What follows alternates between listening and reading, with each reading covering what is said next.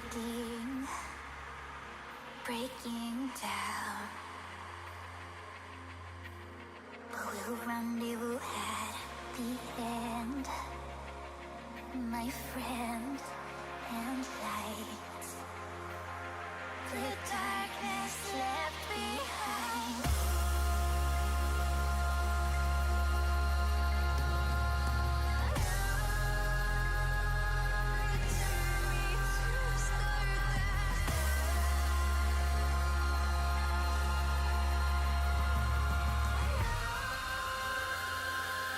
Smoke lingers after fire.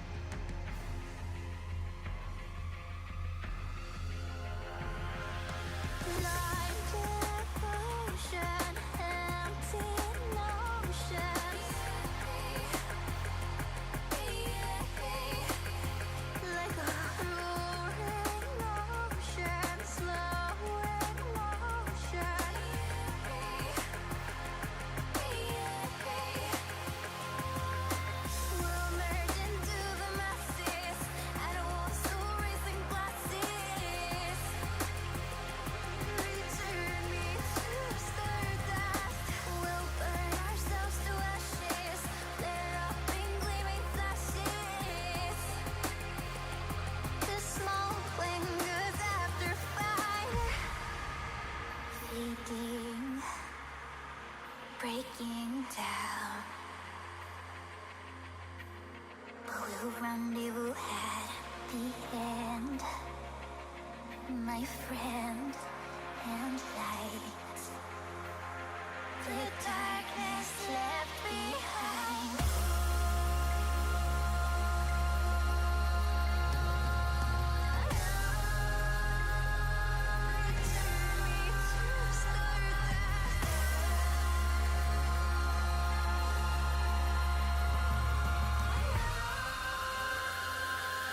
Smoke lingers after fire. Your troubled mind, we are only kind, and will kindly cease to be as we intertwine within universe and its cosmic symphony.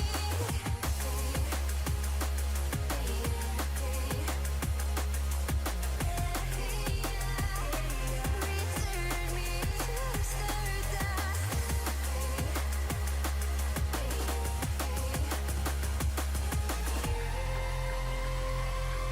Smoke lingers after fire.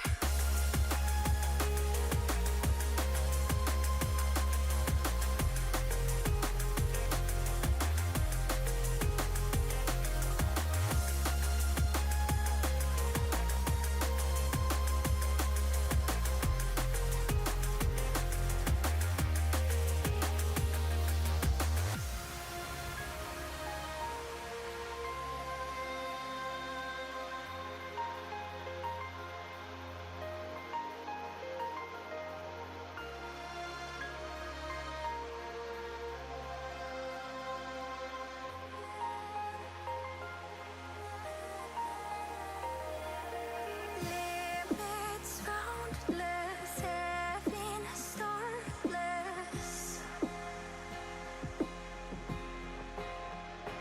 Every forest cut down, river dried out. Spirit flown away, and life will go its game. So nothing's left to sign our name. Return me to stardust. Once galaxies expire, we'll let our thoughts inspire. Smoke lingers after fire. Your troubled mind, we are only kind, and will kindly cease to be as we intertwine within universe and its cosmic symphony.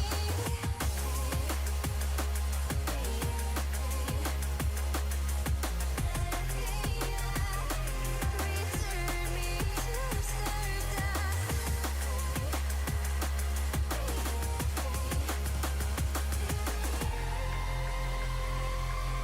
Smoke lingers after fire.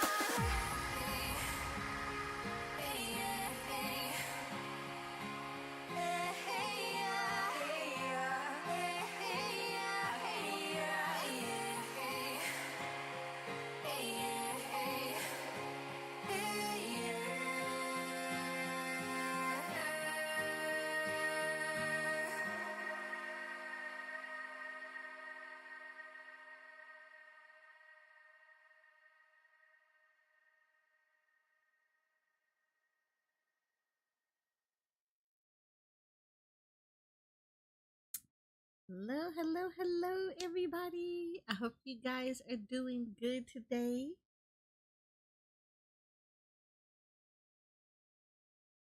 Um, so it's been a minute.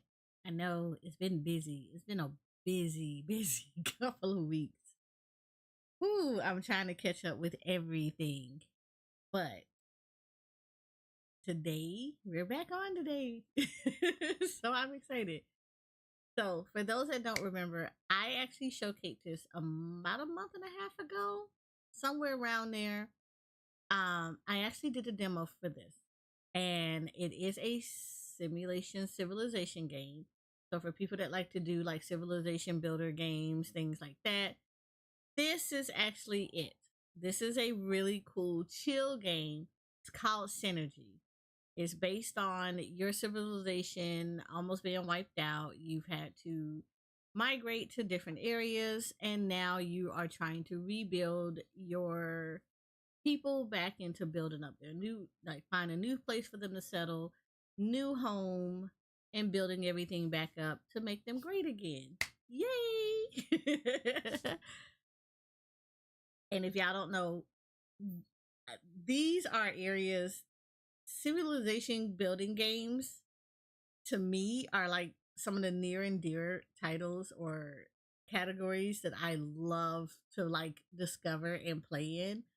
So things that are like city building, civilization building, you know, things like that. I love those kind of stuff. I really adore that genre. So uh I'm excited for this, especially since I actually played the demo when it first came out just to like test it and see how it was, and it was really cool. So I was extremely grateful for Goblinz Studios to give me an early access key to hang around and play with this, to see how it is, to kind of put my hands on it.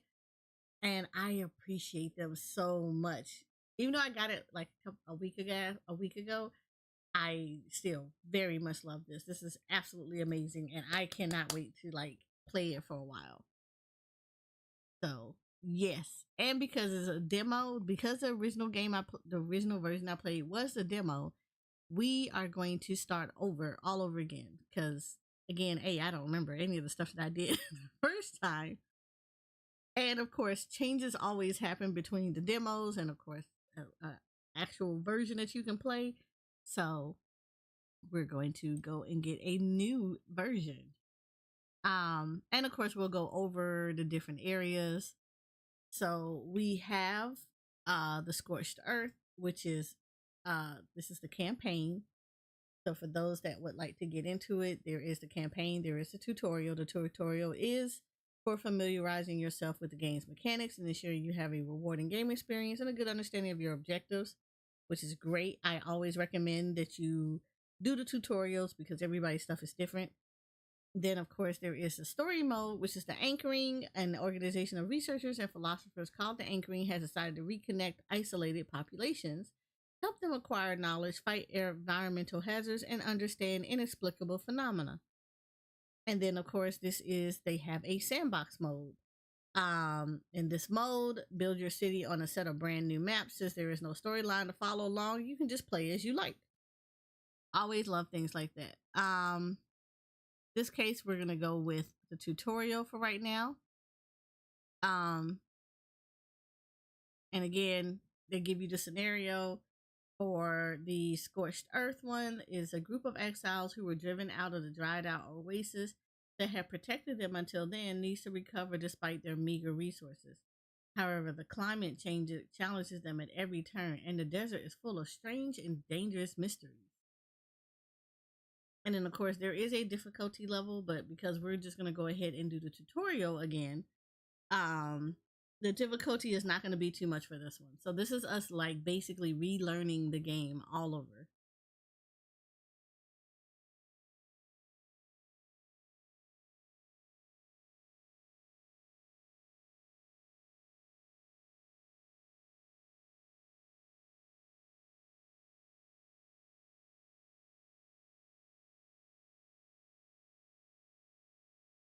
Okay.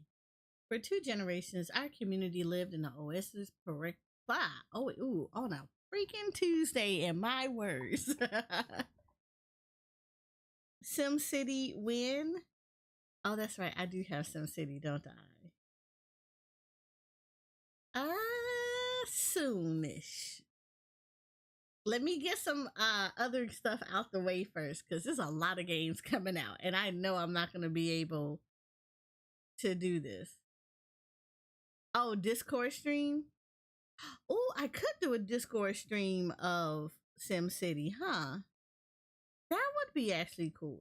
Yeah. Let's plan on that. Let's plan on doing a Discord stream of SimCity. I didn't even think about that. Let's do that. Or the other one. What other one?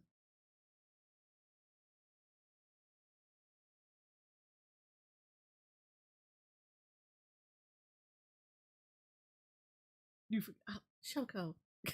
What the?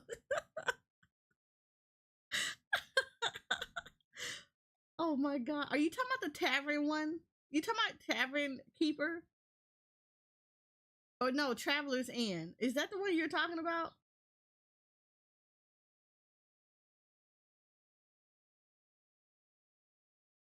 Oh, City Skylines. I mean, both of them, honestly.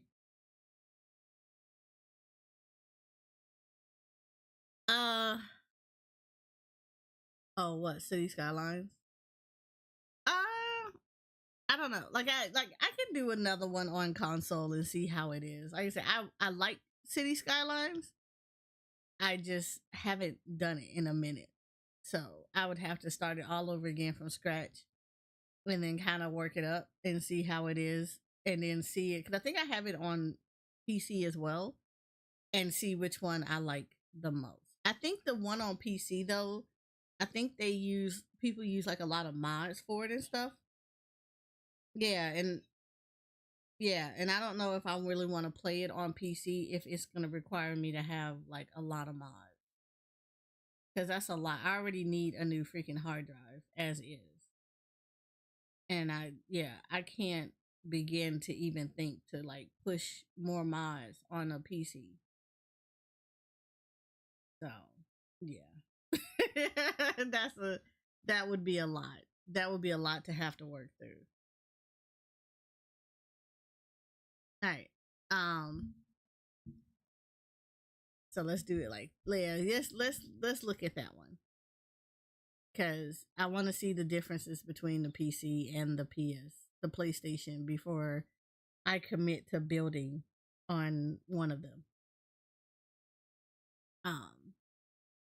But yeah, SimCity definitely I could do Discord stream for. I mean, I could probably do it on stream too, but we'd have to plan for that one the just because of the timeline of games coming out. Yeah. Yeah. I don't want to commit to a whole lot with yeah. Three games coming out literally back to back to back. So yeah, we'll see though. But I'll definitely have that as something to do.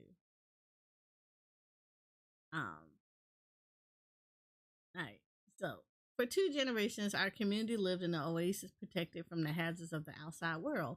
But like everywhere else, we were driven out of our homes. All is not lost. After crossing a sea of sand, we reached the shores of some new lakes. No matter how toxic their water is, it will be pure bliss to us if we can treat it. Okay, your civilization, your citizens need clean what right the if. Big if. Your citizens need clean water to survive. To get it, you need to build a pontoon so your citizens can draw toxic water from a lake with special tanks. Toxic water must then be treated and purified in a purification basin to become clean water that your citizens can drink. All the collected resources must be stored. In the water tower, clean or toxic water. In the cellar, food and clean water, which are the resources used by citizens to nourish themselves. In the small warehouse, all other resources. Okay. So here we're gonna move to a watering hole. Now last time I kind of spread them out a lot. I'm not gonna do that no more. Onto a water hole. Let's build a pontoon. Open the construction menu. And this is the pontoon. There we go.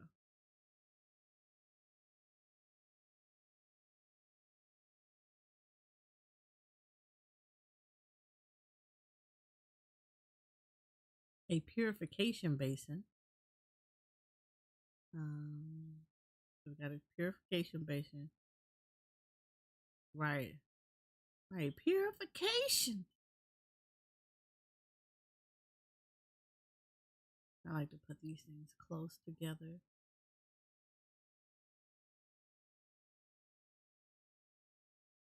And then a water tower.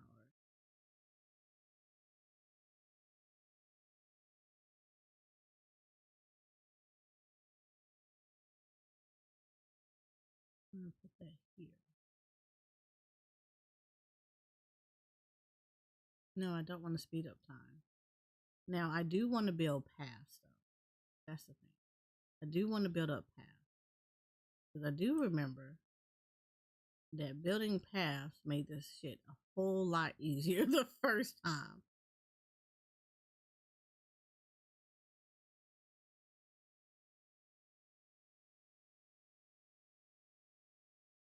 Yeah. Yeah. And so then I have to see starting to stop. So now I have to build up around all of that.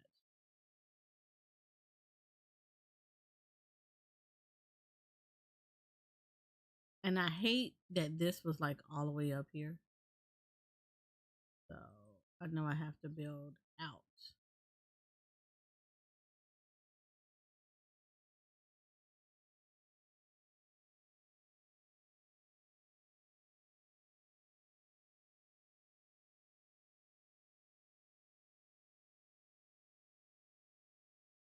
Oh no, I did not do that right.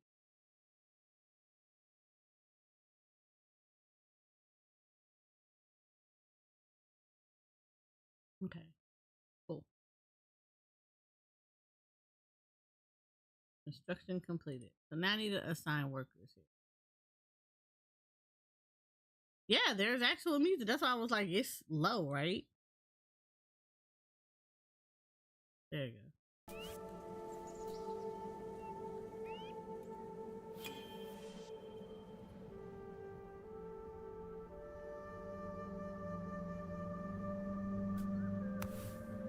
Okay, so now we need to actually put people in here.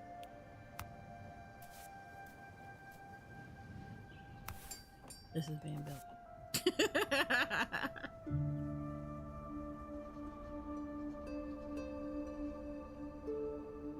Now, this is one of the things I did like about the game is that it was super chill. It was really chill.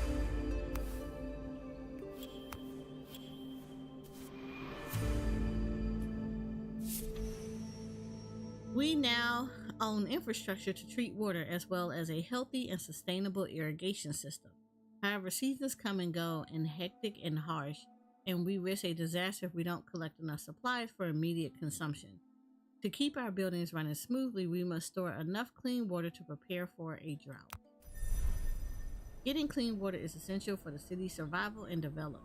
Scarcity of water means the growing needs of the population need to be balanced. Hi, Jay. Needs to be balanced with supply means and climatic conditions. Certain climatic events, such as the dry season, can be fatal for unprepared cities as water supply means are slowed down or even stopped. Fortunately, you can check on upcoming weather conditions in the interface, which shows the weather cycles for a current and future cycles. A cycle is a period of 40 days. All this information is displayed near the speed controls. Okay, so I need 2 purification basins. Assign 2 citizens to a purification bay and collect 20 clean water. I need to do another one. We're gonna do these side by side. Or do I want to? No, I don't. Let's do it. And then we're gonna assign citizens when they're there.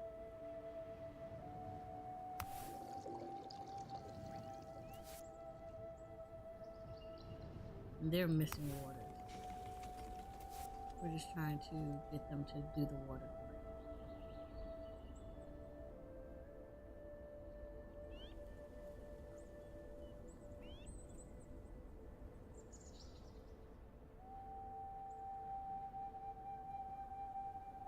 Hi Jay, how you doing? Only thing that I say hate that is just when you click out of here, you don't get to hear the audio again.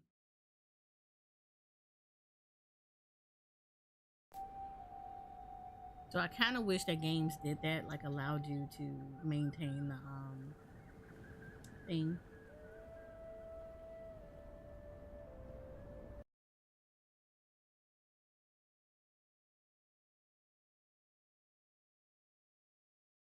Sorry, if I'm clicking out, it's because I'm checking something else.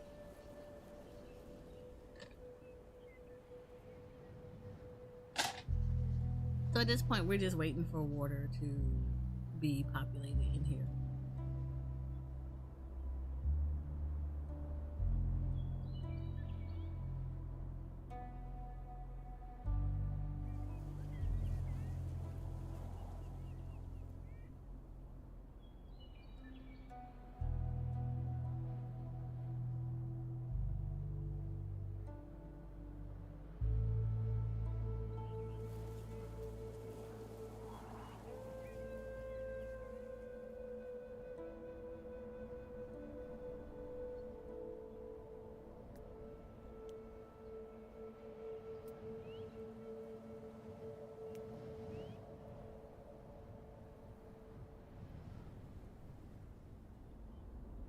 There you go. Cleaning out the water. Separating the toxic from the not. So what is this game, and do I wishlist it now or wait until I feel like I would start calling this the wish list. The wish list and cult. Because every time I play a game, every last one of y'all end up wish listing it. Go ahead and wish list it, Jay. So this is Synergy. It is very chill, but if you like civilization builders that's not like super stressful, I would highly recommend this game. We did this as a demo like maybe a month and a half ago, and this was actually really good. Like, we really liked it. So you're basically rebuilding up a community that had to relocate from where they previously were, and you're in like different areas for this. It has very different it's a little different than what I'm used to. It's still civilization building, but yeah, for the most part you're going to be building this kind of stuff up. I forgot, this may not have word access. We're gonna give it road access. You're going to be building up a new civilization, as you know, they had to migrate from where they previously were. So I think it's a good game. I personally like games like this. So, and it's chill. It's chill.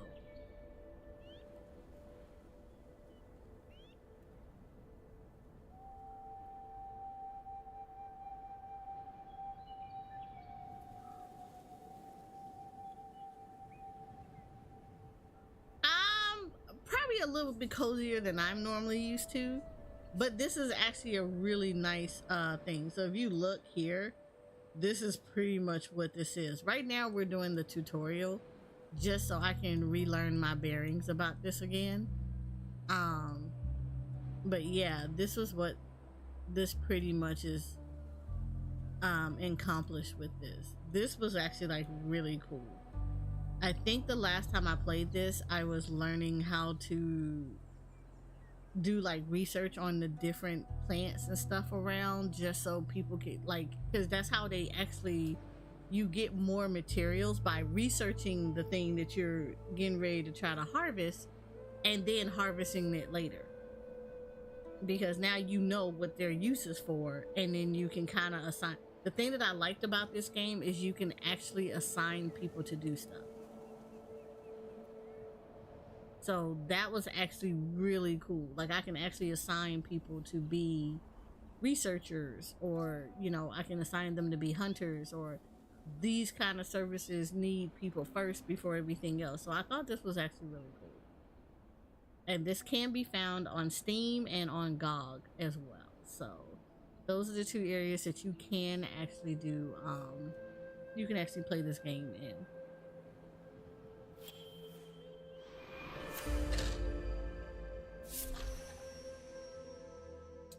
The oasis inhabitants have slept for too long under the stars, with an expansive canvas to protect them from the extremes of the climate. Meanwhile, I got ice in my mouth. We need to provide shelter and sustainable buildings. For that, we'll need materials as well as a warehouse to store them. Heaps of rock that can potentially meet our needs can be found all around the area. Let's use them wisely.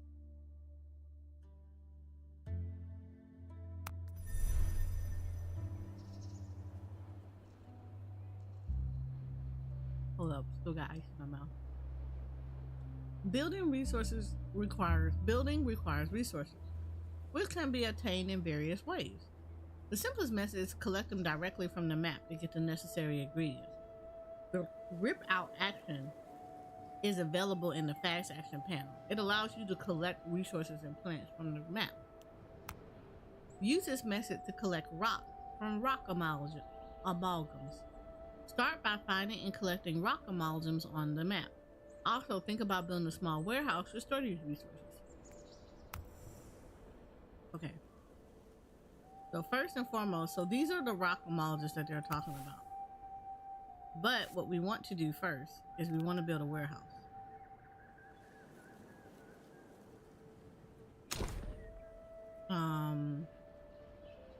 But yeah, shift. Shift is how I had to do this. So this was where I wanted to put some of this stuff. Yeah. Oh, y'all ain't playing. Y'all kind of like, hey, over here. Yeah. All right. Well, look, we'll just do it right here.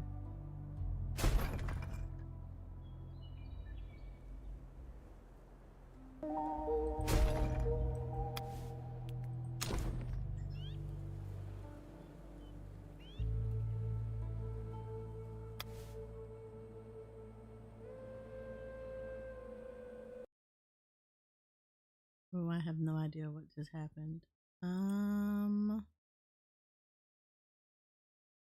Thank you for the sub. The alert did not come up. I don't know why it didn't.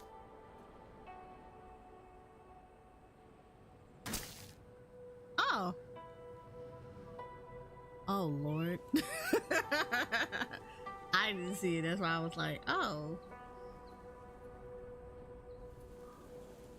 Is it on Twitch or YouTube?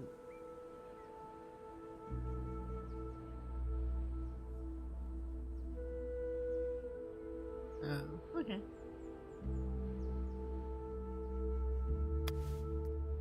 Alright, and this is on YouTube then.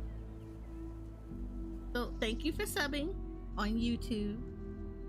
Sorry, the bot is, for whatever reason, is not popping up on YouTube yet.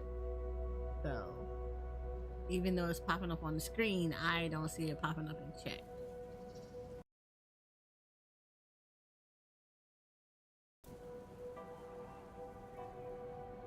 Alright, I need to get these up first, because they don't have anywhere to go. And I like to make sure that our stuff has the places to go before I start ripping stuff out of the ground.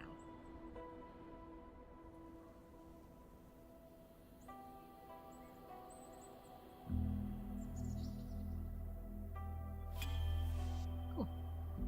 Completed. Alright, let's start ripping.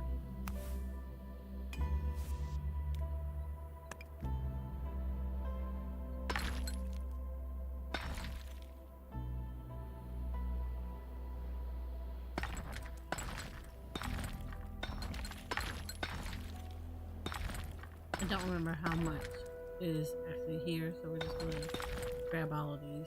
Because I really don't remember how much everything is.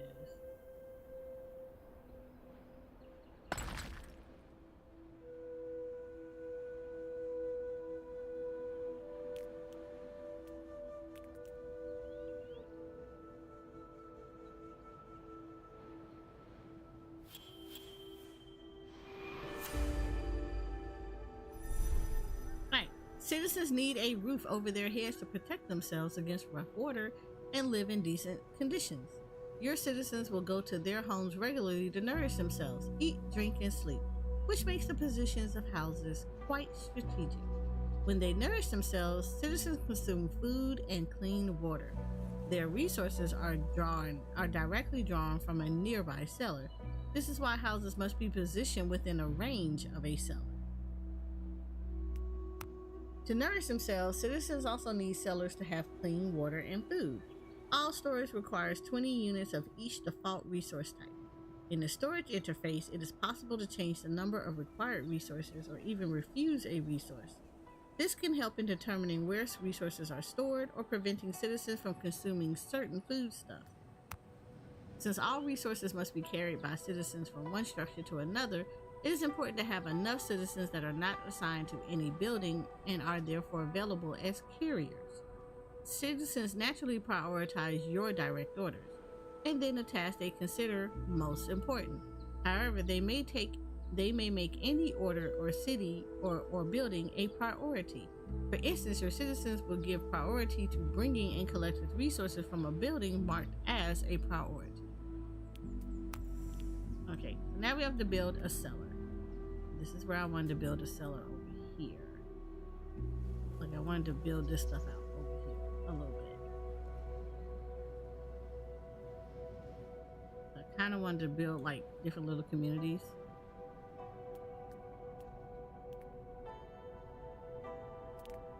Okay, so that's the cellar. Alright, so we're gonna do a pathing first. I'm all about paths.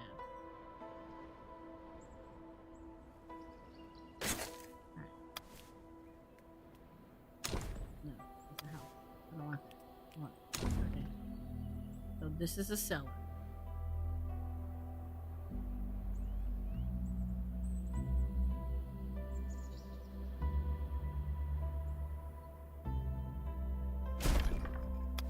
Alright. And then of course we're gonna do houses. Hello, Cannon Bush. How are you?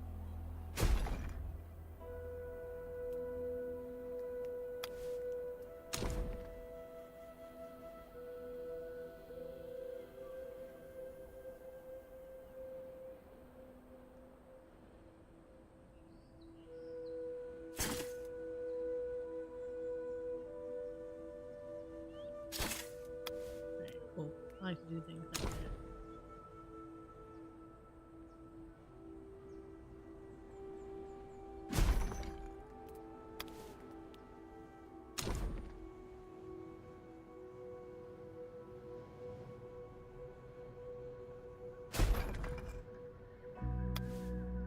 Alright, we got 3 houses for a run.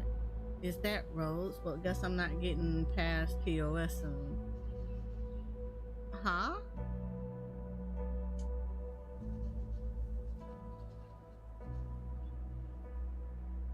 What are you talking about as far as TOS? And these are paths. We're building paths so that I can line up housing. I typically do that for a lot of the city things. I build up paths. I like to make sure that housing is down and that people have pathways to walk to or give access to them.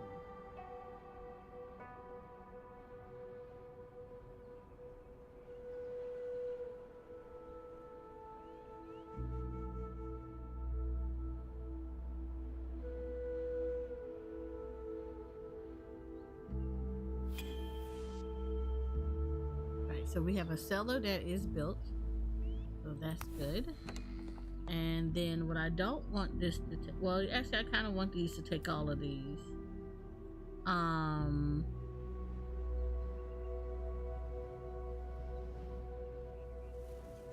Well, I'll probably build more than one though. So like we will have all the foods go here. Actually, yeah, let me build that. Let me do a cellar here as well.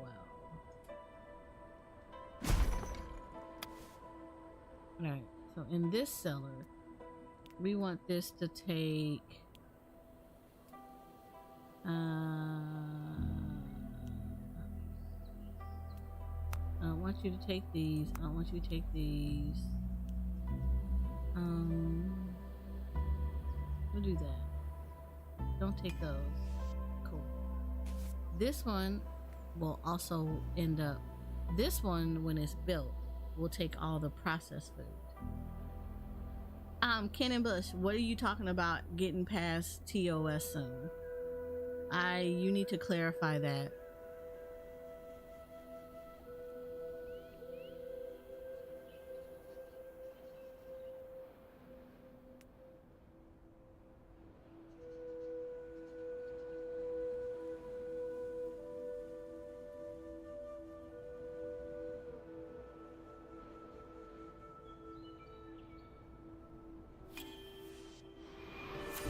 Cool. Construction complete. The food we brought with us is dwindling by the day, but picking the strange and prickly fruit growing in the area, not to mention eating it, is risky. Before anything else, we must eliminate any danger related to the exploitation of these plants. Although we do not have a lot of specific knowledge, the Oasis Oats Distiller is able to perform basic chemical experiments, equipping it with a mobile working station. We should start our botanical studies. Okay, so environmental analysis. So this is the part that I really liked about the game. Performing environmental analysis with field laboratory enables you to discover the characteristics of nearby plants. Understanding the environment is the only way to get resources without causing your citizens to suffer or destroying the environment. The first analysis, the surface analysis, gives you the result of the rip-out action and of harvesting actions on plants. Surface analysis only provide information on harvesting actions that are already unlocked. After unlocking a new harvesting action, you need to perform a new surface analysis. To be available to citizens, harvester actions require a harvesting building. When a harvesting action is performed on a plant, the latter changes its growing state instead of being destroyed. This action is therefore more sustainable. Also, since the actions doesn't destroy the plant, the latter sticks to the harvesting order. Therefore, citizens will interact with the plant each time it reaches the appropriate state of growth, which I absolutely love. Because most of the time, once you knock something down or grab it, it won't grow back. So this one, I like that you actually harvest it and they go into harvesting. So that's actually pretty cool. Okay, so now we need food, right? And this is why I like this game so much. All right, so here we need a picker's cabin. We need a field laboratory and we need a picker's cabin. Okay, but we Gucci with this, right? So we get the picker's cabin, which, if y'all notice, I had already planned for this. Right here, that's a picker's cabin.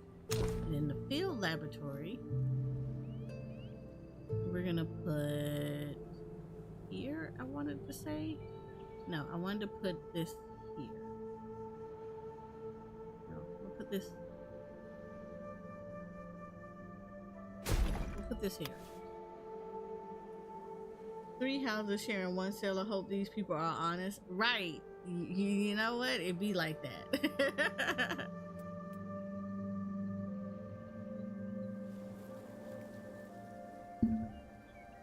It be like that.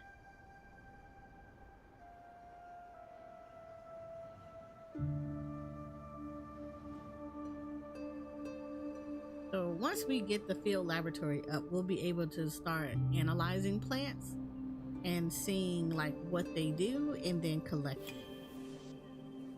Okay, so we're up.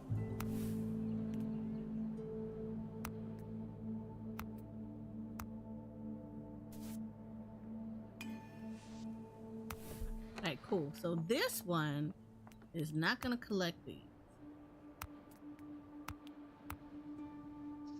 These are gonna do the plants, and this one is gonna do like all the loaves of bread and simple dishes. So this way we have 2 different storage things. So I can have stuff going into I can kind of break up where things are.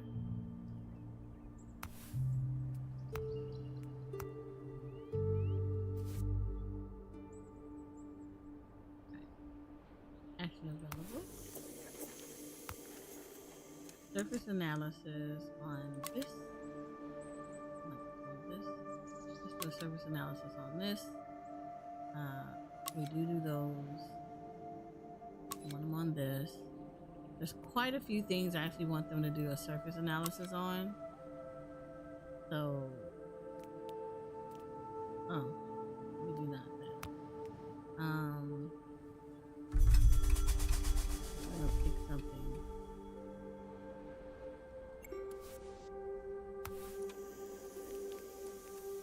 Alright, so they've already did that. I want to do, oh, these are ruins. Hi, ruins.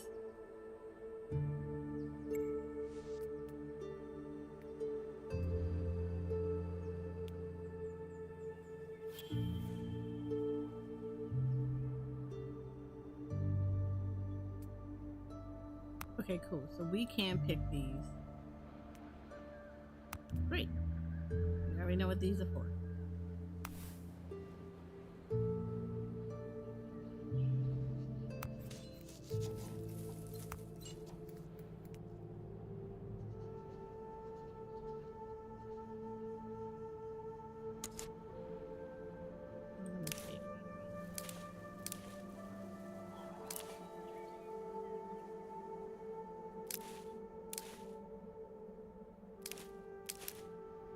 Try not to make them go too far.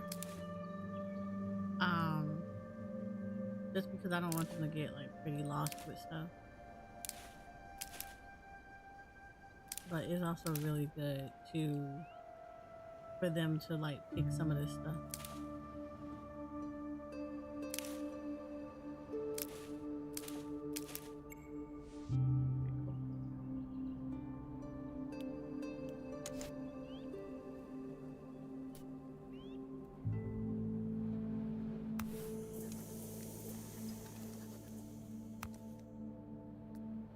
Do another surface analysis because I do want to find out what some of this stuff is.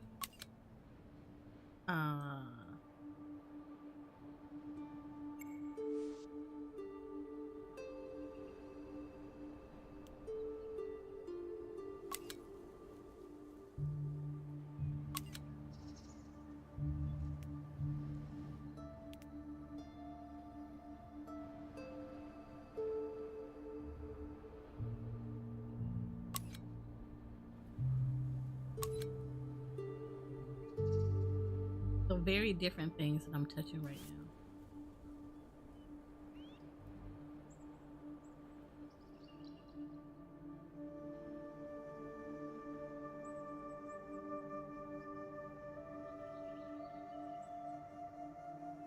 Look at that, see? They're grabbing this stuff. They got plenty of stuff that they're doing. Alright, resource refining.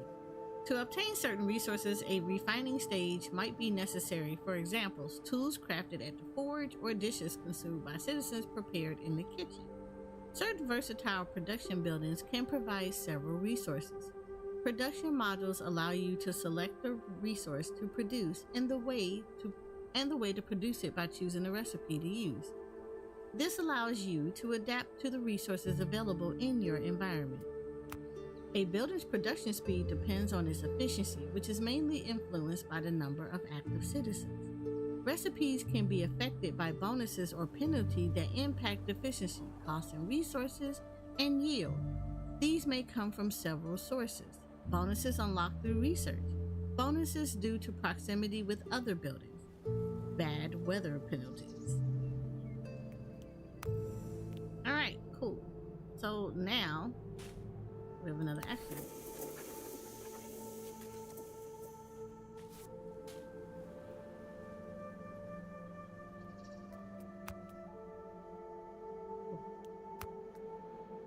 Alright, cool. So now we have to build a kitchen, which is good, which is really, really good. Because we do need that.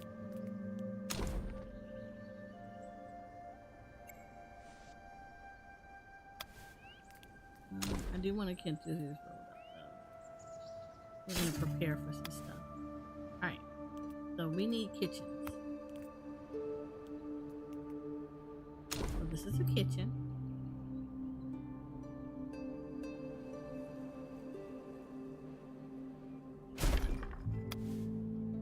kitchen, and we also need a forge. We're gonna build a forge up around here. Actually, no, I want to do this.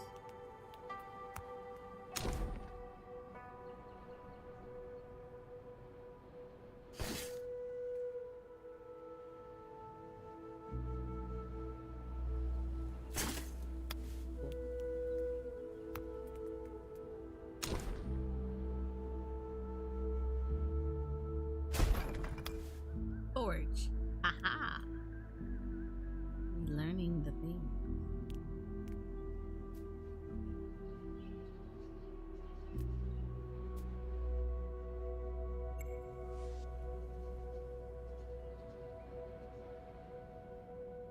So now we can picking, we have trimming, we're ripping out these.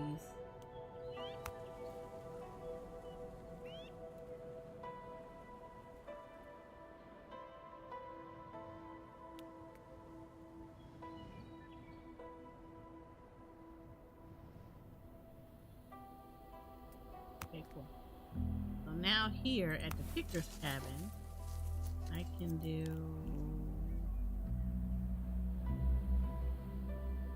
maybe I can do 2 of these.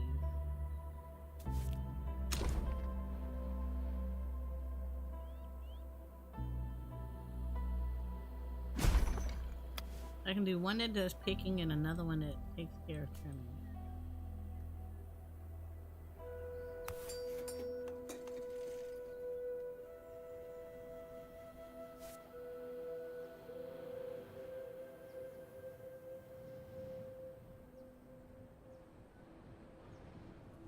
Yeah, we'll do one that does picking and another one that does trim.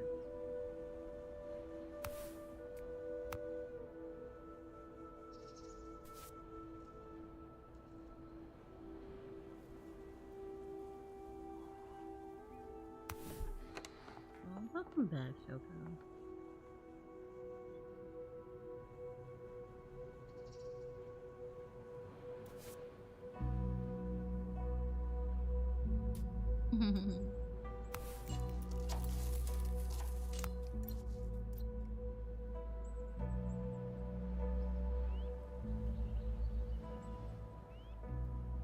Yeah, I gotta do that. Okay, so I need to pick these. I definitely need these.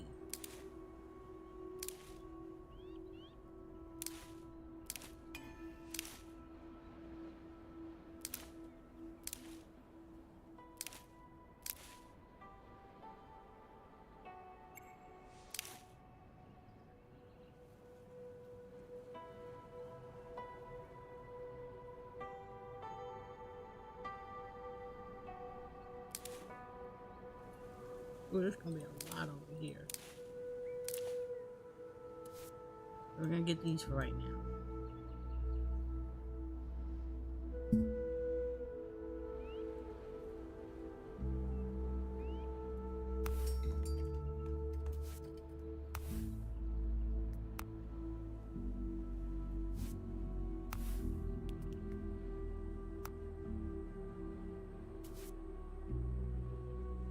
Like you, I need you to do trimming. What can I trim? These. I need these for medicinal purposes. Oh no, I don't know. I don't want that. I want to take that off. Nope, take that off.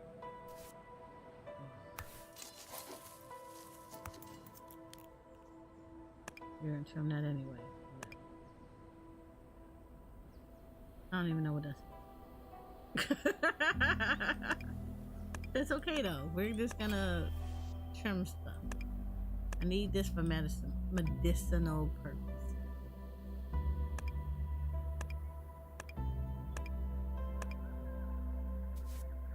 Well, I have the ability to make a doctor. So.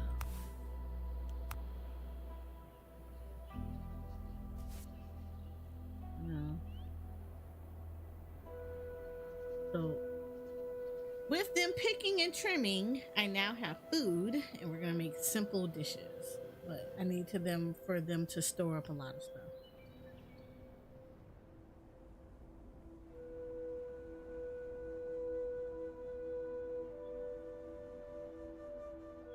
I actually need a lot more citizens too, because I would really like to get some of these people other things.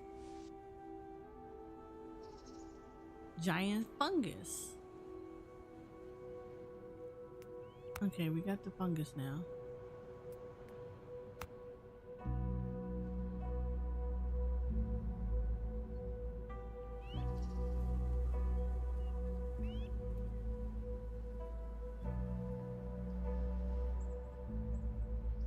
Whipping gourd.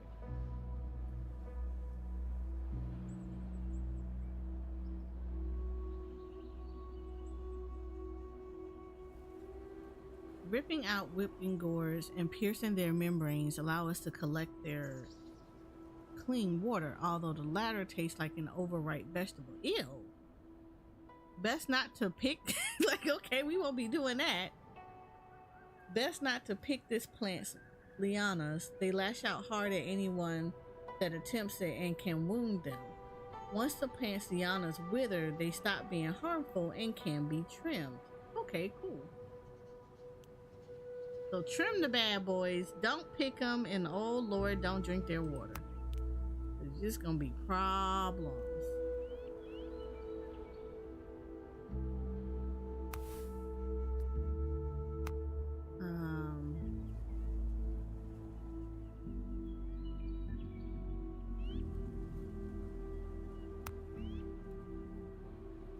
Yeah, let's start that.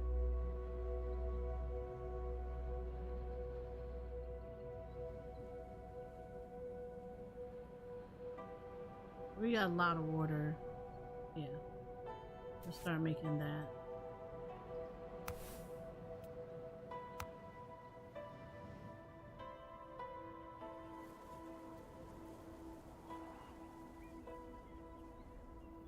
Ashy pancakes. That's a whole mood.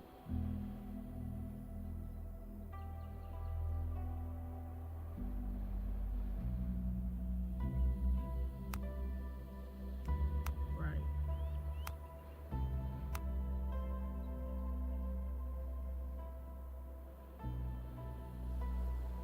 Alright, there you go. I'm done.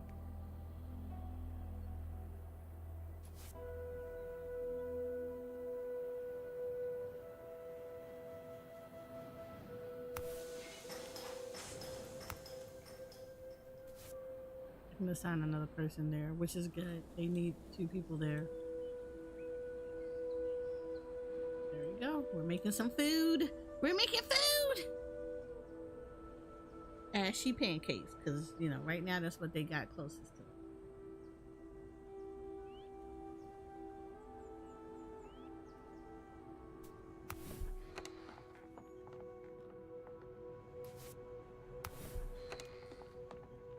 Got a lot of that. We're trying to pick this up. We got this. We're trying to pick some of these, but they're kind of out there, so I don't expect for them to come anytime soon. Right now. Yeah, see, that's a whipping gourd. I can't have them pick. Culinary confirmed.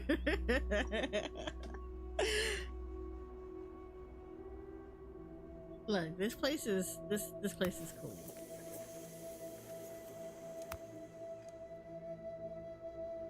Okay, we have new actions.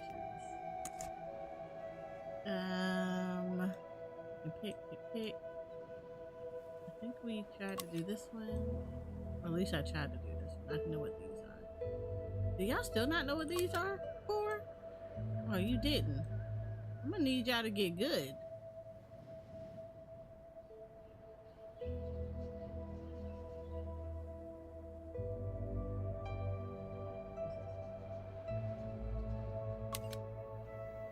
I feel like I did this, but I just don't know what it is.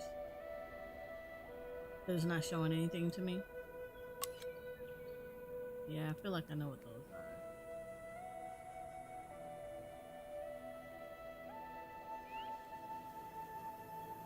Anything weird on the horizon?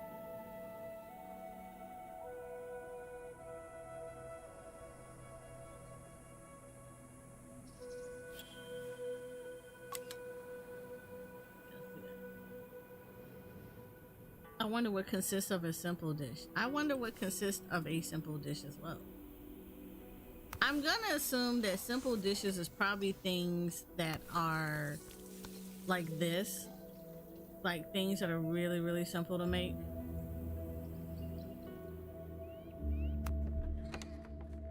See, like right now, I could do the vegetables because I have 14 out of 20 of those, which means they're starting to bring those in. And right now, I am bringing in simple dishes, so I got 10 of them at the very least.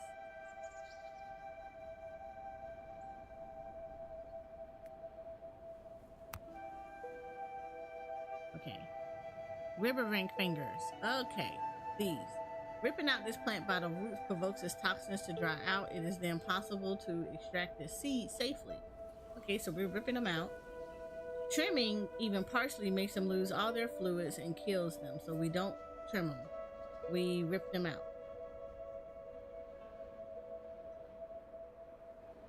So we rip them out. We do not trim them. Okay. Well, at least I know.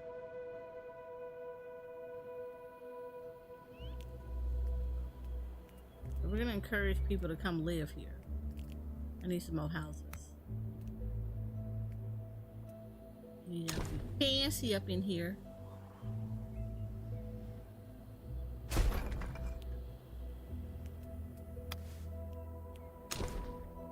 Be fancy pansies. Yeah, we do pinky up living. It's the best kind of living around here.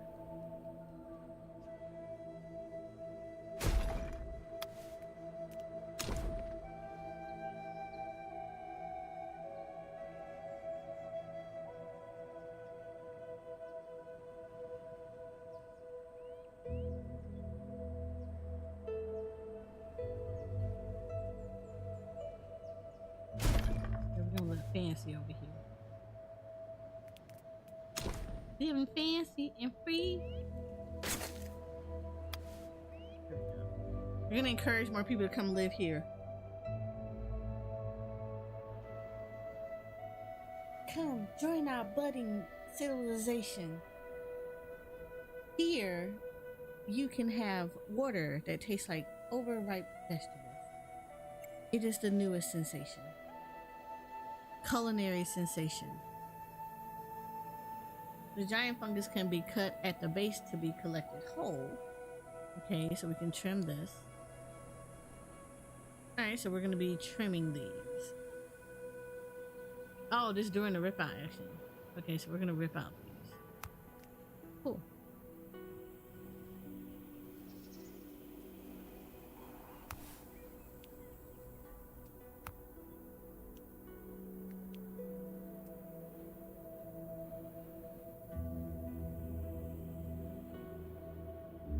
I'm not going to do the ashy pancake.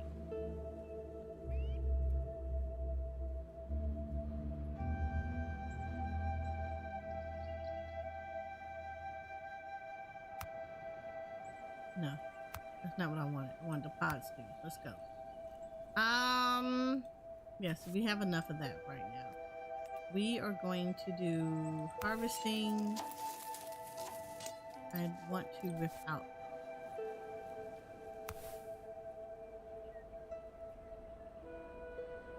Let's rip this out. I want to rip these out. Where's the fast thing? Yeah, how to do this? I want to rip this out. Oh, here we go. What did I rip out? Boop. We rip these.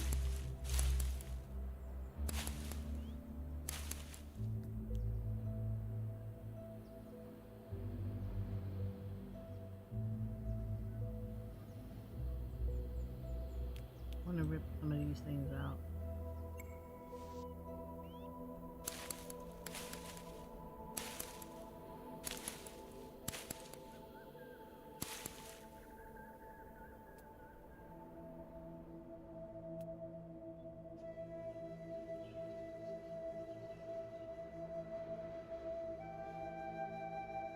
Alright, so we got 30 so far. Can I not figure out what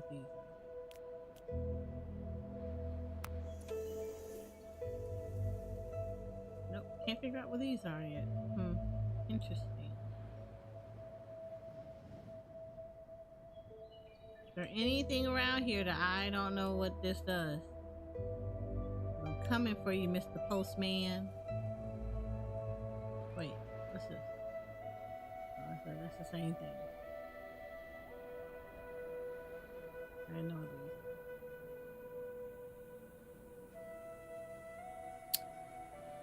I don't want to know. Oh, I gotta rip out these too. Where's my rip out? We rip these out too.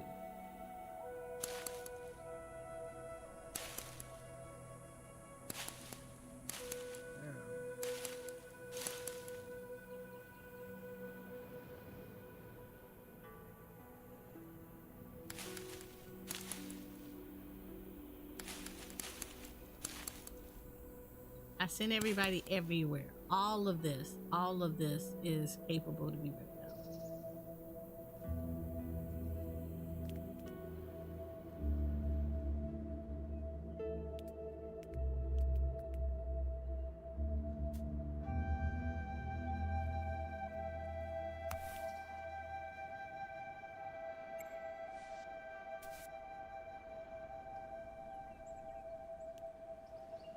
Cool.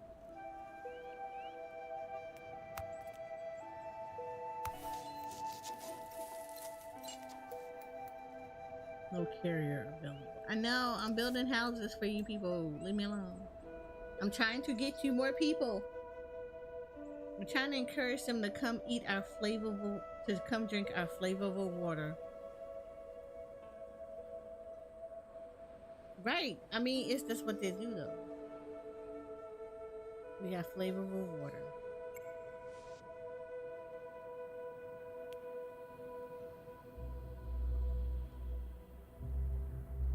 So we can rip the plants and get their branches, which is great.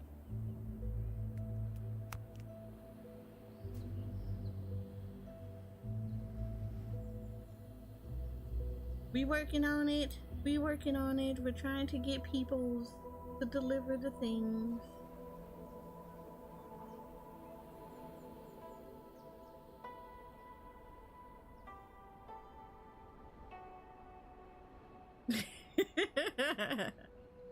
Look, we're just trying to get new people in here. We want them to come and live in here and drink our flavorful water.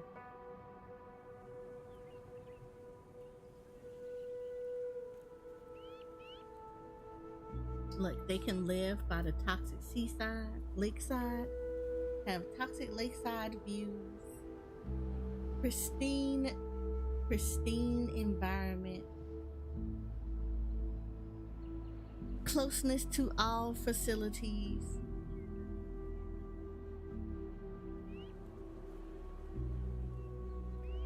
the convenience, everything within walking, 100% employee rate. Yes, come.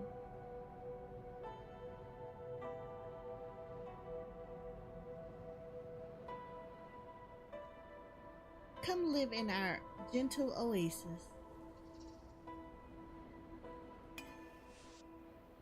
Live in our gentle oasis. Now don't run.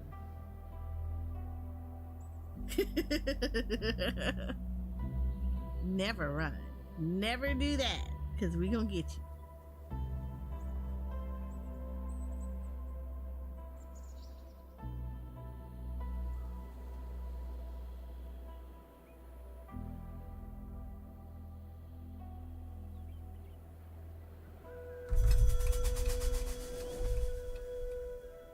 We have one new child. See, we have a bursting population. A baby has been born. Toxina. That's what I named her. As the elder of this village. Hey. Excuse me, hold on. Let me explain to you, ma'am. Toxina. Let me tell you why her name is Toxina. It is necessary.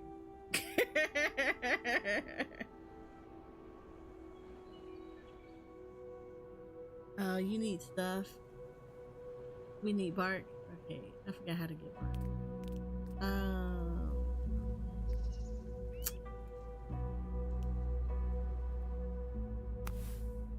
get bark. Okay, I need to get you some bark, right? Okay, we're gonna get you some bark. Bark, we're not gonna take all of it because I'm gonna need some of this other stuff.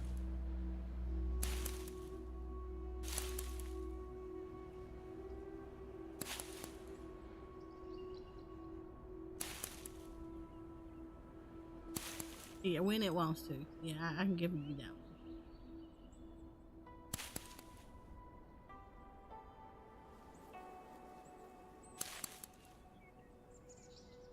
There you go.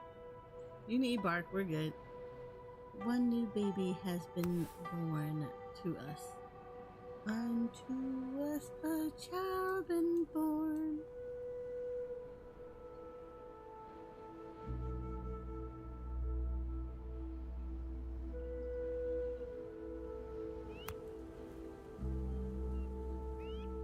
I need water. She needs water.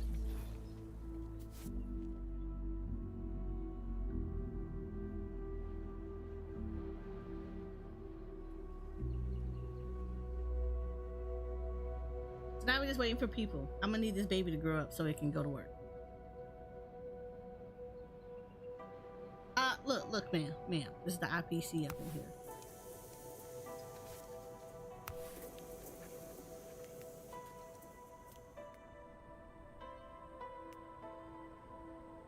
My book of knowledge. Look, I got a book of knowledge. We learn things here.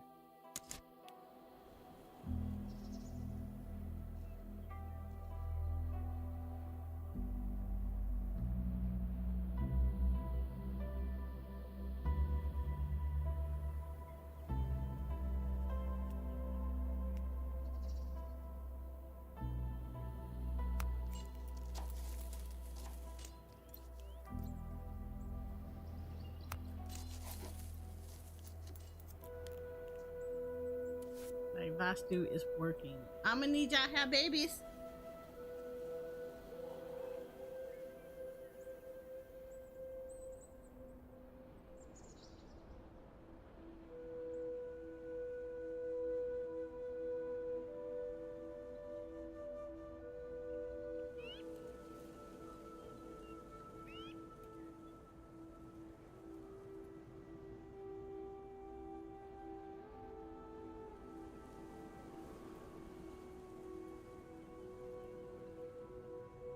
Yay! Are you like off work? Like you want to be heard off work? Oh, okay. Hold on, y'all. I'm gonna let y'all hear who's in my ear right now. Hey, Her imagination. my imagination's about to come to life. There we go. Wow.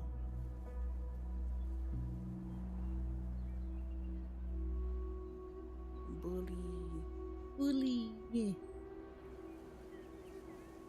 But only because I know you. Mm.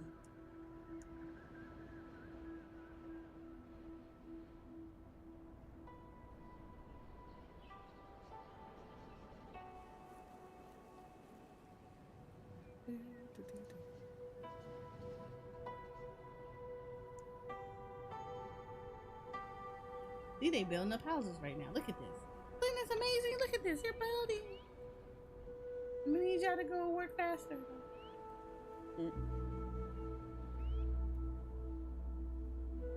We're bringing Simple more people dishes. that can come in.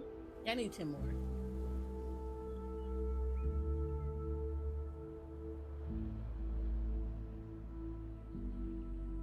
Where are these people coming in from? Just from all over? All over. All over. There's a city settling. There's a town. They Yeah. got overripe vegetable flavored water. Let's go. And views of the toxic lake landscape. Don't dip your toes in though. You might come up with toeless. No, I don't think you're gonna come up toeless. I mean, you may get an extra toe. You know, like the fish in The Simpsons with the extra eye. Wow. Look, better for them in the society. Look, environmentally, it would be better for them. Get extra grip.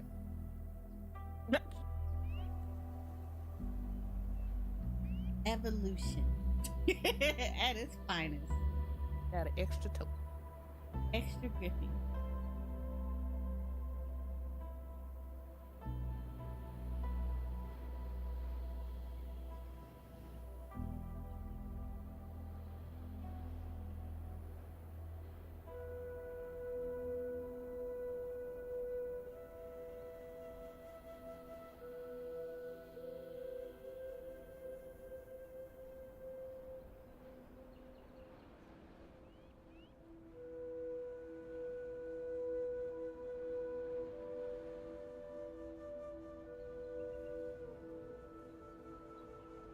I do like that they do different animations because normally in most city builders it's like, oh, you have people that mine and then people that just harvest, and that's just assumed that everything. Here I like that there is actually levels of stuff, like you trim or you pick or you go rip out stuff.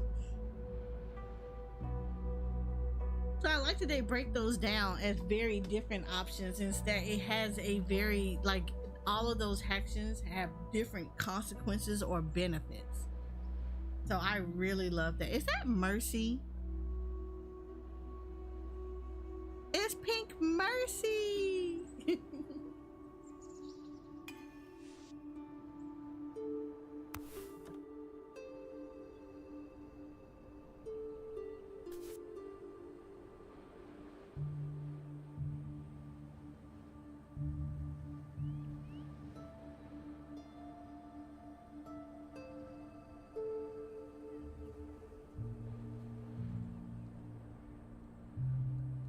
Once upon a time, I actually used to play Overwatch, the original one. I never played Overwatch 2. I played the first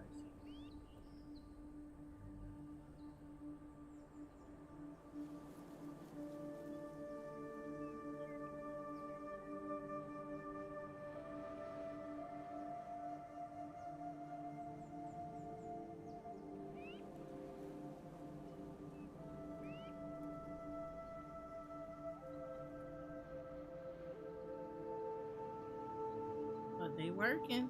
Look at them working. They gotta keep the city going. Absolutely, they do.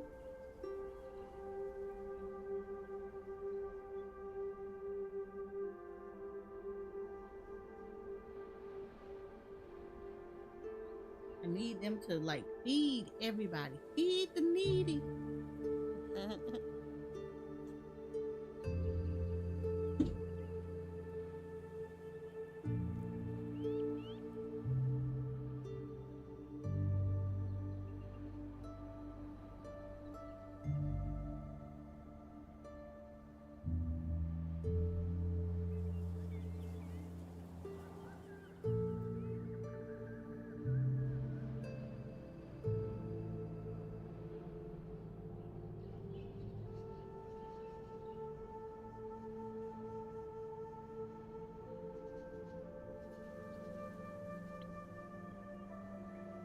Door done busted open. Hold on.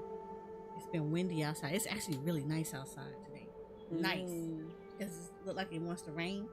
So, we getting a nice cool breeze. I love it. I love it. Yeah, we're about, it's actually thundering outside. Wow, I like that. Give me a second.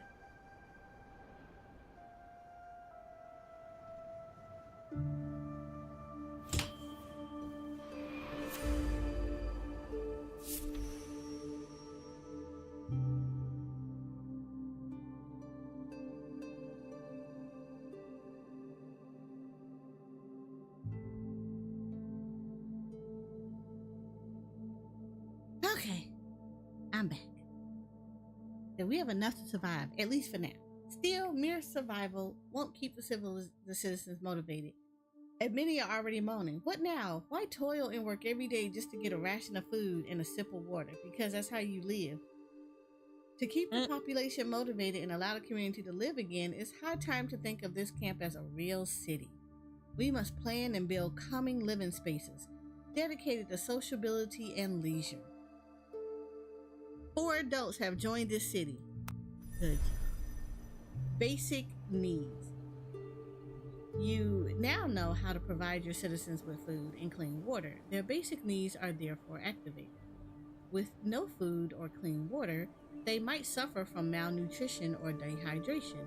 If this persists, they may develop a weakness, sickness, or even die of hunger or thirst. When a citizen is suffering, their moving and working speeds are reduced. Sickness can be treated at the infirmary. If the citizen is infected with the same sickness a second time, it progresses into something more serious that requires urgent treatment to avoid the patient's death. Citizens can pass away in various manners: starvation, thirst, serious untreated sicknesses, lost or missing during an unfortunate expedition. Ooh, some of y'all better get that compass ready. Once you have guaranteed your citizens' survival, it is time to conceive a city with architecture that makes sense and that is pleasant to live in. Building a square allows you to start forming a district. There are several squares and various different types per square, each having its own specifics. There's a cultural one, there's a market square, and a botanic one. Buildings belong to the district of the nearest square. To be valid, each district needs a specific building. Other mentioned buildings add to the district's points. Bet. But do they have kids? No, but we're going to have them have kids. Because then when the adults have kids, then we get more working adults. And that makes the world go round.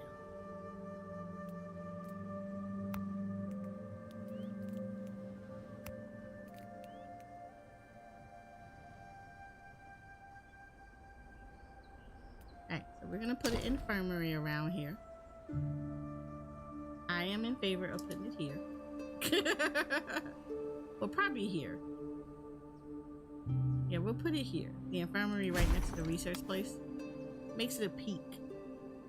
Peak places for you to walk past when you come into our beautiful abode.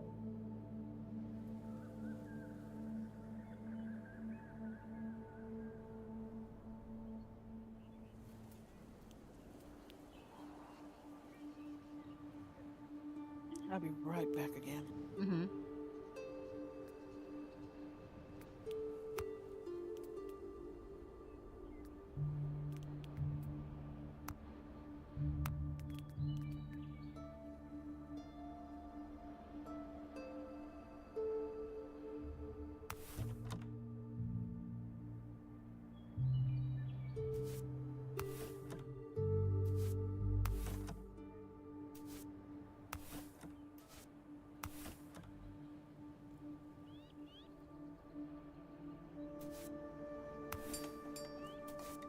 This part is being built up too. So we're getting it done. We're getting it done. We're making sure everybody is good to go.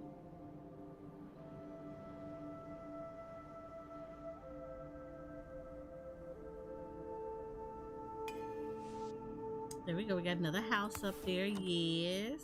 I'm liking this. I'm liking this.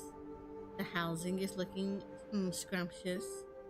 They're gonna look beautiful. We're gonna make a little cultural square soon. You know, so they can just come around and socialize and eat.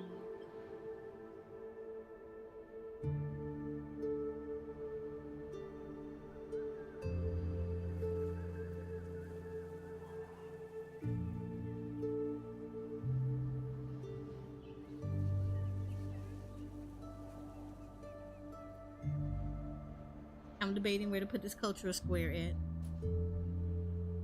I might put it up here, you know, because trees and all that niceness make it look pretty.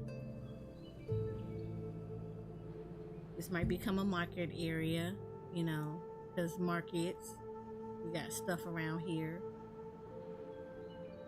But y'all need stuff. Oh, yeah, we're gonna do that. Make some rough oatmeal.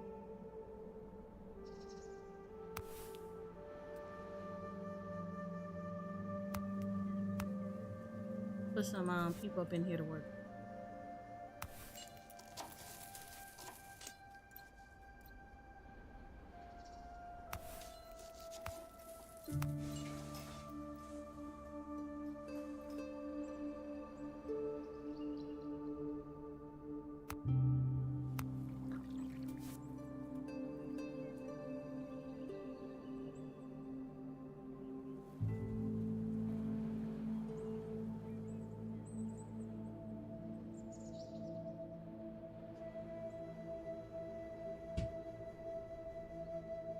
See, the infirmary is also going to encourage growth. You know.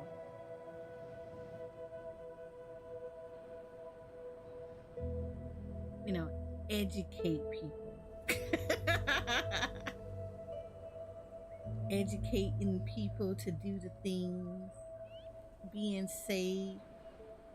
Proliferate everybody. grow our populace up.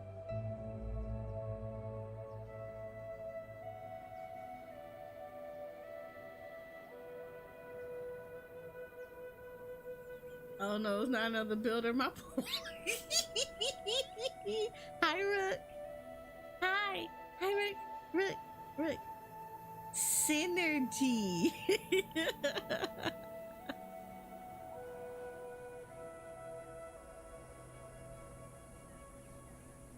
It is another civilization. Look, hold up. It's not my fault. It's I just got Go Go Town. You messed up. I need Go Go Town too though. Go Go Town was actually really fun. I need that one. That is actually on my wish list to get. I want Go Go Town.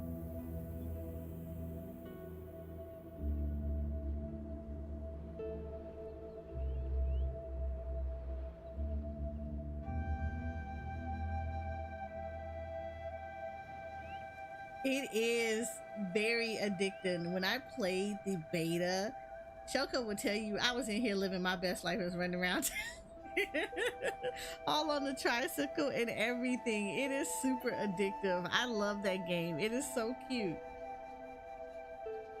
No, this is really pretty.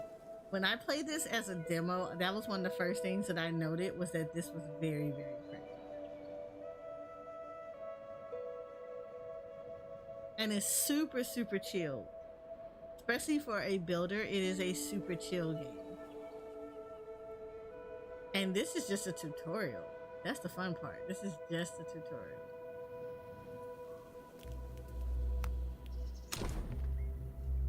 Alright, so I think I'm gonna build the cultural one here, or the social one here. One of these places is gonna have all. So we're gonna go up. And then I wanna do this. Alright, cool. So I need a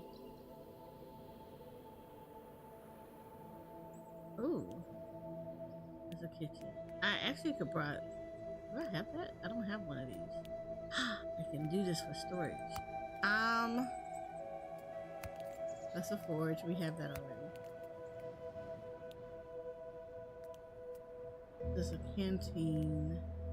Alright, we want a cultural square.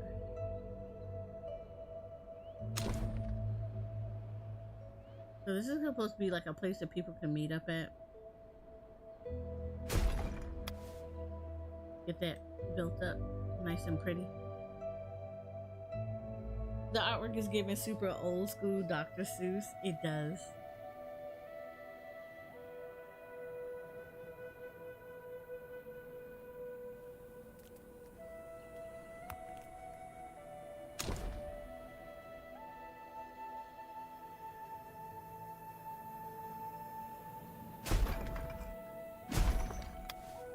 I need these built up because this is a sign tower. This is storage.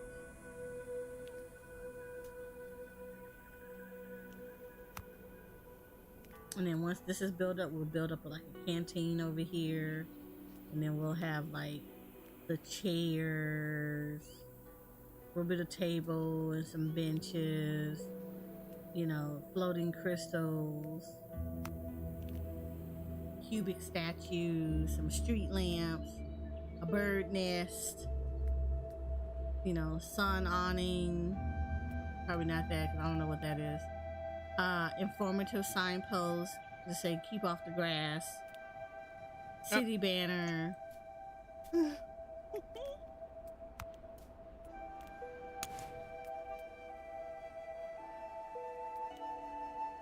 Keep off my lawn. Get off my lawn.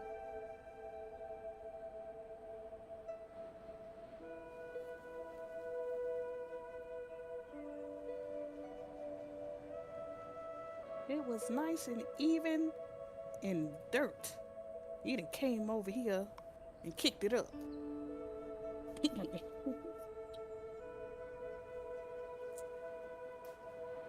Now they should be grabbing. Oh, y'all need some more stuff. Okay, we need more. Oops. I need more of that. I need some more rocks. Like, I don't know why I can't grab that. That's a big rock. I feel like that would give me a whole lot. You're not giving it to me. I don't like that.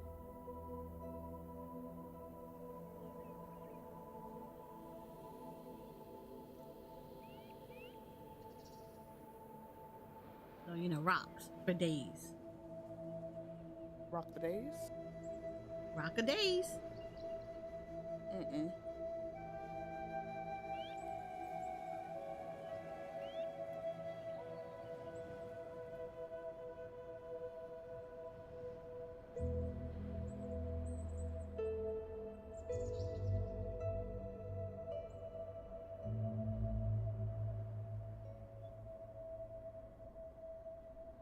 Okay, so every time we do something, there is some actual new analysis that has to be done. We use research to unlock a new type of analysis. Okay, that's great. We're just going to do some more of this.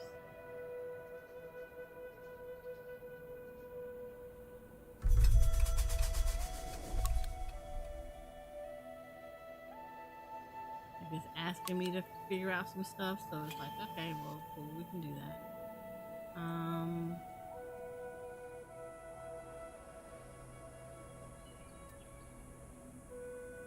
Well, basically, every time I get anything new done, I have to research it.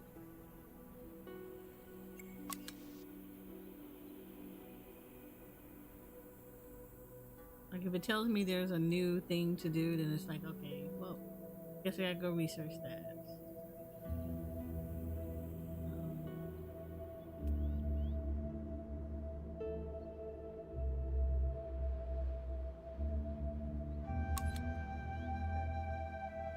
I gotta keep basically researching stuff every time I get a new ability to do something.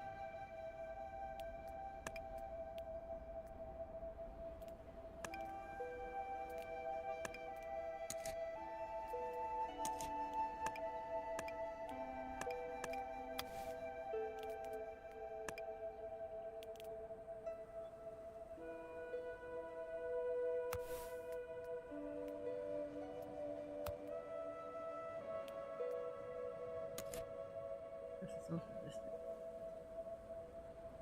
Yeah, that works. That works.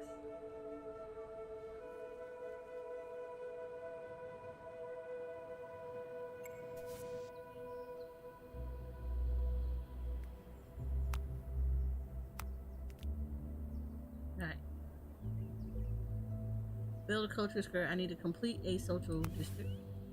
So I need a canteen. I figured it was gonna be the thing.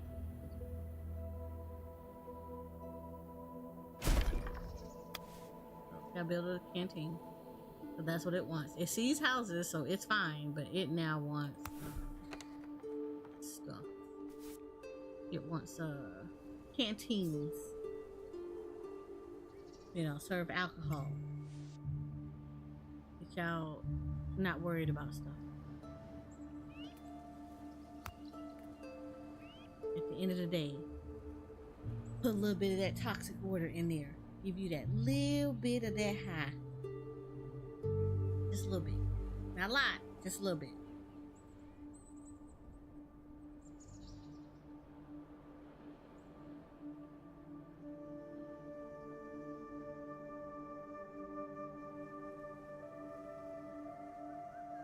Then we're gonna start making everything look pretty. Get this cultural up.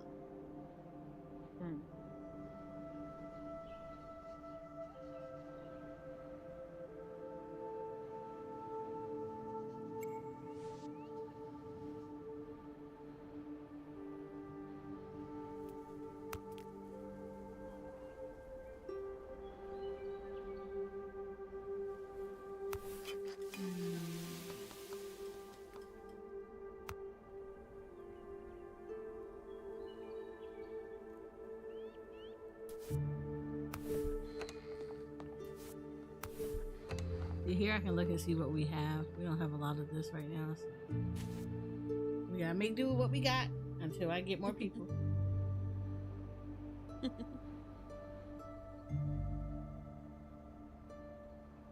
I think I'm gonna step away real quick. Okay. Oh. All right, I'll be back. Okay.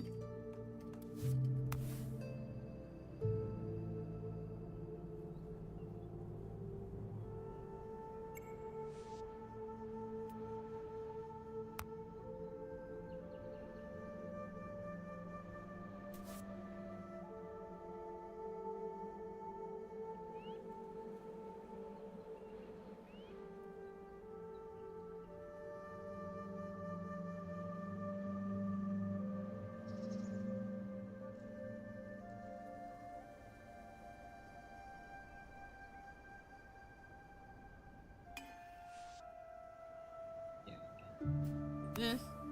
So now I can actually secretly I can turn around and actually assign people to just be carriers. So I need more people, but I can assign them to be carriers. They won't build nothing.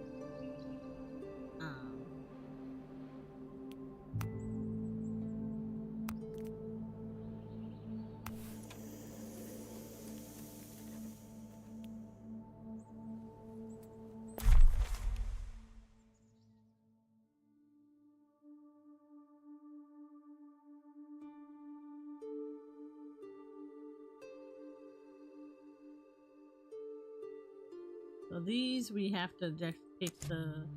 We can trim these.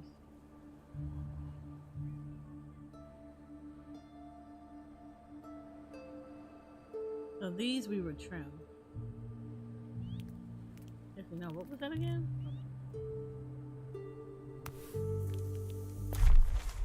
So here we can actually do some ripping, which we don't want to do. Picking.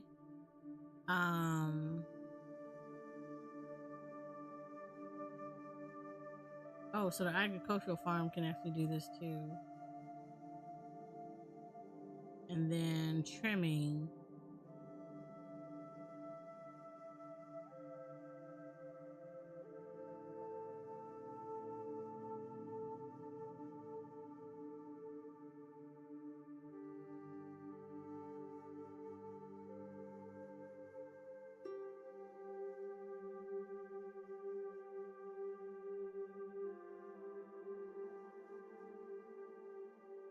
Cool. So we can actually pick or trim these. Ripping out does give stuff to it, but this is going to be actually nice to get done.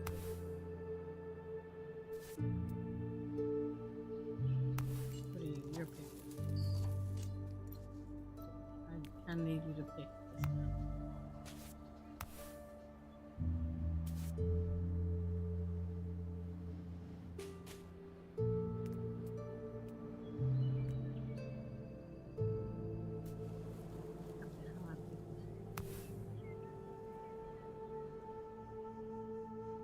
I need this actually picked.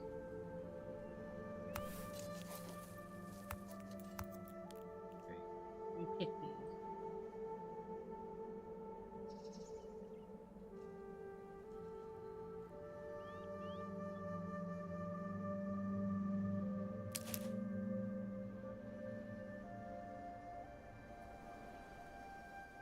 We don't do that. Alright, cool. I need to bring in like more stuff.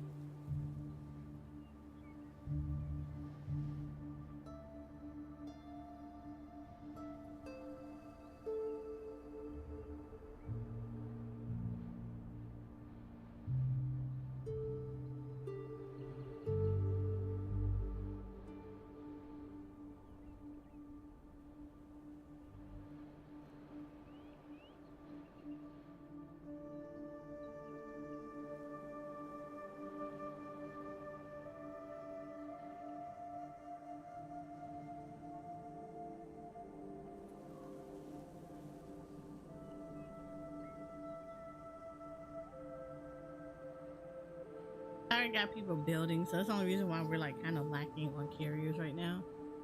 Once they're finished building, yeah, see, once they're finished building, we're good. Okay, population growth. At the start of each cycle, children spawn in houses as long as the conditions allow for it. For a child to spawn in a house, they have to have access to food and water, an appropriate temperature, an adult, and an available spot. Although very low at the start, the chances of a child spawning increases depending on the housing satisfaction. Children don't work, and it will take them an entire cycle to become adults. Building mini houses is the best way to increase the city's number of citizens. Note, make sure you have everything to meet their needs. Your citizen well-being is closely related to the quality of their housing. Beyond the basic needs, housing quality is according to is access to well-being, social interactions, cultural spaces, and places of knowledge. Certain buildings apply access scores to all cells with their range. For instance, schools apply an access bonus to knowledge around it. In this tutorial, we'll focus solely on well-being. The well-being score depends on the proximity to vegetation, the presence of water holes, and the shadowing surface. Okay, cool.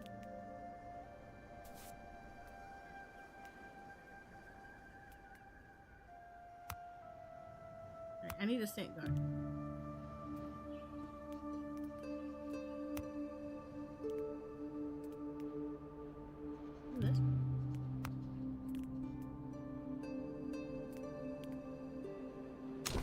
I need a scent garden.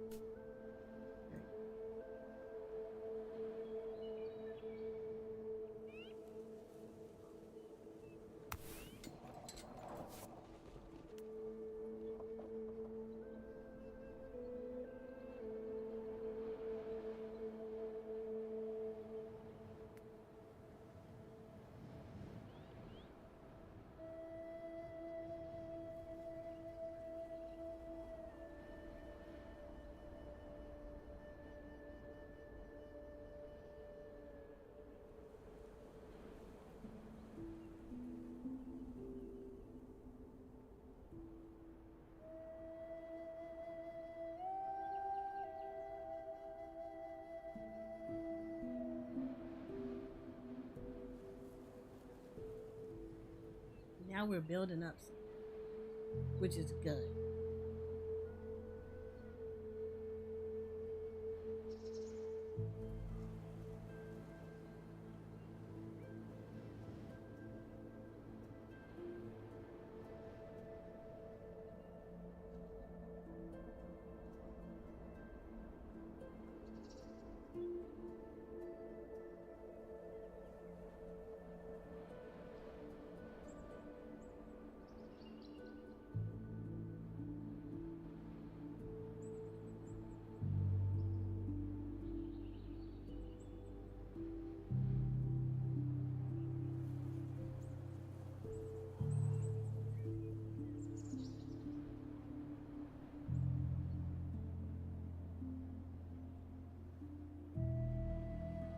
I love this. I love this about this game. It's so chill.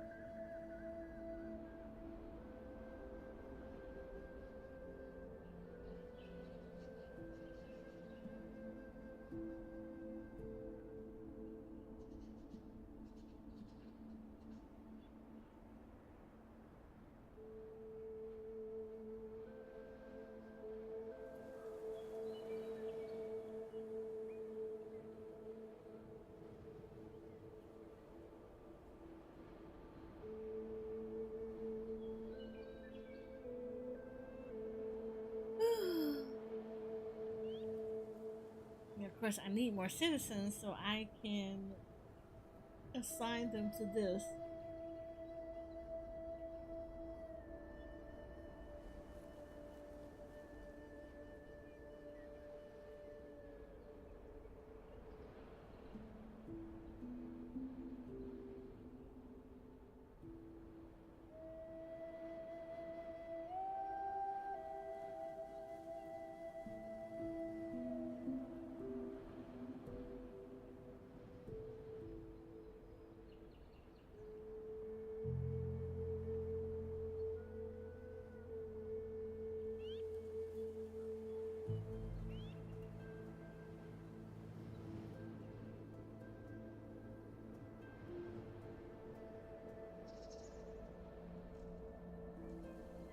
Lord, I know y'all need stuff. I'm trying to get you there.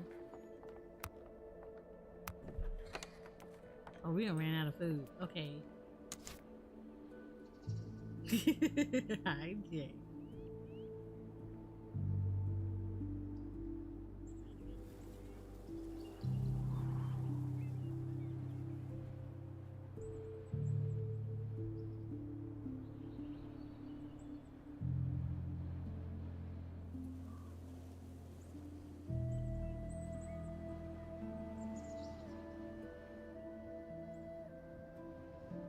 Okay, so we need water and food.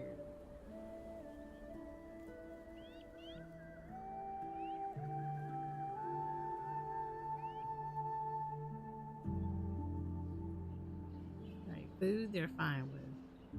The water they need. Yeah, they're back again. They're happy.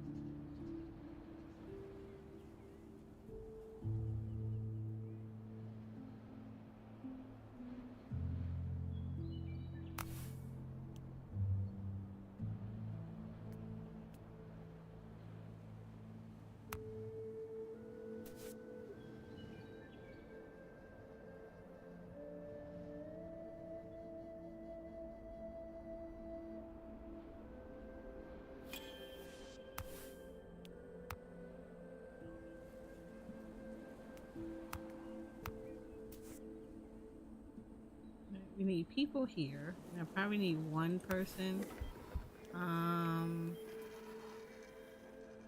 don't think like we need two people here. Yeah, I don't think we need one person there. Yeah, it's a scent garden.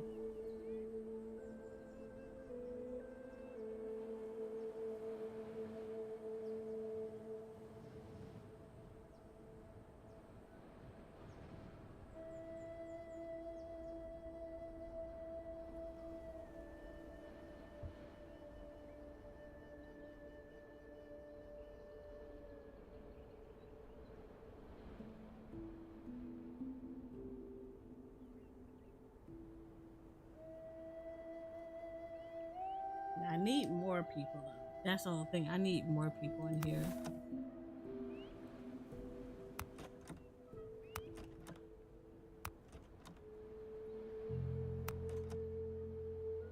Yeah, I need more people to like kind of be hanging out in here.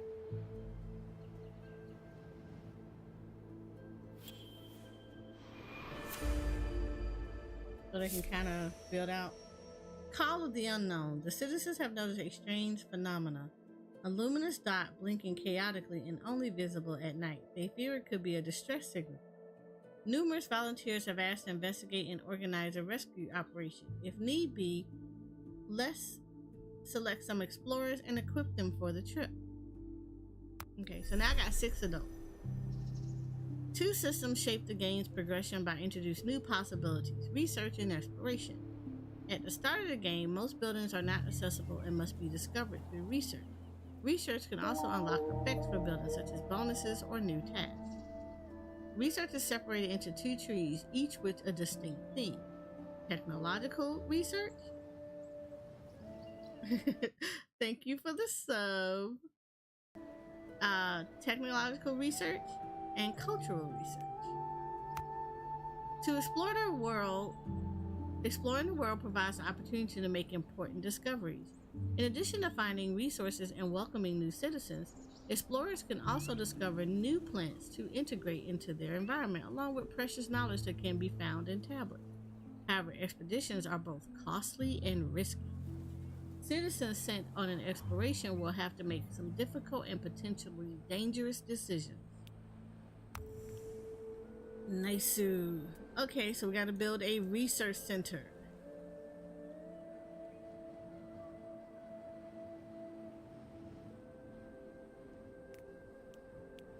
Okay, so there we go.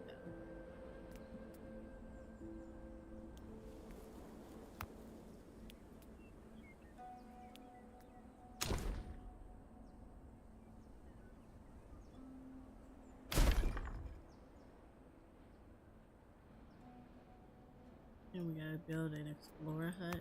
What's an explorer hut?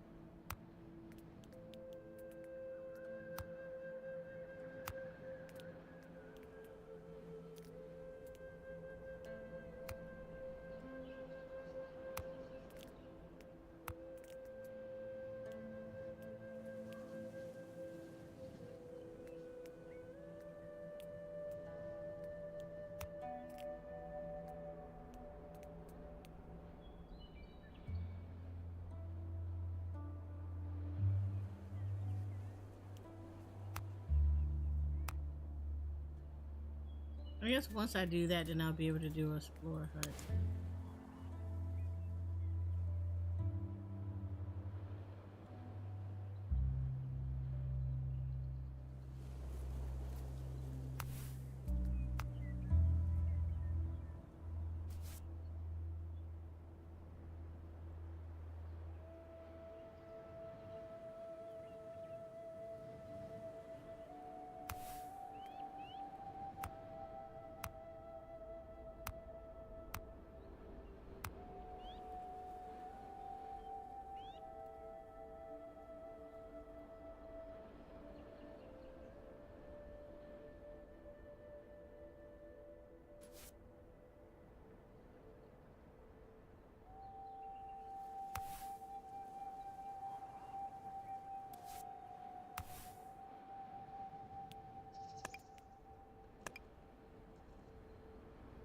I'll prioritize that. So I kind of do need this to be prioritized a little bit.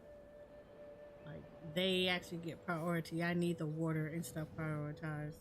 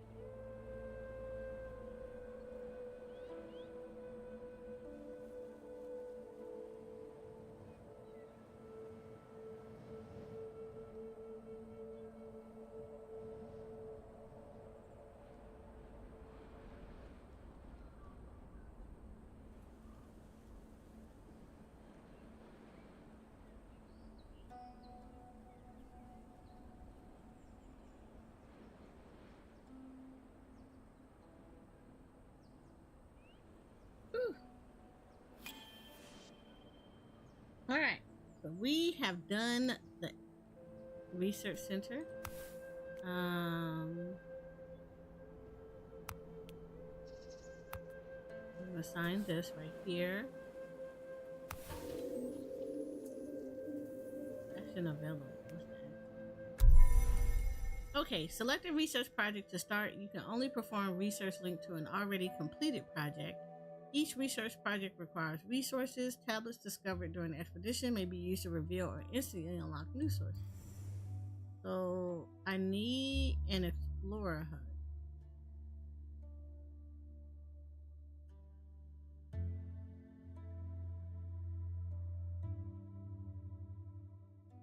Oh, that's actually kind of cool.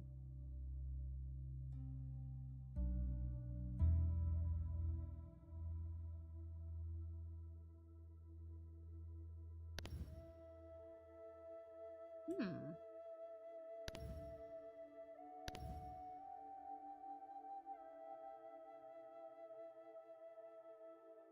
Oh, there's a T-bar. Oh, I need this. Okay, I gotta research. I actually need the exploration, so I need the hut. I actually need this hut.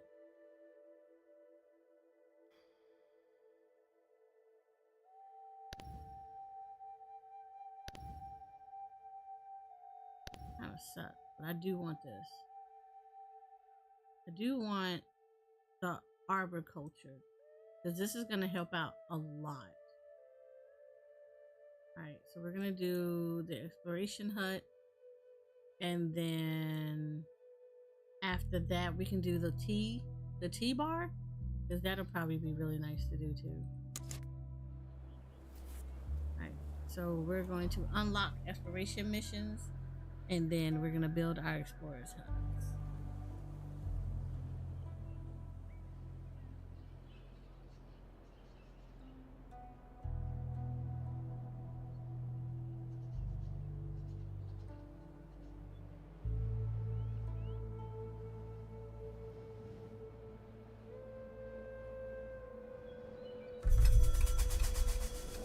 Okay, next season will be a dry season. We definitely need to make sure that the water is a priority. Probably not so bad because we're by a lake, but we still want to make sure that we have plenty of water in this.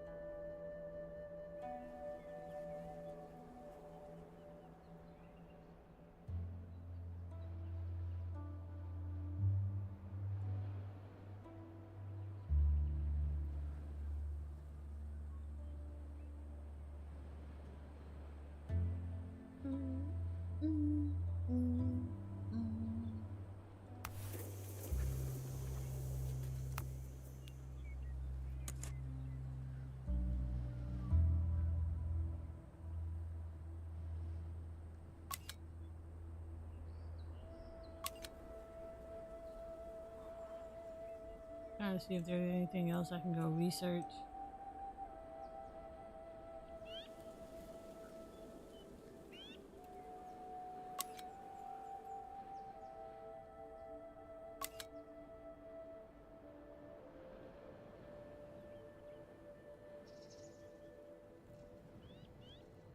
I don't think so.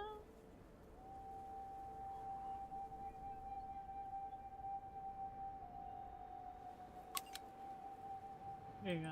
Research that stuff. Give me some more research points.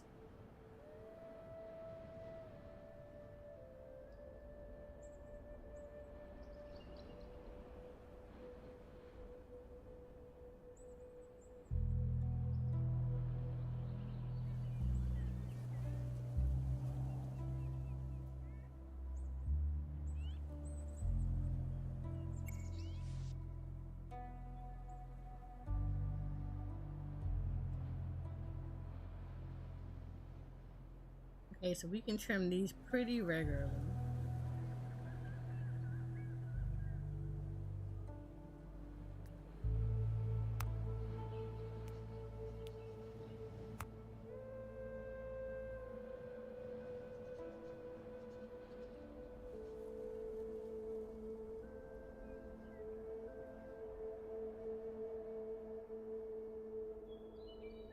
Yes, I'm gonna need more rocks.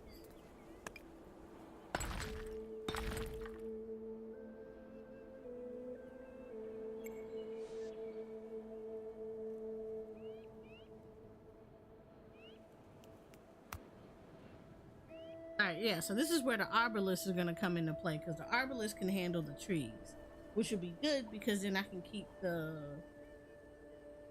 other people from off the trees, and the arbalist will actually handle those.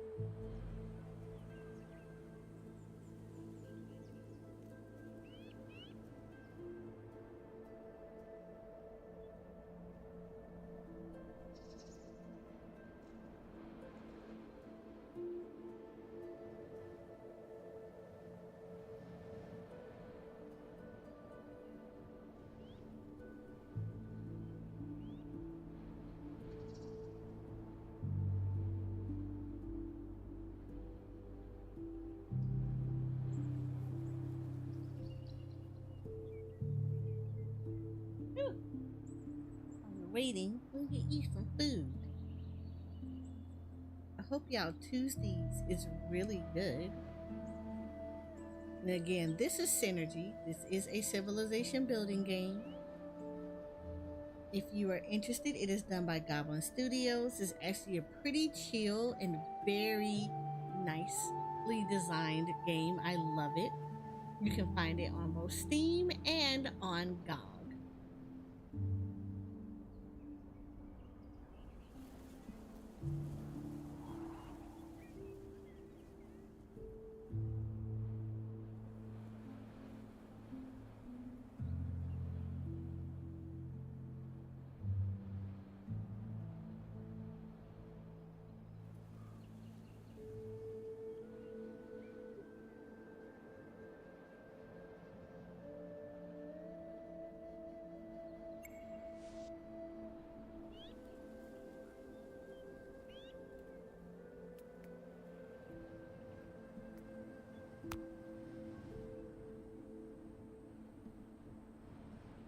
Mm-mm.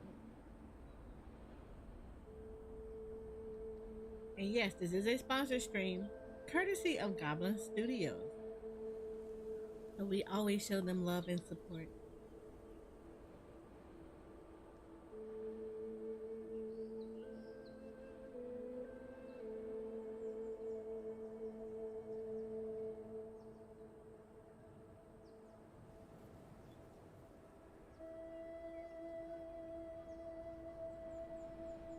I personally love how chill this game is. Like I can go to sleep on on the music alone.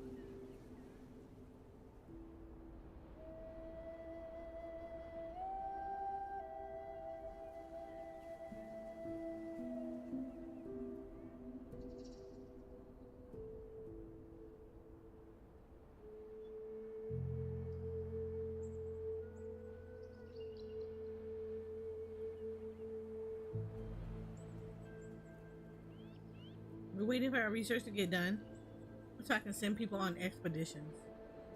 Because I need to find what the chaotic blinking light is. I feel like it might be bad, but curiosity and all of that has to reign supreme. So,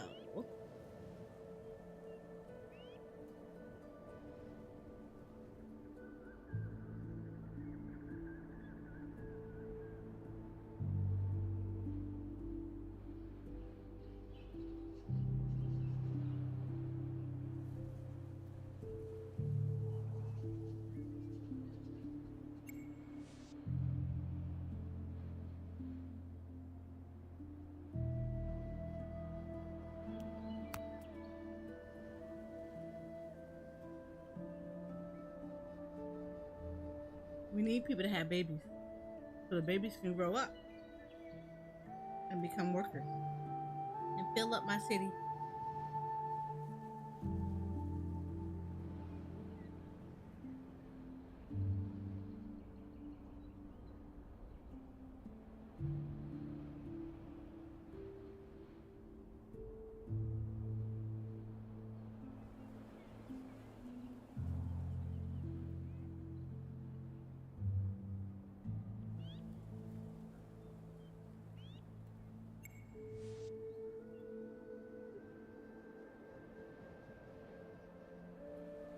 So far, everybody's doing really good though.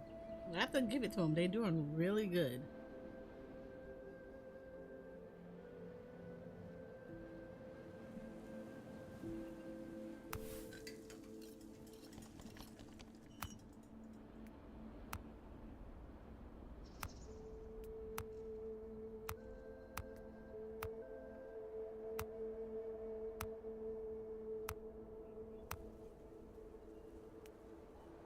We'll make some more ashy pancakes.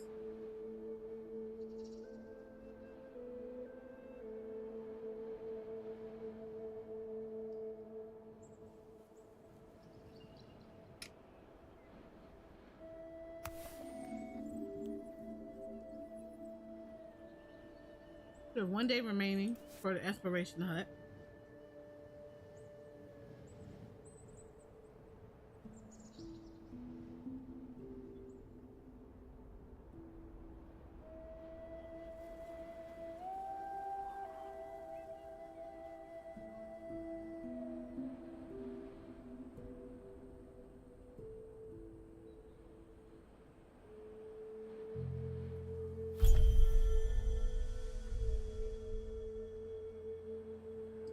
So we have our research now.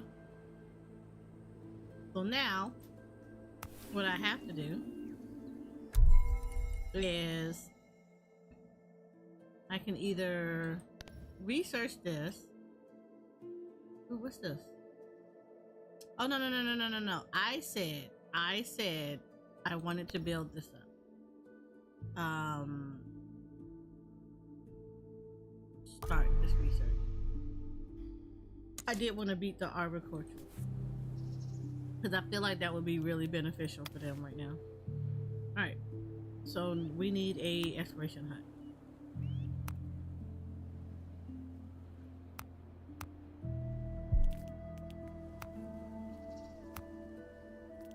Where do I build that? The kitchen and infirmary. There we go. Look how cute this is.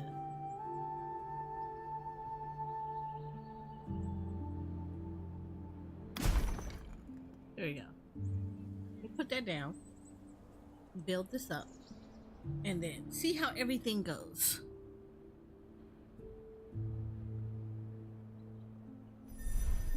Okay. When a citizen suffers from malnutrition or dehydration for too long, they may succumb to weakness. It is essential to make sure your citizens have enough food and water. In cases of weaknesses, the patient needs to be taken to the infirmary. Although weakness is not lethal, it reduces moving and working speed. Beware those suffering from weakness a second time makes it progress into atrophy, which quickly leads to the patient's death.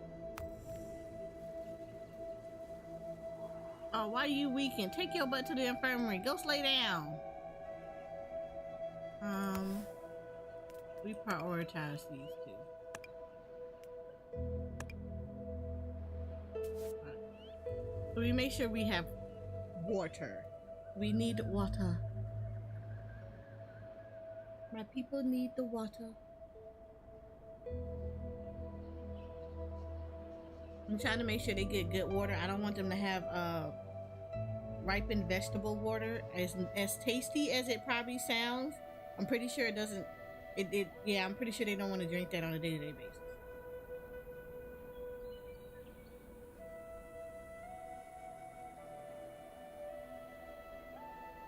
Even though that's our region specialty, it's not something they want to drink on a day-to-day basis. You know what I'm saying? You know what I'm saying? Okay. Okay, aspiration. On the world map, yes, girl. So one of these plants around here, if you rip it out, it gives you over-ripened vegetable water. That's exactly what it tells you. So it's like, even though you get water, you get the over-ripened vegetable flavor of it. So it's our region specialty. It's an acquired taste. After a while, you get used to it, and then it's nutritious. It's nutritious for you.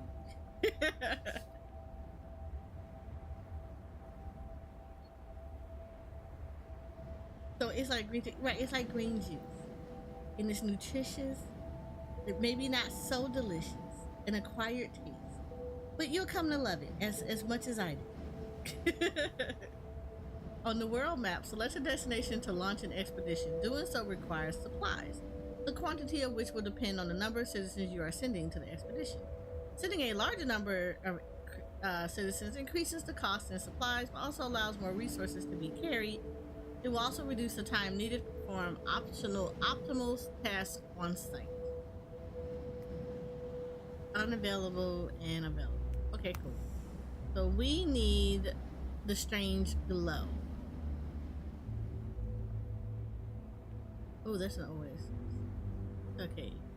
We need a strange glow, right? We have people here. Send on that exploration. Go, fam, go! Go, fam, go! Okay, we sent them out on their expedition. They're gonna go and explore the world. Come back in one piece.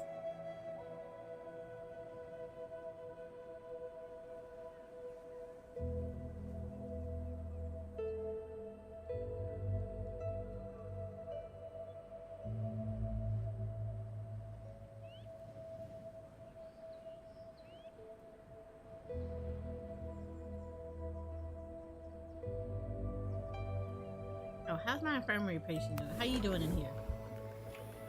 It's being healed. Great. Good. You just needed to rest. That's all that was. You just needed a little bit of rest. I told y'all this is not 24/7 working. We do provide adequate rest hours. I suggest that you kind of chill out on that overtime. Just a little bit. Just a little bit. That overtime is not necessary. You can actually rest here. Like, it's not required for you to do maximize work here. We do it at your pace, but we still want you to do it. But you still have the, nice every other weekend, 3 days off. You do that. You get your 2-day weekends, and then every other weekend you get the third day. So you get a 3-day weekend. We got A and B schedules here. I need you to utilize those. I need you to utilize those resources, sir. We also have a mental health place where you can sit down and just kind of talk about it. I understand that,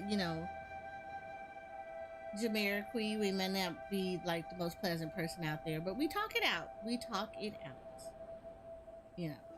We have a variety of food. We have a full canteen. You can come over, eat anytime. Just let me know. I'll send you a little bit of extra sweets here and there. Don't worry about it. It'll work. Why y'all getting sick? Explain this to me. Why are you getting sick? Do you all need the vegetable water? I feel like you need the vegetable water now.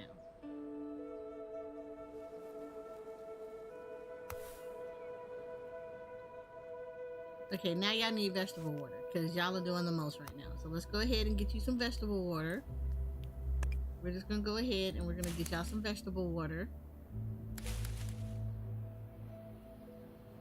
It'll make everything better. I promise you it will be okay. We work on these a lot.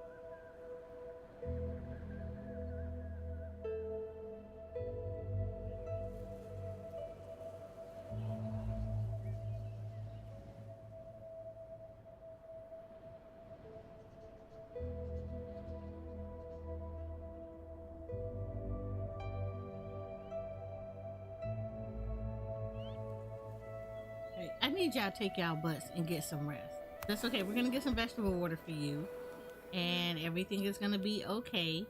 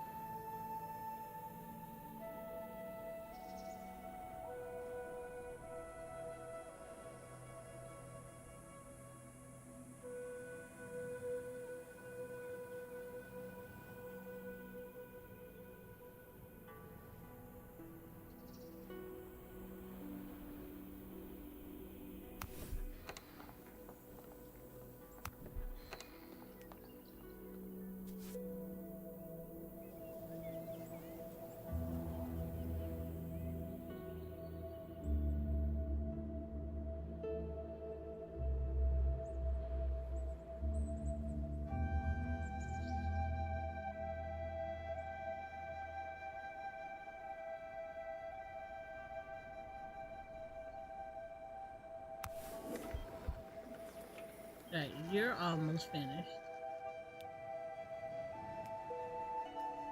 Oh, y'all left to eat? What the hell? I hope you treated them before you eat.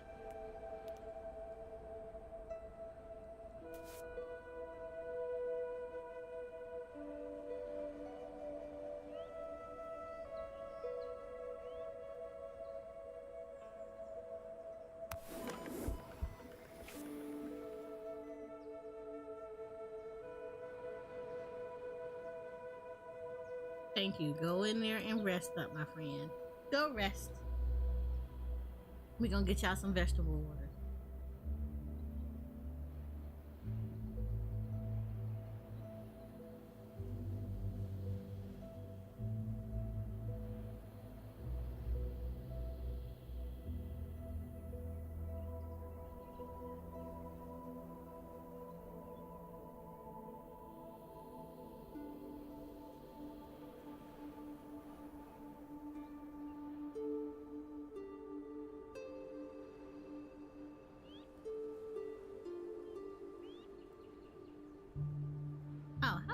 exploration going? I didn't even check on that. Let me go check on y'all. Oh no, that's ain't it.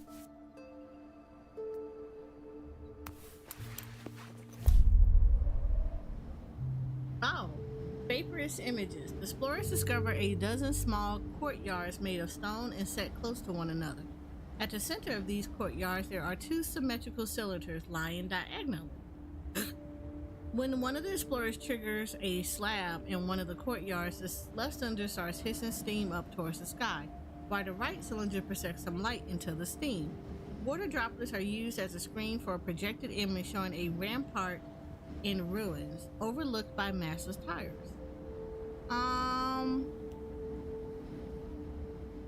Let's analyze the images. Much to the party's disappointment, it turns out that the projected city was never built. The projectors only contain the memory of an ambition, a city that would transform with its inhabitants' natural resource desires, instead of creating and structuring said desires. The blueprints are still worth seeing, and the explorers copy the plans and ideas behind the project in their notebooks. Try and draw some water. The water comes up in amounts too small to be collected before it evaporates. Not only has the projector broken down, but the explorers can't get anything out of it. Oh, well that sucks.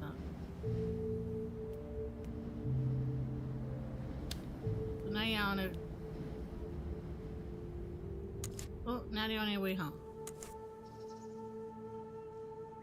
They're on their way home now.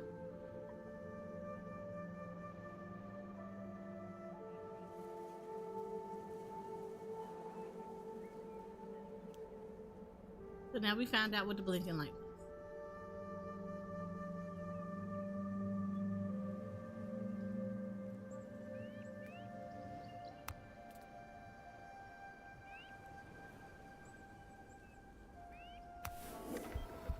Okay, you're almost done. So you're almost good to go.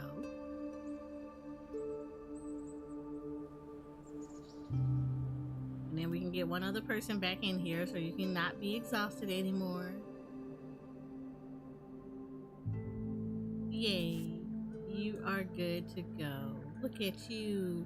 Look at you working. See, rest. Rest is always good.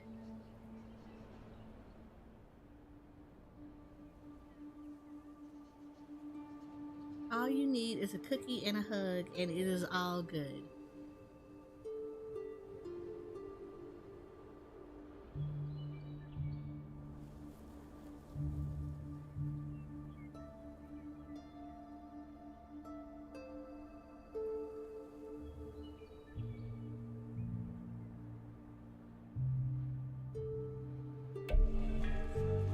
Expedition return. You got your student had returned from the expedition and brought back culture. We got 20. Cool. Now we can do a new expedition. Okay. This is the source of the blinking light.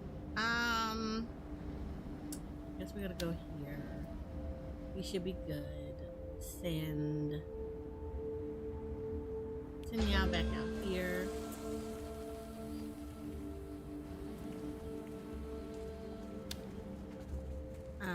Well, we're good. We're Gucci now. We're sending you out to go look at the blinking light. Hopefully it will not be too bad. I don't like... A citizen got sick and left their post at the infirmary. What? No. Got sick. Oh, yeah. You right there.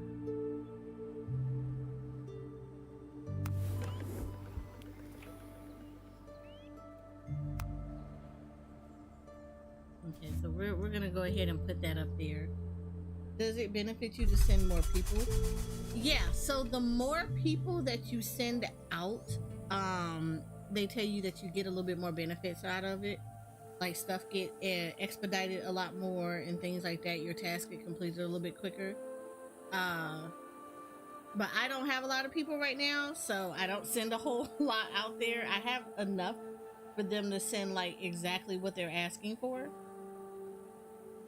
So Yeah, we send all the people that's necessary right now. But yeah, the more people you send out, the better your results could possibly be, the better you can bring back things.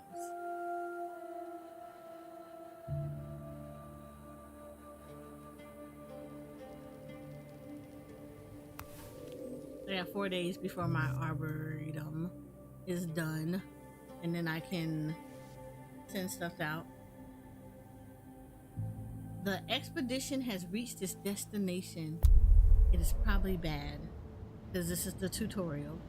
In the bed of what had probably been a strong stream long ago, the explorers followed the luminous signal they spotted from their city, and that leads them to a cave entrance.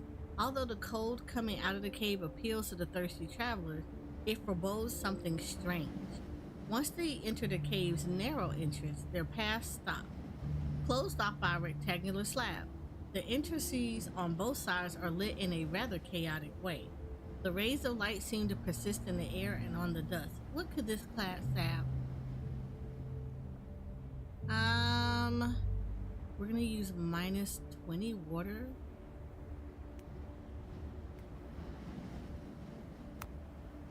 Oh look, I gained stuff. I use water.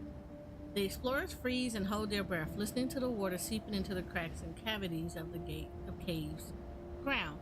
Using echoes to guide their action, they discover a side passage. The tunnel has obviously been dug by human hands. Some tools lie on the ground, apparently abandoned by their owners. The party collects them before carrying on their exploration. Enter. There is a vortex in the middle of the room with a glow that provokes headaches. A metallic contraption forms a perimeter around the whirlwind, but it's hard to guess its use as it seems to be out of order. One of the explorers introduces a tool into the vortex by fixing it to a rope, and the item came back unharmed. She asked for permission to explore the inside of the vortex.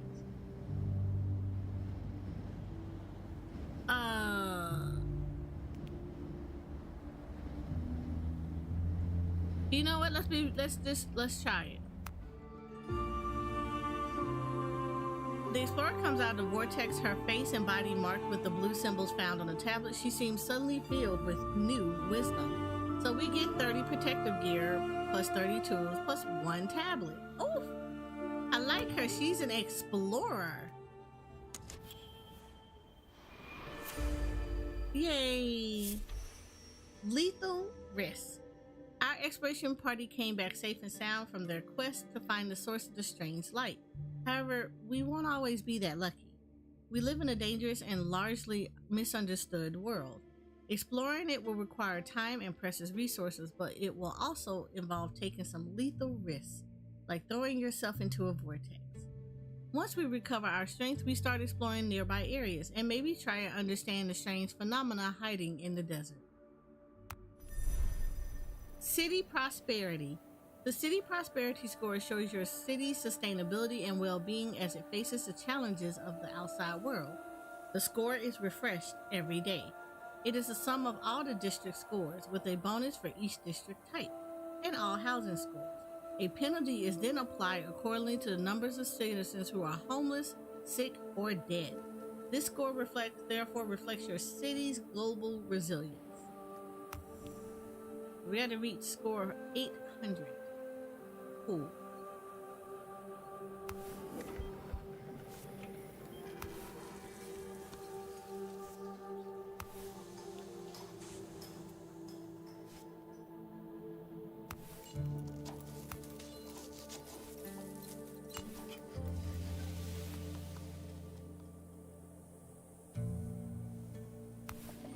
We got 3 days left of this.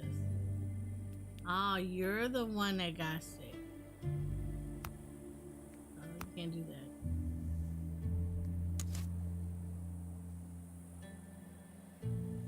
The inventory is full here. Okay. We're full. Alright, great.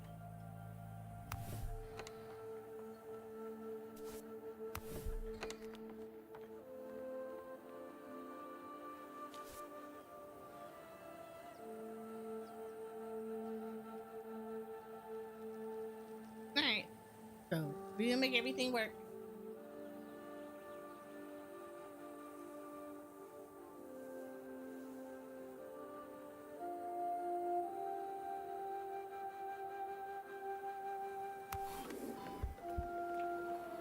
You're almost done.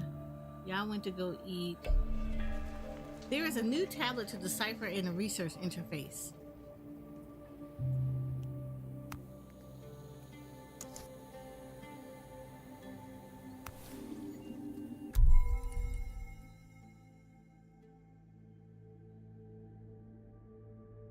There's that. Oh, decipher tablet.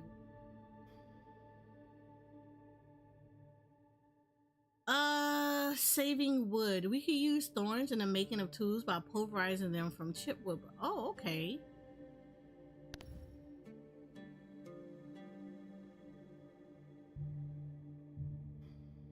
Okay, cool. Sand purification. Sand allows us to capture suspended solid particles in untreated water. We could systemize such behavior to produce clean water. Unlocks the following tasks for the purification basin.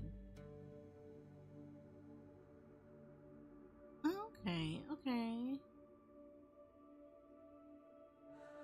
Alright, cool. We got new stuff to do now.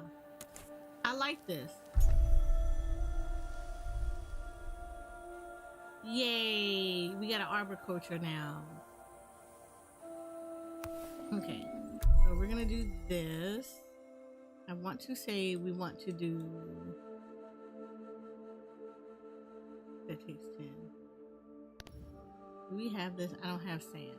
Let's do this. Let's start showing from. Let's do that. Let's get that unlocked. Because we can definitely build some much better tools like this.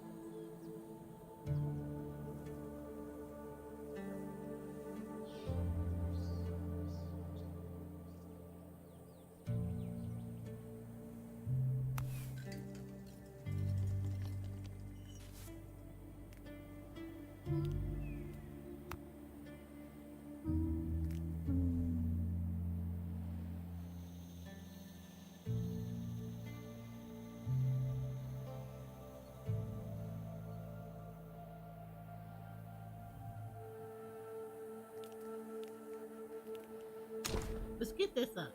Because this would be really good. This would be really good to do. What do you look like if I shift you? Yeah, let's shift you right here.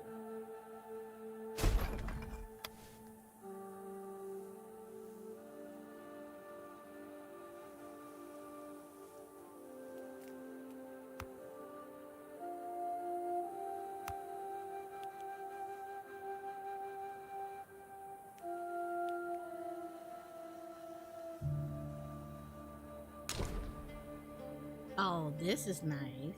Chip.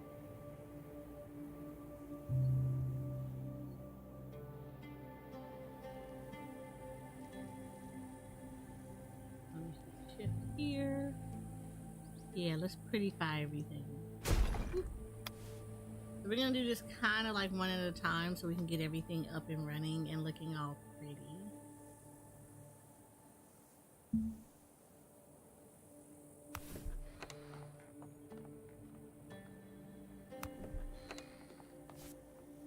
Everybody needs water. Of course they need water. Of course they need water. Water.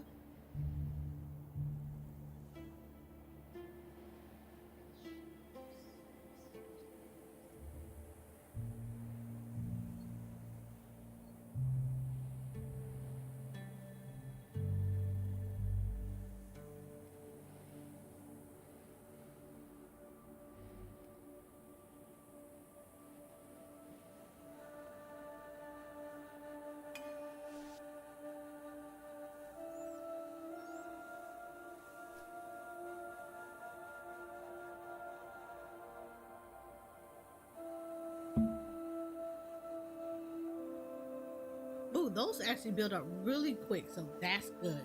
That's really good.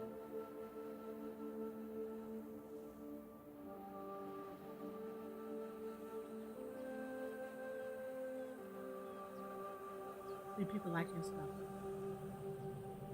want them to keep liking things.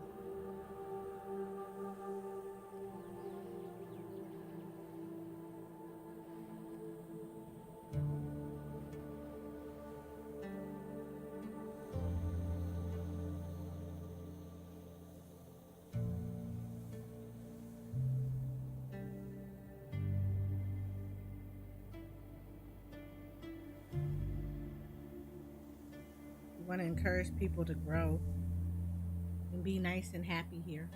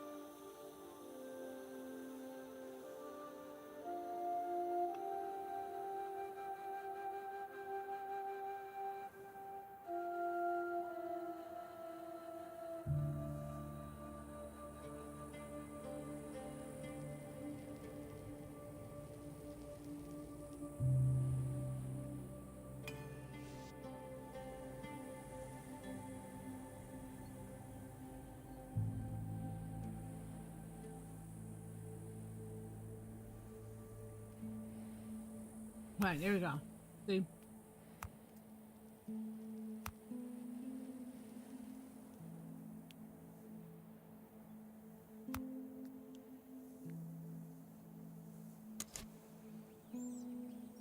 Now we got some pruning to do.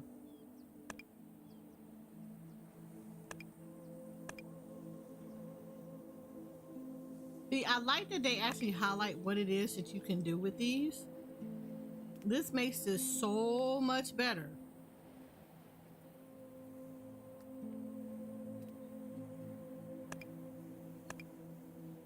Because now I can have these come here and I can have them focus on the trees, which means this is good. So I can have them focus on the trees, and then I can have these, they take them off cool, so now I don't have to worry about them messing with the trees. The arboretum will now do it. So that's actually really good. I don't have to worry about that now. So this actually opens up a lot more. I can kind of like put people in the places to have them doing the stuff they need to do.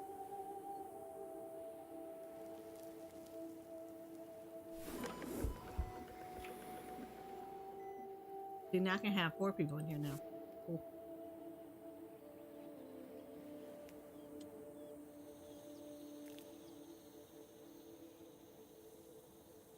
Now, ideally, I'm trying to make sure we get a lot of water, because the more water I can get, the better I can do this with the people, which means that I can add more people here. So I'm trying to grow us to be a little bit more prosperous. So I can add another house in here.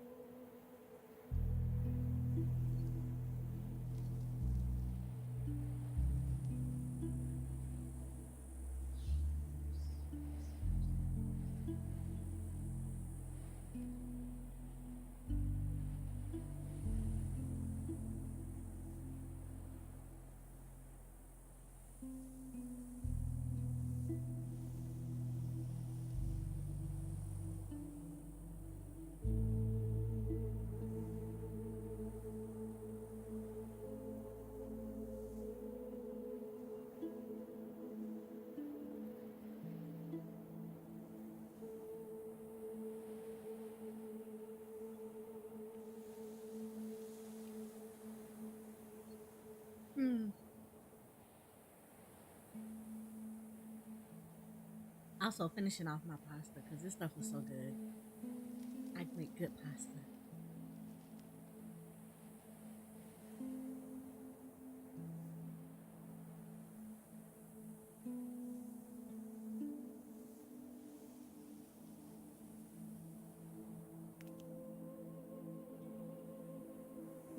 don't even know what this is. I don't even have that.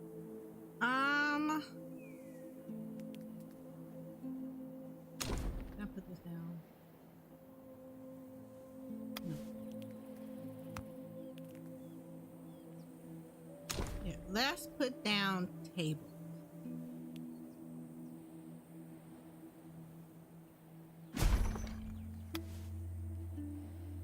We're starting it one by one. So we can just kind of build things up a little bit, make it pretty, make people want to come over here and hang out.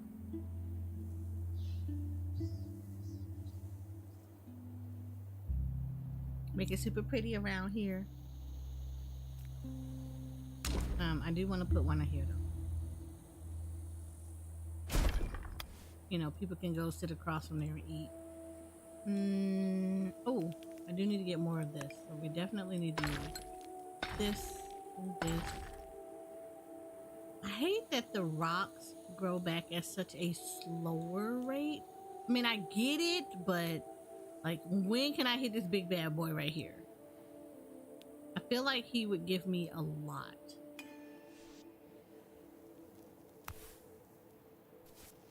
So very social right here. We're doing very social things. They can sit down and chill out for a little bit. You know, help you guys with your weakness. Walk around. You know, I know your feet hurt a little bit. You just sit down, get some food from the canteen, and then you sit and eat and enjoy the scenery around you.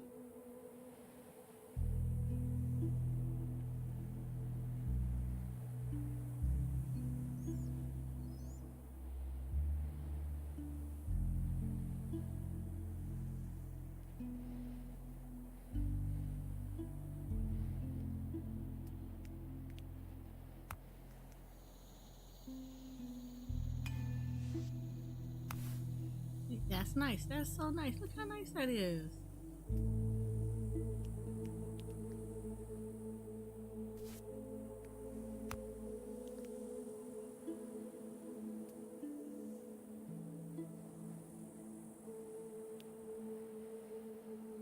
Okay, we can get on the do not sit on my lawn signs out here. And let y'all know we don't do that here.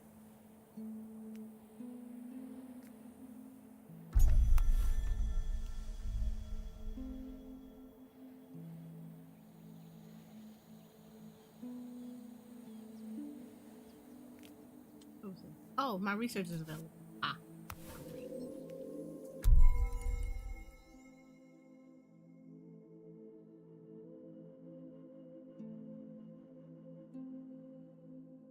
Okay, we can do this. We can actually build this up if we wanted to.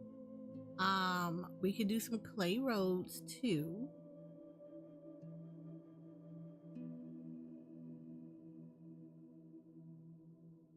I actually kind of want to do this. Nope, can't do that yet.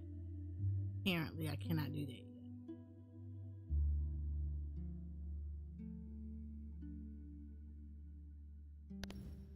Oh, we have that already. Okay, so I can either do this one. Can't start this research because I already got this. We got this going on, so we're not worried about that right now. We have this already. This is all stuff that we have. Can I do this? No, can't do that one. So it looks like I'm gonna have to do the technological one. That's fine. We can do technology because technology is good. You know, make them get nice and smarter than normal.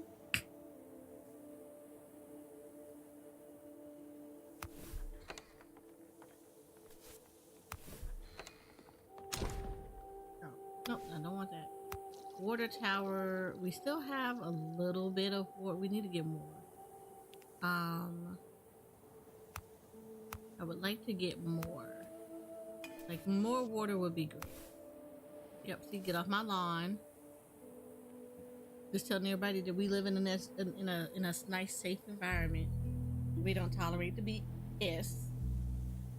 Desert Karen is not allowed here. We don't live in these places like this. I need the baboos to get bigger so that we can do things.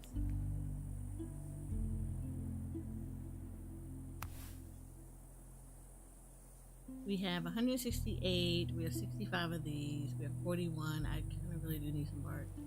We need more clean water, purifying memory poultices, works of art. We actually have a lot of them. Okay, cool. Let's put up some works of art.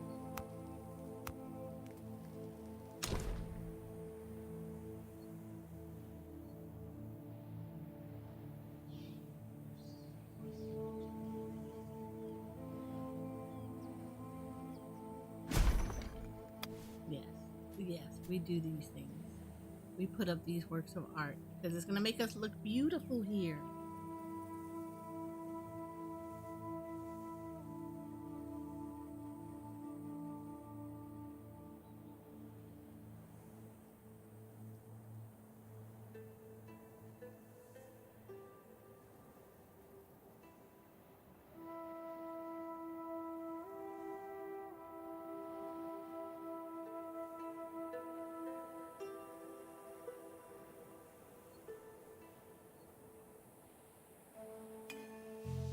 Here we go. Look at that. Oh, beautiful. Look, you're beautiful. You see pretty works of art here. See, 793. We just need 7 more points.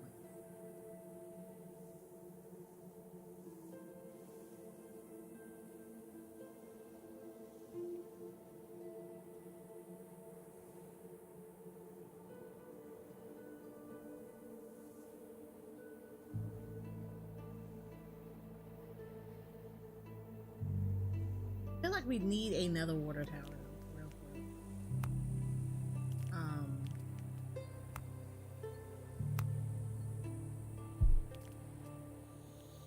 I also feel like we need like another pontoon somewhere, so let's do that.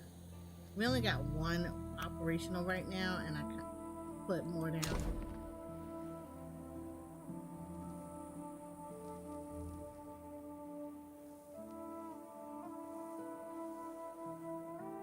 This will make this significantly easier to do. Pathing. We need pathing over here. I know you need stuff. I know.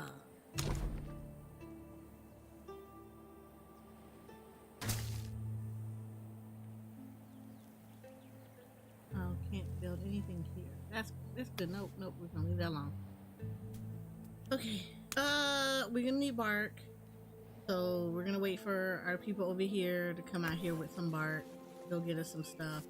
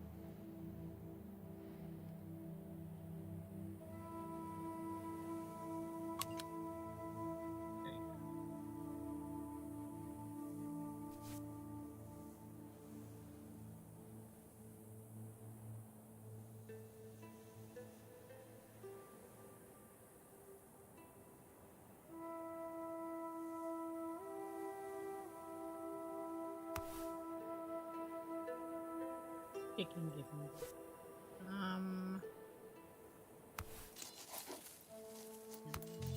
Maybe I'll pick some stuff.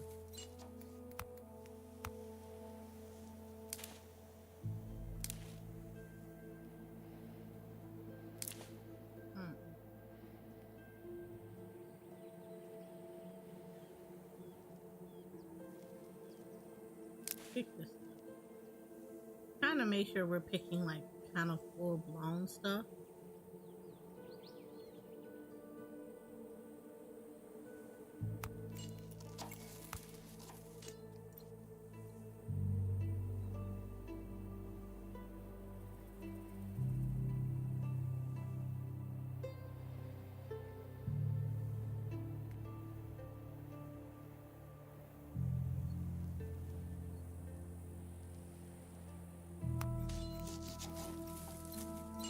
let's do some picking.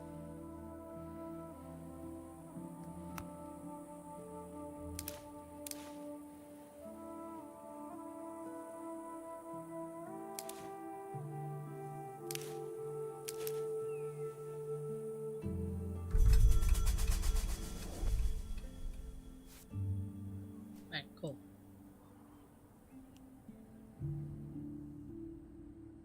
We definitely need more water, so I need to make sure that this water stuff is getting out there a lot better. So I need them to pick this stuff so that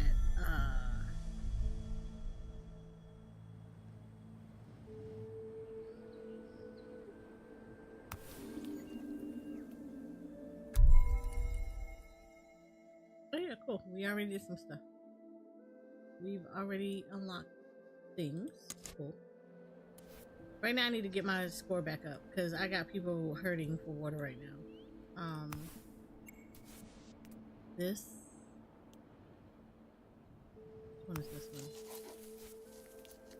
This is a priority right now, and then this is a priority.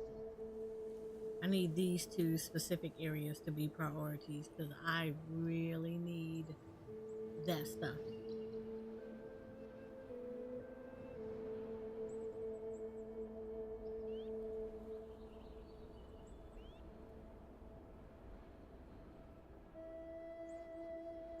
Can I prioritize? Yeah, prioritize this stuff.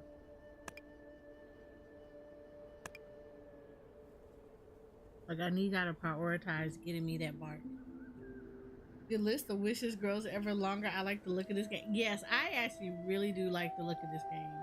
Like a lot. This game is really good.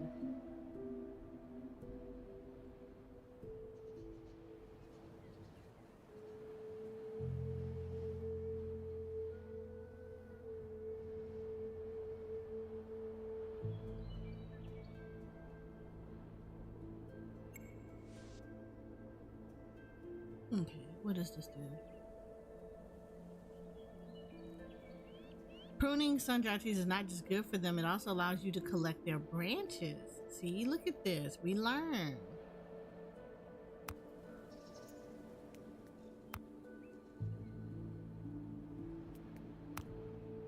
We're learning.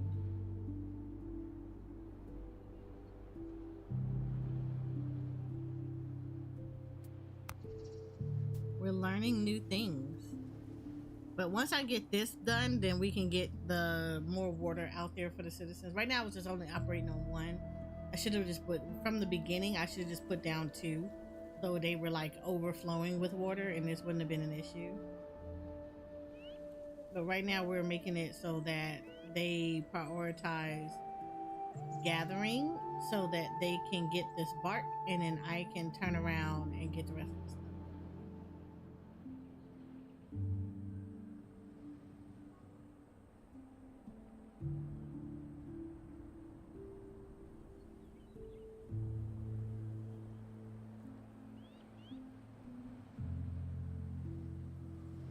But I need water. We need water. Like, quickly, I need water.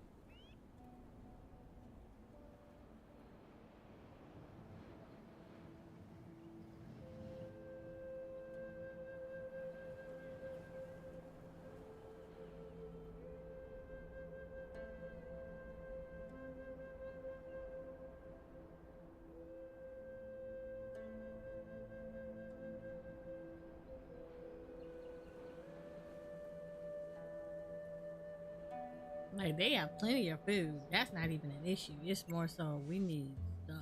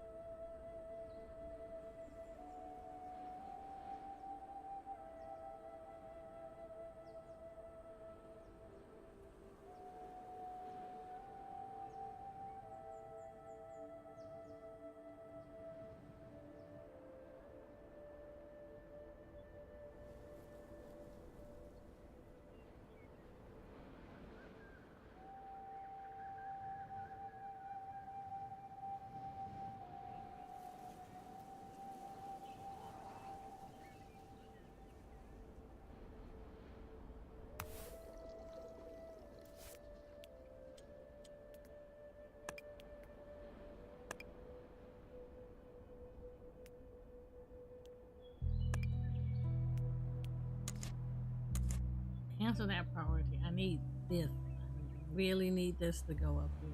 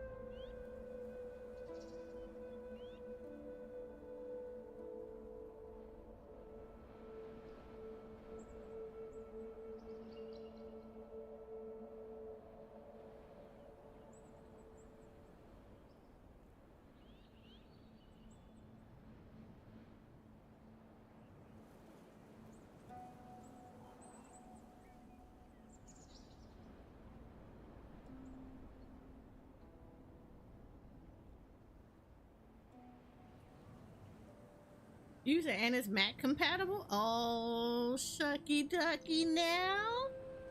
Look, no reason for you to not get this game. Go ahead. Go ahead.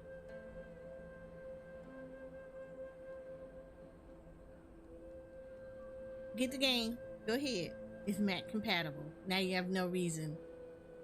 Get me at get me in trouble at work. Look. We talked about this already, Jay. We talked about this already. It's not getting you in trouble in work. Okay? It's not. It's not getting you in trouble. We had this whole discussion. Remember, we talked about this in Octopath Traveler. It's not getting you in trouble. It's enhancing your work environment. It's promoting higher productivity.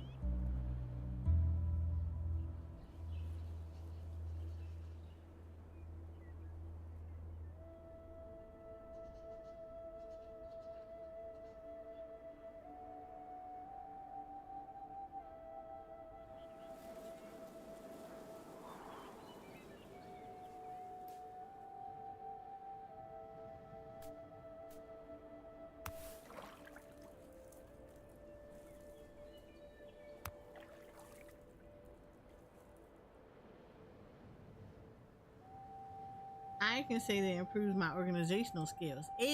Exactly. You already know, Jay. You already know.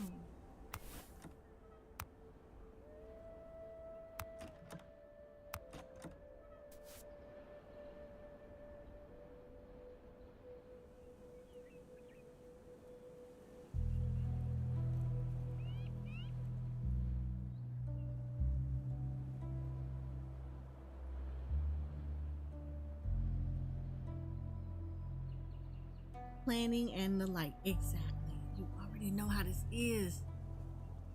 Jay, you already know what is necessary for this. I feel like this is a good this is a good business expense. Go ahead and write it off as a business expense. It's teaching you about organization and planning.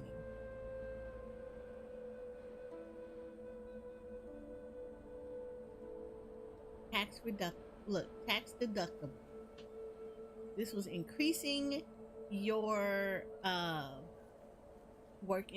your workplace environment.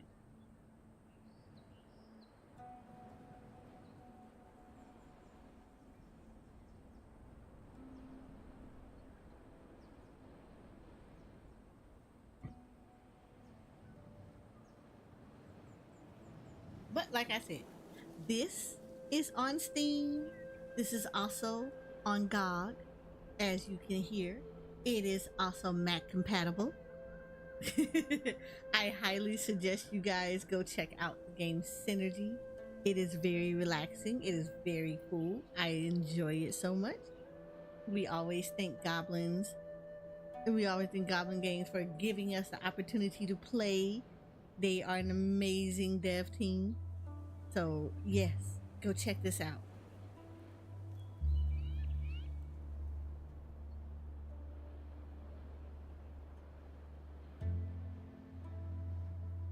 Meanwhile, my people dying.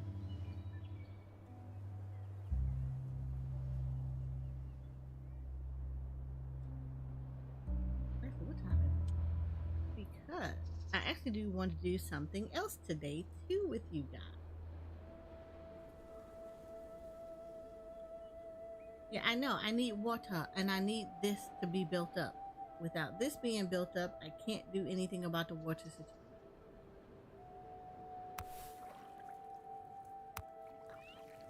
Okay, so let's do this. While we're on ad break on Twitch, we're going to go ahead. We're going to end this sponsorship today.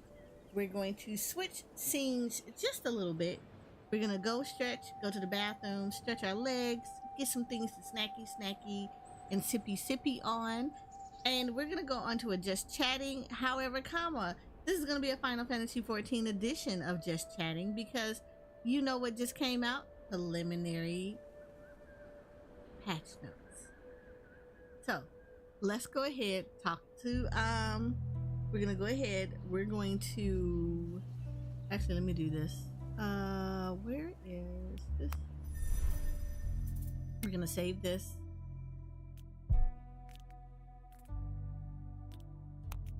Save it here, confirm, and then we're gonna go ahead and quit. We're gonna go on be right back, and then we're gonna go over the preliminary patch notes.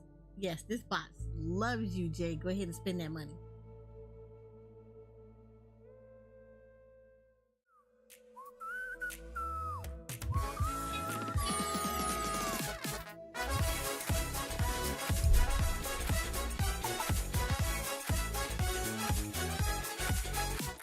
I want you to show me your fantasy. No past and no future. That's what I need. The groove takes it over. We'll wait and see. Even I might blank out you and me. I thought that dream could light away. Take me higher, take me away. Whoa, oh, be my savior, take me away. Take me away. Tick and talk once more, you're hosting a magic show I cannot escape. There's nothing else left for me to do. Going to the other side, other side. I don't wanna be alone tonight. Only be with your all the time. There's no one else left for me to lose. Heading to the other side, other side.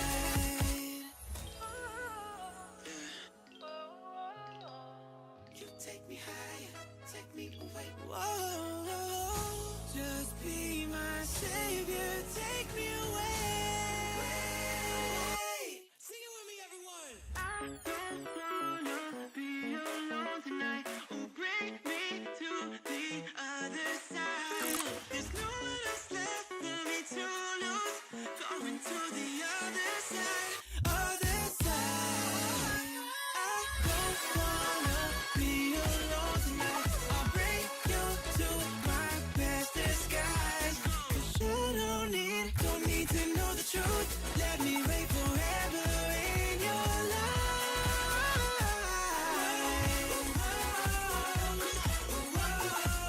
Let's go.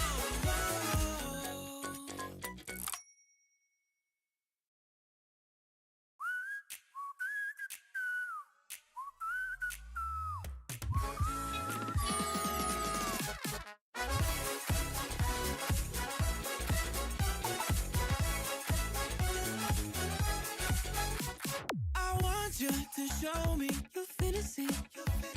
No past and no future. The groove takes it over. We'll wait and see.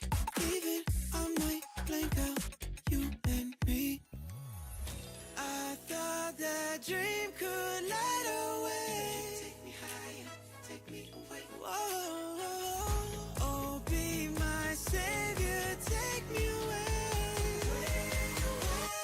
Take me away. Tick and talk once more, you're hosting a magic show I cannot escape. There's nothing else left for me to do. Going to the other side, other side. I don't wanna be alone tonight. Only be with your all the time. There's no one else left for me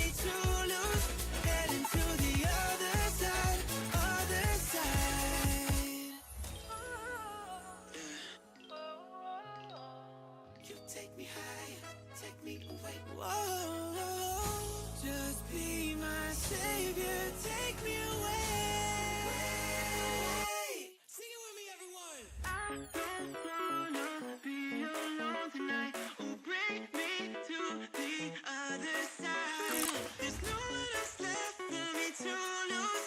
Going to the other side, other side. I don't wanna be alone tonight. I'll bring you to my best disguise. 'Cause you don't need to know the truth. Let me wait forever in your life.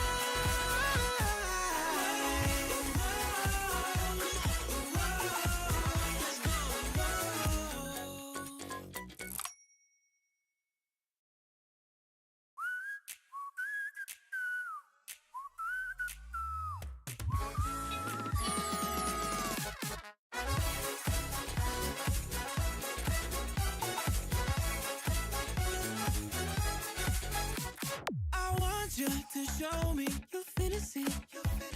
No past and no future. That's what I need.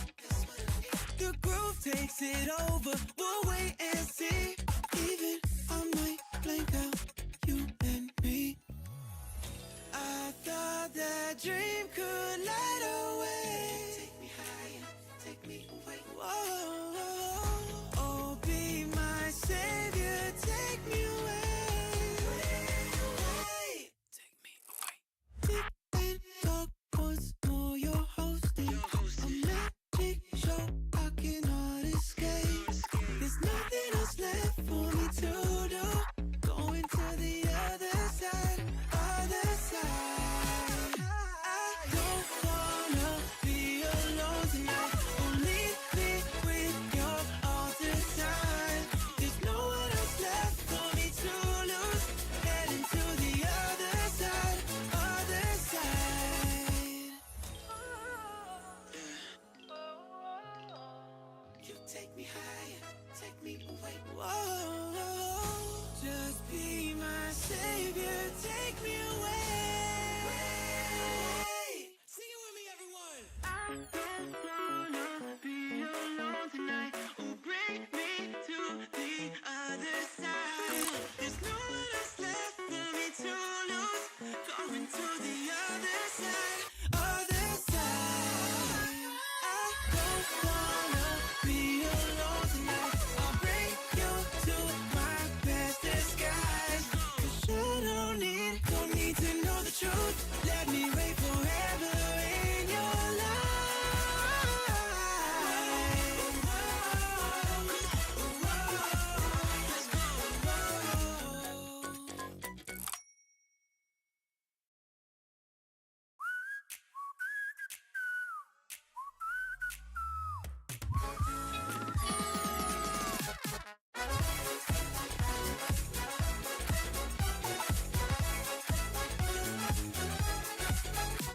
I want you to show me your fantasy. No past and no future. That's what I need. The groove takes it over. We'll wait and see. Even I might blank out you and me. I thought that dream could light away. Take me higher, take me away. Whoa, oh, be my savior, take me away. Take me away. Deep in dark once more, you're hosting a magic show I cannot escape. There's nothing else left for me to do. Going to the other side, other side. I don't wanna be alone tonight. Only me with your all the time. There's no one else left for me to lose. Heading to the other side, other side. You take me higher, take me away. Whoa, just be my savior, take me away. Sing it with me, everyone. I don't wanna be alone tonight. Oh, bring me to the other side. There's no one else left for me to lose. Going to the other side, other side. I don't wanna be alone tonight. I'll bring you to my best disguise. 'Cause you don't need to know the truth. Let me wait forever in your life.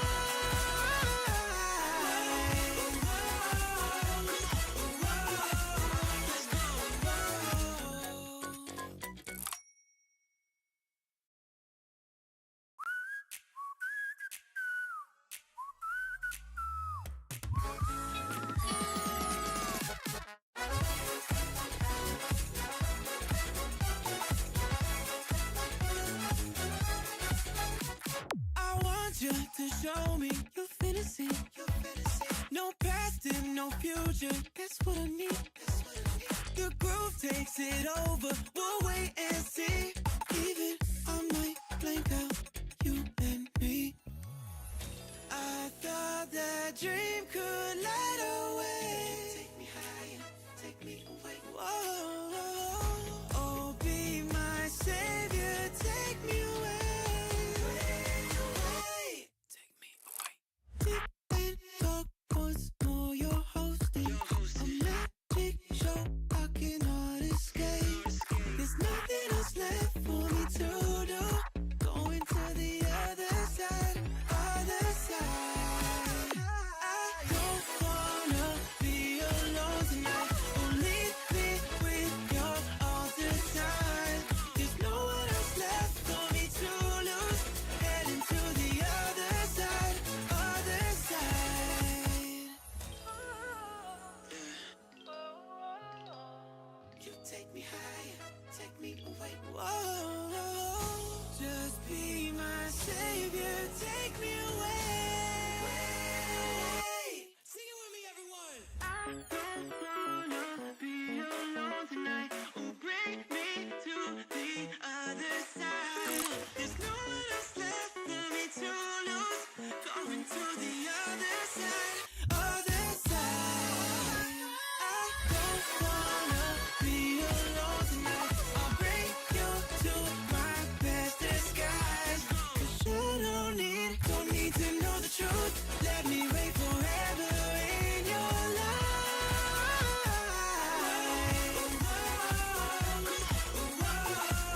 Let's go.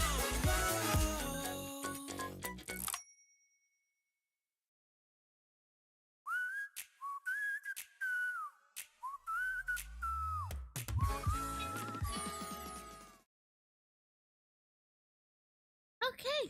Yay! We are back. So, all right.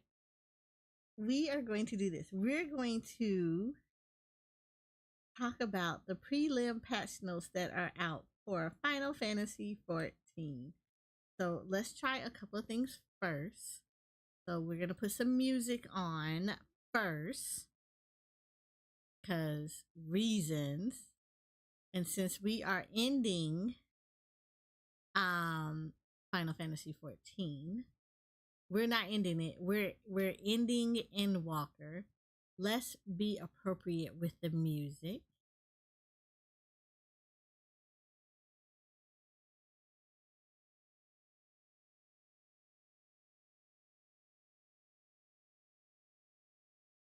Do this.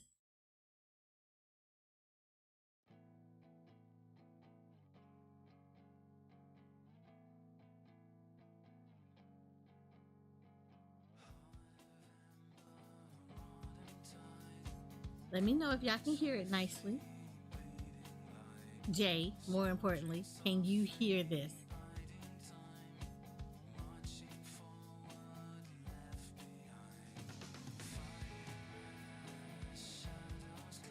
Okay, great.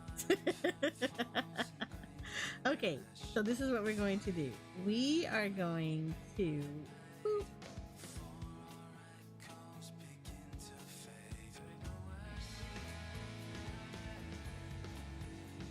Now, where is my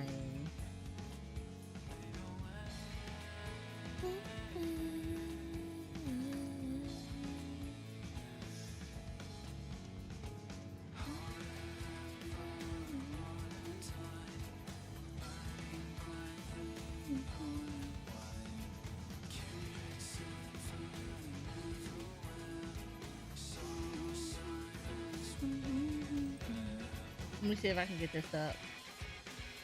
Try to find out where it is first.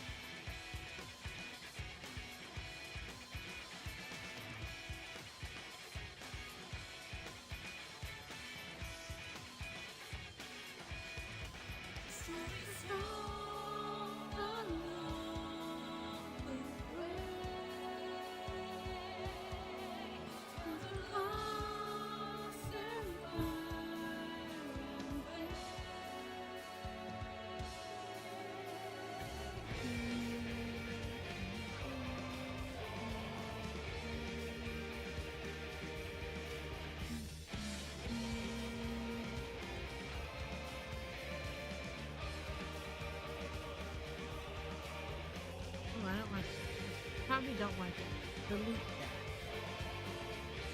that. No, wait, property.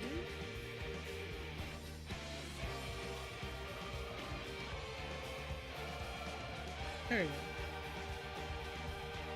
Song of blood, born from blood of our brothers. Time to steal, all fulfill. Now we go freedom.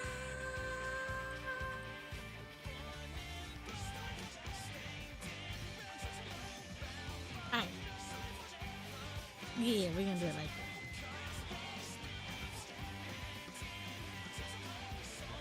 We got Pat's notes, y'all.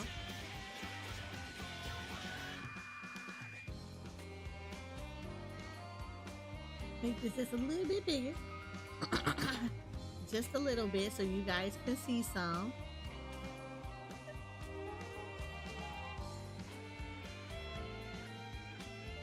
Yeah, I like this. I like this. I like this a lot.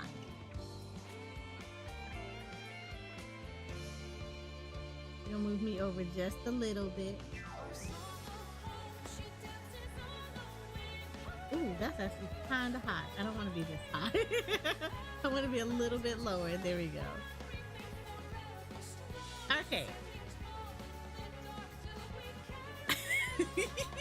Right, Noodle? Right? It does. It makes you want to do it. Okay. Okay. Okay. We got prelim patch notes, y'all. We got the patch notes out. So y'all already know what this is.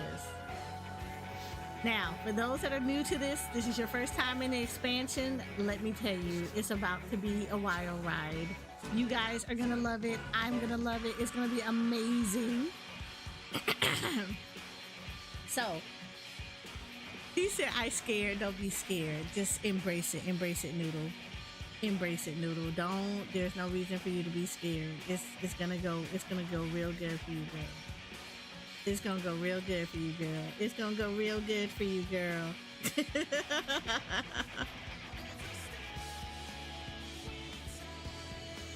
We got you. We got you.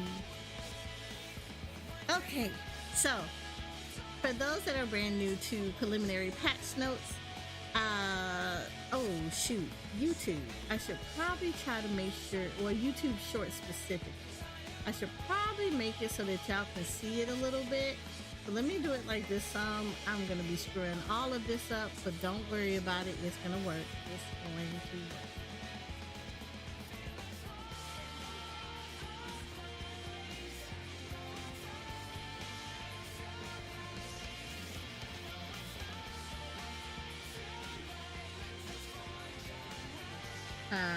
We try to make sure you guys can see this. Okay, yeah. I feel like that'll work really good for you guys over there on YouTube.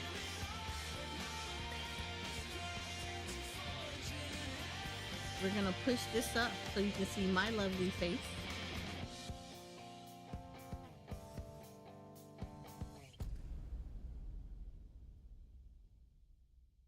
And if you don't want to see my lovely face, too bad. You're going to see it anyway. That is the nature of all things. You're going to see it anyway. Okay.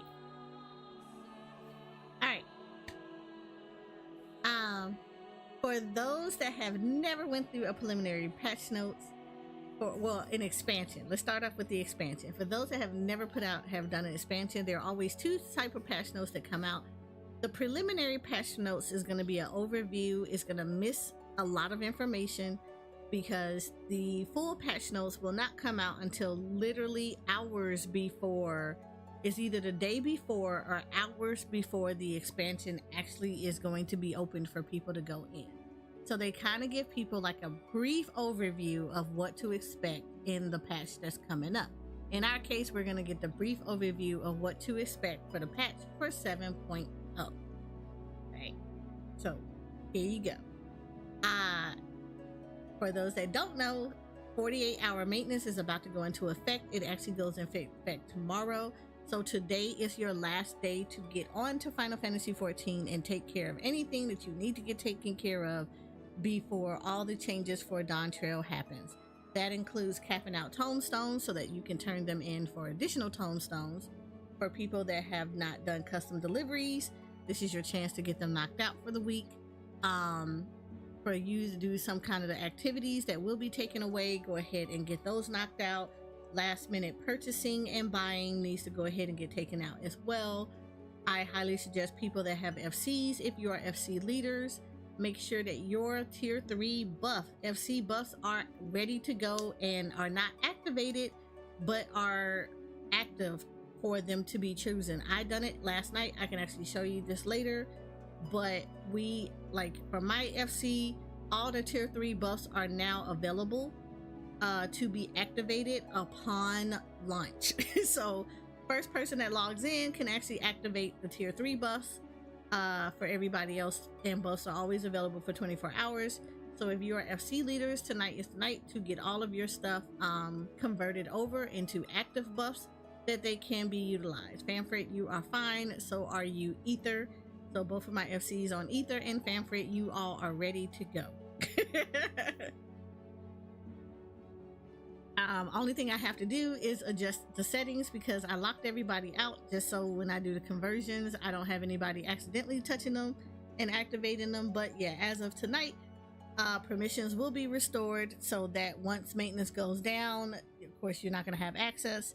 And when early access drops on Friday, you will be able to go in and activate the buffs.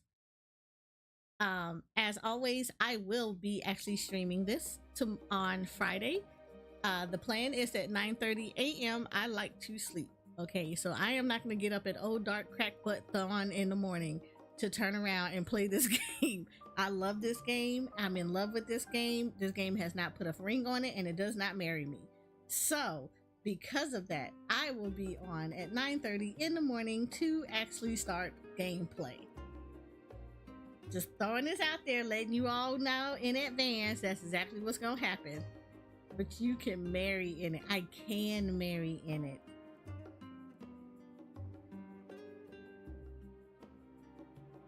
And I love it. But I'm a single lady. I ain't married in this game yet. I'm a single ara. No, I'm not. I'm married in this game. Oh, is it tomorrow? When do the codes go out?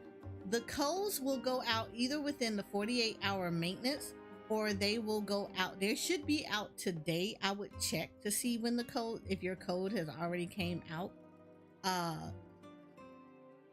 But I would say starting today and all the way up until early access will the codes start going out for you to activate them. Typically, I say it because of the fact that Mog Station normally goes down as well. So that's going to be a thing. But I do actually thank you for pointing that out, Rook, because I did not think about that. For all of those that are on PC, if you are playing it on PC, you purchase the game and everything else, codes go out. You need to check your email. There were 2 codes that went out for you. The first code said that you had access to early access.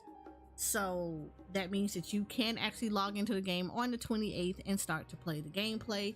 The second code is going to fully register the game so that it says you actually do own freaking Endwalker. I mean, not Endwalker, that you do own Dawn Trail. So make sure that you are checking your emails, and once you see that code come up in your email, register it in the Mog Station so that you have been confirmed as having Dawn Trail and can continue the grand adventure without having any issues. That also means that you will get access to the other mount, to the mount and the other minion that actually came with your pre-order. For those that had a collector's edition, you will have a mount and a minion available to you in your mailbox. Please give it time. Please look forward to it and be patient, as these things will go out as it can. There are millions of people who have subscribed to this game, and there are probably millions more who actually bought Dawn Trail. The mail system is going to be slow. Please be patient. That's what it does. I personally, I'm going to tell you what my personal tips are. That doesn't mean they may work for you, but these are what has been tried and true and has been successful for me. as I have gone through every expansion in this game, everybody has different experiences. Some people like to exaggerate shit. Please don't listen to them. However, I'm giving you a very real account of everything that has happened in every expansion that is coming out. First and foremost, please make sure that you log off in a safe area. If you are already 90 and you have been going through just doing stuff all the time, you already know what rested XP is. If you don't, it is the blue bar that sits over your normal XP. If it's blue, you have a ton of rested XP just sitting there waiting to be used. However, I do highly suggest that you log off in a sanctuary. That is a safe area. Anything that is considered a sanctuary is normally towns. So please log off in towns, in housing. If you have a personal or FC house, please make sure that if you don't want to go to a town, you can log off in those areas. If your friend is nice enough to allow you to share their estate, you can log off in at their estate as well. But you need to log off in sanctuary areas to accumulate additional rested XP. It is going to be the safest route for you. Please do not log off out of a sanctuary. You will not get rested XP like that. Rested XP always happen in sanctuary areas. So any of the major cities, any of the towns that you can actually teleport to, are additionally housing and residential areas you can actually go in, and it'll be considered a sanctuary. So please log off in those areas. Now, you're gonna hear conflicting stuff as far as this is concerned. This is just my personal opinion.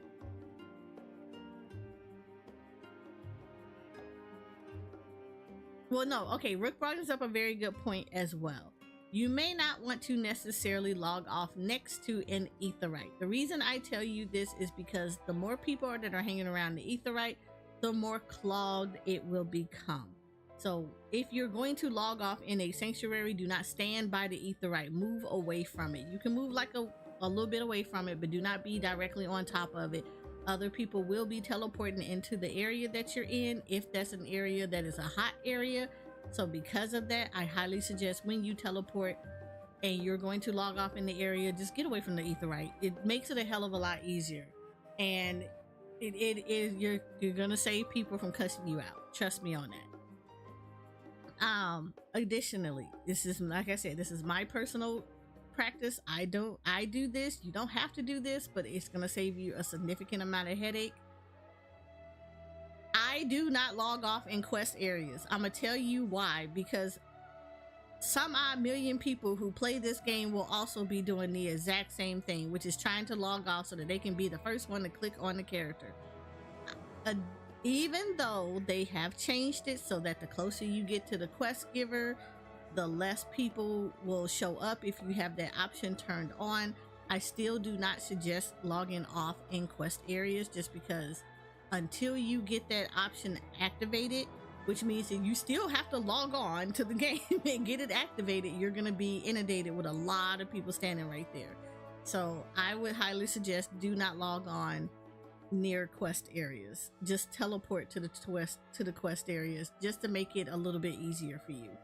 And that way you can kind of working through your hotbars, doing the settings that are need to be activated and everything prior to you getting in there. Is going to make it easier so that when you are approaching the quest giver, you don't have to worry about too much. You simply just walk up and everything will be already starting to diminish for you, because you already did this before you teleported to that area. So I make it a point to never ever log off near the quest area. It gets congested really fast. Speaking of the UIs, every last one of your abilities are going to be jacked up. I highly suggest that before you do anything in the game, please look at your hotbars, look at the actions and everything else, and fix your hotbars. It's going to take a little bit. Some of us take about 20-30 minutes. Some of us is going to take longer. Your hotbars will actually change because actions have been changed. They will be changed. New stuff will be added. Old stuff will be taken away.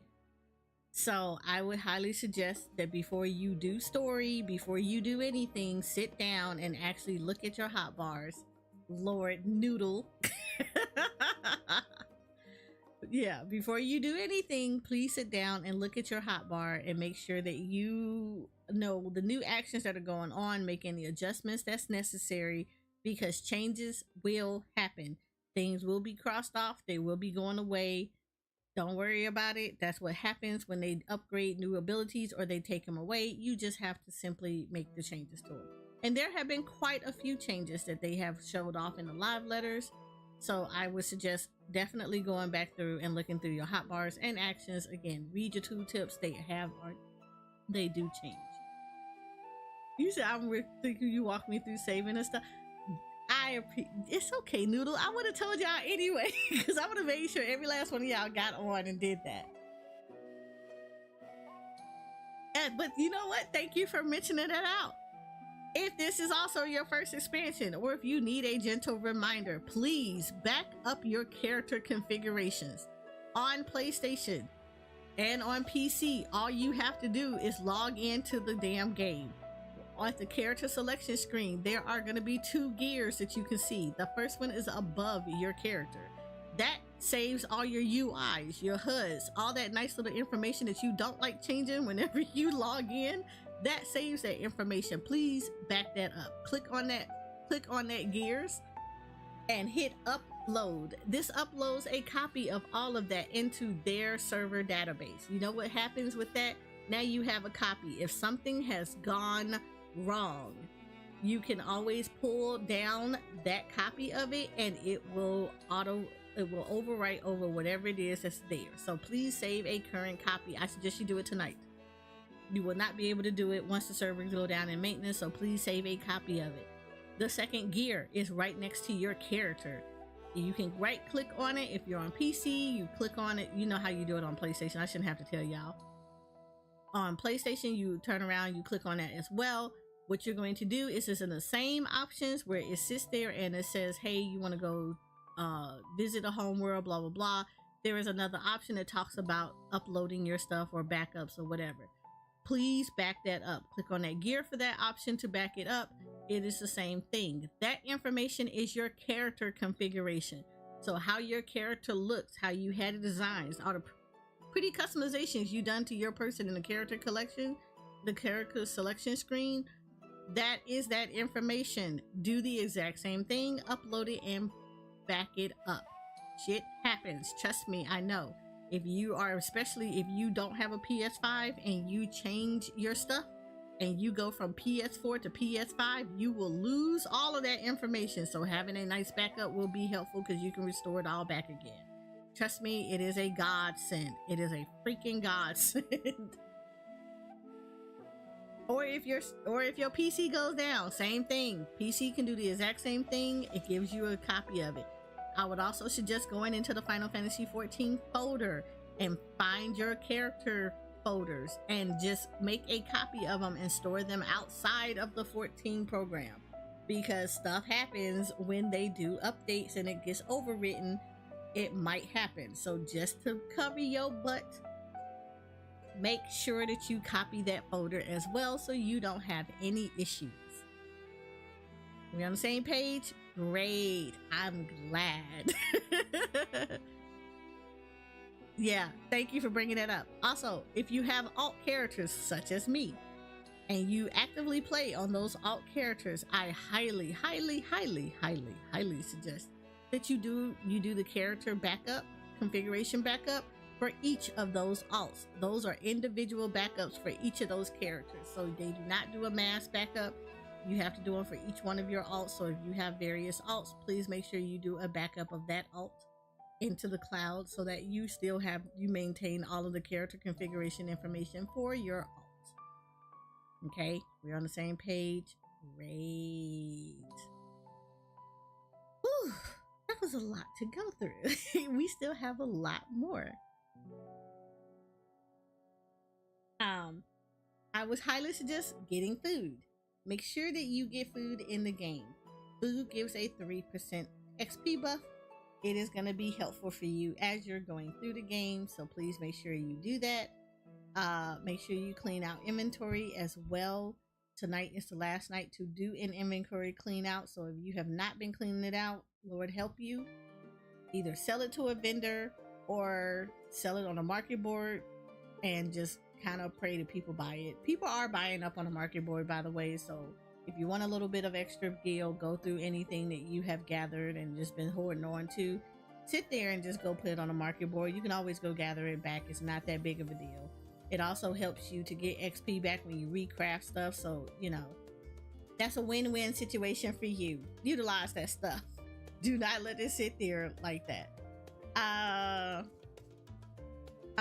But like I said, these are all of tonight is the last night to do all your preparations. So if you need to do some hunts just to get some more etherite tickets, little things like that, do turn-ins, whatever the case may be, make sure you have all of that available for you to do. That way you do not have to worry about anything.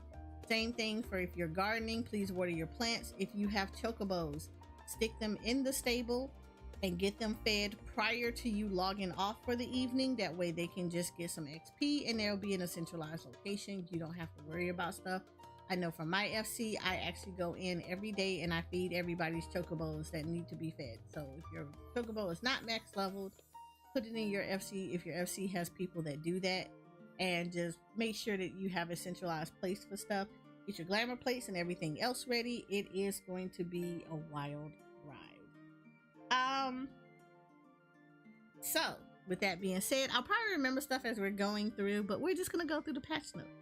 And if there's anything that anybody needs to remind me of to talk about, just let me know. All right, so first patch notes information. Patch notes will always give you, again, these are the prelim. That means they're gonna omit some of the information until it is ready to be talked about by until the full thing is ready to be released. This typically happens like the night before. So, and Yoshi P and Foxconn actually do a reading of it. It will be in only Japanese. It will not be translated into English.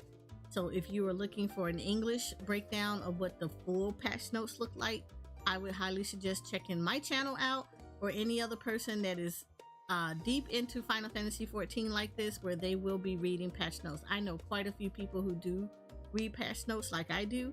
So just look in the directory. You can find a bunch of us, aka also myself.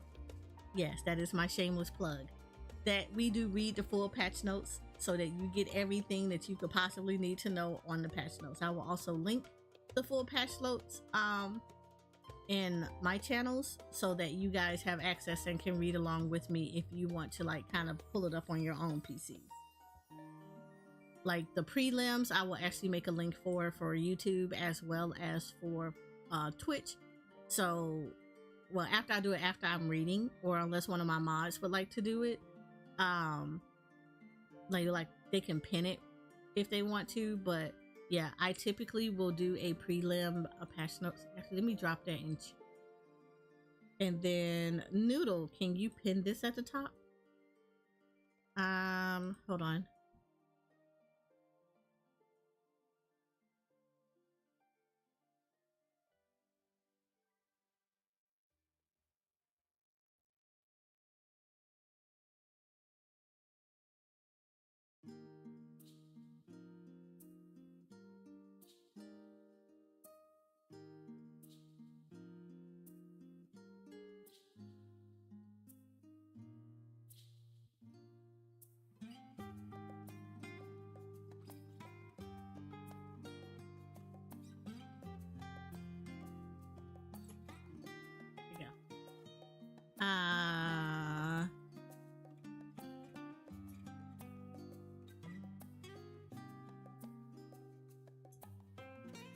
There you go. All right, so for those that are on Twitch that would like to follow along, there you go. You can do that on there. I will also drop this on YouTube as well for those that would like to follow along too. Give me a second so that I can go ahead and do that for you guys on YouTube.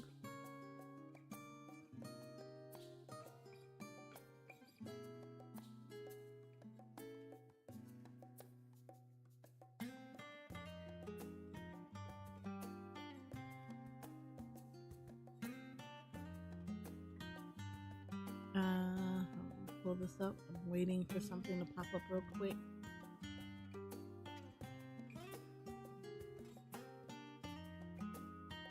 Give me 1 second. Waiting for chat to pop up.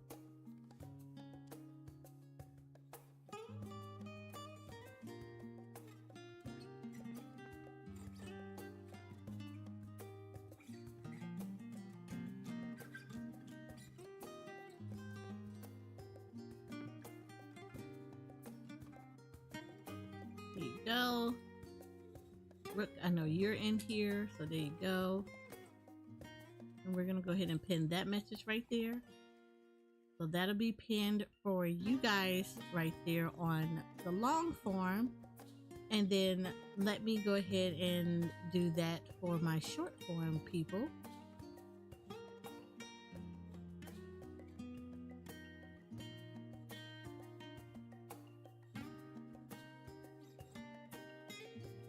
So that way you guys can follow along as we're going through, and you don't have to worry about me doing it all the time, or you thinking like I missed something or whatever. So we're gonna make sure that that gets done on this side as well.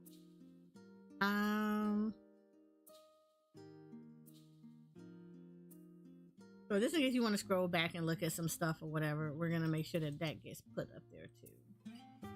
So for those that are on YouTube Shorts, we're going to go ahead and get that pinned up there for you guys as well. There you go.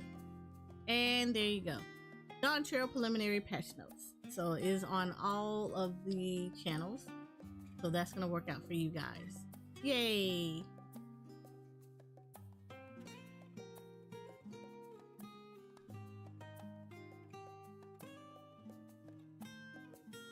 Alright, so we're Gucci. Good. Great. All right, here we go. Starting off, they always gonna put your trailer up at the top. That's always the way it is. So they're always gonna go in. So we're gonna go into playable content. So the areas, we're gonna have the new cities that have been added. So Tulial. I'm sure I'm sounding all jacked up, but Tulial, we will be here. This will be our beginning area. And then Solution 9 will probably end up to be our ending area. So they have already told you that this is what the beginning area will be. And then this is where the ending area will be, or at least one of the main areas. Typically, if the first area is your starting area, the second picture that they're going to show you is where you're going to be able to get tombstones and everything. So Solution 9 is 9 times out of 10 where we will be getting our tombstone gear and everything else associated. So Savage gear, Tombstones gear, any of the other stuff, your crafting and gathering turn-ins, all that nice little stuff will be getting done there. Let me get you. Delete the message.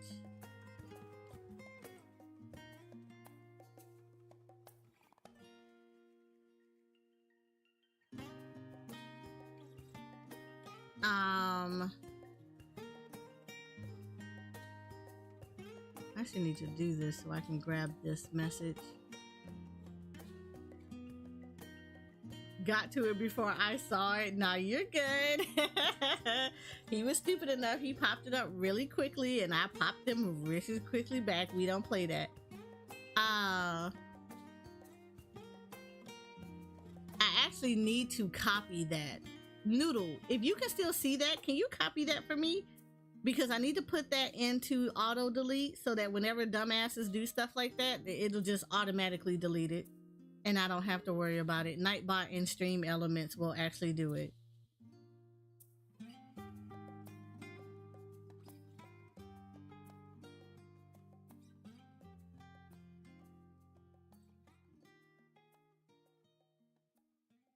So, thank you. I appreciated it.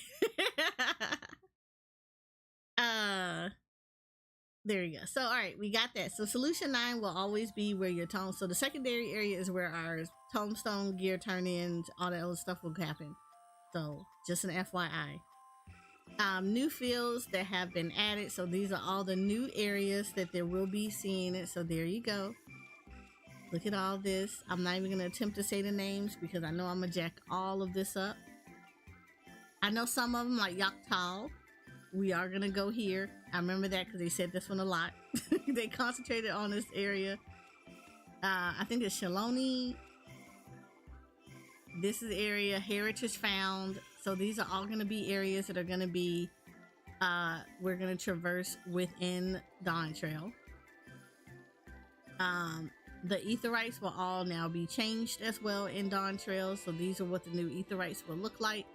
Clearly Solution 9 looks like the best one. Don't quote me on that. Or quote me. But yeah, so these are the new field Aetherytes. These are new city and field Aetherytes now.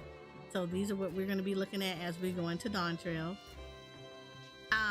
For those that are still traversing through Endwalker, as in you're still in the main story quest, per Dawn Trail, once Dawn Trail hits the number of ether currents in Endwalker areas will be reduced. So for those that don't know, when Endwalker dropped, everything from Shadowbringers and below, all of your ether currents were only dropped down to about 4 in the field and 5 MSQ side quest ones that you had to collect in order for you to fly in those zones. So now at this point, by the time that Dawn Trail dropped and you have not finished MSQ and you're still progressing through it, you will only have to collect 4 of them in the field and do the 5 story ones, the main story and the side quest ones for that area, in order for you to fly. If you already have the tombstones if you already have the ether currents for those areas, or you already meet the prerequisites to having, which is the 4, you will be automatically be able to fly in those areas. So yeah, Endwalker will now get the way of Shadowbringers. Dawn Trail Aetherytes, Dawn Trail ether currents, however, will be current. So that means that you will need to find 10 in the field and do the 5 story quest side, the 5 MSQ slash 5 MSQ slash side quest ones in Dawn Trail. So yes, just because you get them in reduced in Endwalker, they will not be reduced to Dawn Trail until expansion 8.0. So yes, get that done. Also, you make sure you got your ether compass, your etherical compass ready to look for new ether currents in Dawn Trail.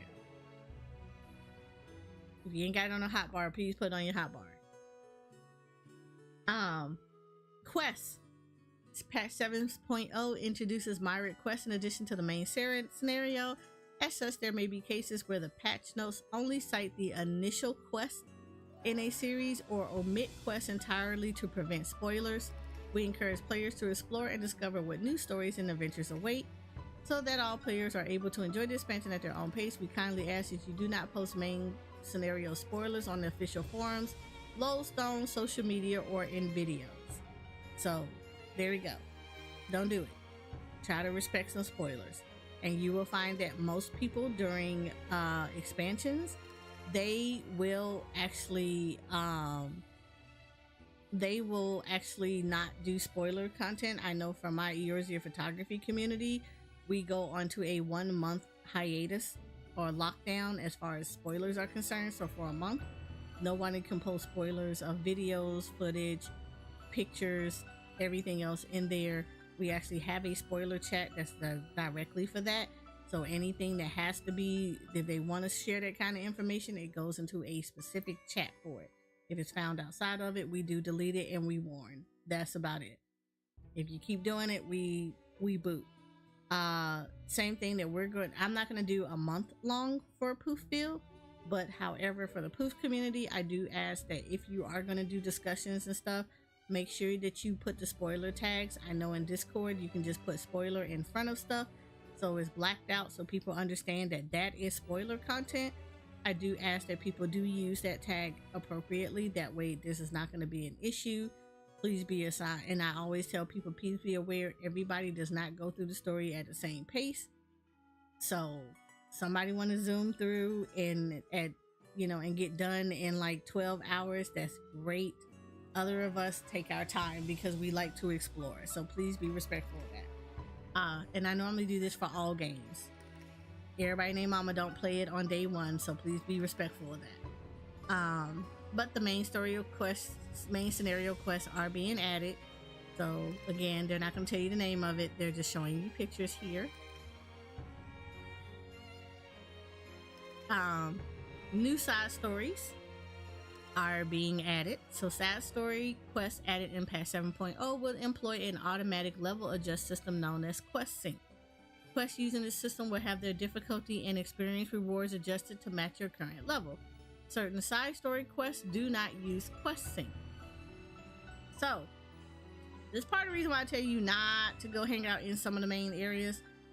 One of the side quests they're going to have is a bottled fantasy. This is to introduce people to the Fantasia system and to kind of give you a little bit of a teaching about how Fantasia works. This is where they will also give you a free Fantasia for those people that wanted to try Rothgar Mommy as a race on their character. Here is your Fantasia to do this. They actually made a really nice adjustment to Fantasias too. We'll talk about that later. But this is where you're going to get your free Fantasia from. You get one. You're only getting one from this quest per character. So make that count. But yeah, here's your bottled Fantasia. So it's going to be in Uda, the Steps of Thal. Make sure you go there to get your free Fantasia. Role quests have been added. Typically, these are quests that are always going to be locked behind you having certain classes unlocked or certain roles. So there's a tank one, there is a caster one, there will be a physical range, a ranged, a actual melee one, and you'll have a healer one. So there are normally 5 of them to account for all the different roles that are available. It is going to be highly suggested that you do them. This one looks like the way that it was told that you say you might want to start doing them. This is level 90, which means that they're going the same way. It looks like it's doing the same way that we did in Shadowbringer, which means you need to do these alongside your main scenario quest. Because for those that did not know or have not been to Shadowbringers yet, we actually have role quests in Shadowbringers that you need to progress because it directly affects the story at some point. So you actually do need to do these role quests. You had to do them for Shadowbringers and you had to get them completed by the time you reached a certain point in the story. If not, the main story quest will tell you could not proceed until you caught up with your role quest. So these, because they're starting at 90, looks like you need to progress these as you are leveling. So I highly suggest you pick them up, especially since they're starting at level 90, which is the max level right now for Endwalker. So pick them up and do them. And for those that do it, the main story, the quest to start unlocking your main scenario, the side role quest is called Uncouth Customers. And it tells you have to progress to a certain point in the Dawn Trail main scenario for this quest to pop up for you and be available for you. Once it becomes available, if you are doing tanks, your thing is called the Narwhal Beckons. That is your quest. If you're a melee, yours is called the Hunter and the Hunted. If you are physical range, yours is called To Steal a Steel Hog. If you're a magical range, it is called Power Forgotten. If you're a healer, it says In the Sting of Things. So those are the 5. I personally, if you are one of those people that play in all those roles, I highly suggest you do all of them because typically they will unlock a additional one that will be like the culmination of all of those together. And it's always like some extra little tidbit of lore and stuff like that. I like doing all of them. I highly suggest you do so as well if you have classes in all of those roles.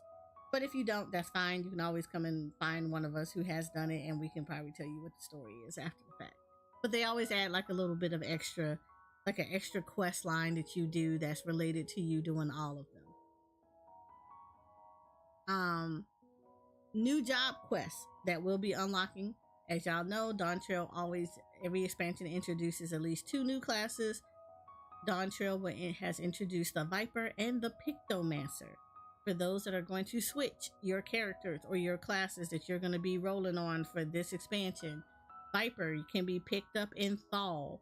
You need to find a Worried Weaver. that is your Pictoman, that is your Viper quest line start. For those that are going to be the joy of being an artiste and delving into the artistic side of Final Fantasy XIV through the wonderful world of the Pictomancer, you need to go to Old Gridania and you need to find the cheerless here. So you need to do that. That will be your quest for the Pictomancer class. So remember, Pictomancer is in Old Gridania, Viper will be in Uda. We have new deliveries. Watch a Makik. What is it? Quick me. I forgot he said it, and it was like, I know I'm gonna forget how to do this.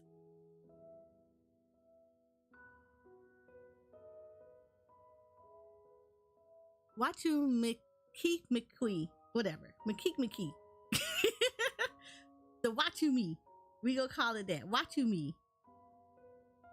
Watu Me deliveries have been added. And of course, this is the Disciple of Hands and Lands delivery quest. These are what we would call the Studium or the Crystal Means. If you were in Shadowbringers, it's the Crystal Means. If you're in Endwalker, it is the Studiums for those that have crafters and gatherers. These are these specific quest lines for this. This is theirs for Dawn Trail. I highly suggest you do them. It gives amazing XP. Get them done. Get them done. You will appreciate it later. But get these done. Get these worked on. These will work out so well. So these are actually really good. I suggest you do them. They always have really good stuff. You will get crafter scripts and gatherer scripts. You will also need to make sure you complete the quest line Inscrutable Taste before undertaking the deliveries. And they break it down. They normally group them all together. This is the reason why they give such amazing XP. Your friendly neighborhood metal worker, these will have the blacksmith, the armorer, and the goldsmith, so you will be able to level the 3 of them together. I suggest you leapfrog these when you do the turn-ins because they need to be at the same level for them to take advantage of the turn-ins. And you will only be able to complete them once. So once they're completed, you're not going to be able to get them back again. So I suggest that whatever you're going to be crafting, when you're going to do your crafters and gatherers, whichever ones you're doing, make sure you do them in the group for the studium for the turn-ins, for these delivery turn-ins. That way they can all benefit from getting the XP for these. Carpenter, leatherworker, and weaver will be Pamika the scrivener. So make sure you get those 3 together. Alchemist and culinarian will be Blame It On My Juice. Miner and botanist will be grouped together as well. So that's Hands for Hire, and Fisher always gets their own one. So it should be a Fishmonger Blues. So again, they're always going to be done in groups. So remember, blacksmith, armor, and goldsmith are going to be together for these quests. Leatherworker and weaver and carpenter are together. Alchemist and culinarian will be together. Miner and botanist will be together, and the fisher will also be together. Will be by itself. Additional quests unlocked upon completing all 5 of the delivery quest series will be added in a future update. So again, it's just like the role quest. If you get these all completed, then an extra quest comes in that you'll be able to see, like some extra little tidbit. You get some extra little rewards for. Requested materials can only be collected while undertaking each of those quests. You cannot pre-get these. Furthermore, these materials will not be listed in the gathering or fishing log, but will appear in the duty list. The location where items must be gathered or delivered can be confirmed via the journal or the duty list. When viewing the journal, select map, then either gathering location or delivery location from the sub-command menu that displays. When viewing the duty list, select the appropriate duty will display the same sub-menu to you. And this is where I was talking about making sure that you don't necessarily log off in the scenario areas where everything starts at. They say players can now temporarily hide a display of nearby player characters when interacting with quest-related NPCs or objects. Adjust this setting via the character configuration menu by clicking Control Settings followed by the General tab, then checking or unchecking the options under Quest Progression Settings. So this is why I said I would not necessarily log off in those areas, so that it gives you, if you go off in those sanctuaries that are not overly populated or like in a residential area, you can safely do this and have to just do all your setup first before approaching areas that are gonna have a lot of players there. These particular actions, when you do this, when you do the hide the display of nearby characters, hiding nearby characters, you can click hide nearby players when close to quest NPCs, which means enabling this option will temporarily hide nearby players when you approach NPCs or objects with a quest icon. You also have a secondary option of hide nearby players when interacting with quest NPCs. Enabling this option will temporarily hide nearby players when you interact with the NPCs or objects with a quest icon. Basically, the first one is as you're approaching them, the amount of people will go away. People will start to like kind of disappear off your screen to allow you access into the NPCs as you get close to them.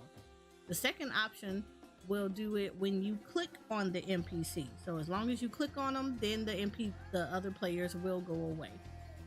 This does not mean the people in your party will do that. I want to say that they brought out that the people in your party will be on your screen. It's more so non-party members that will go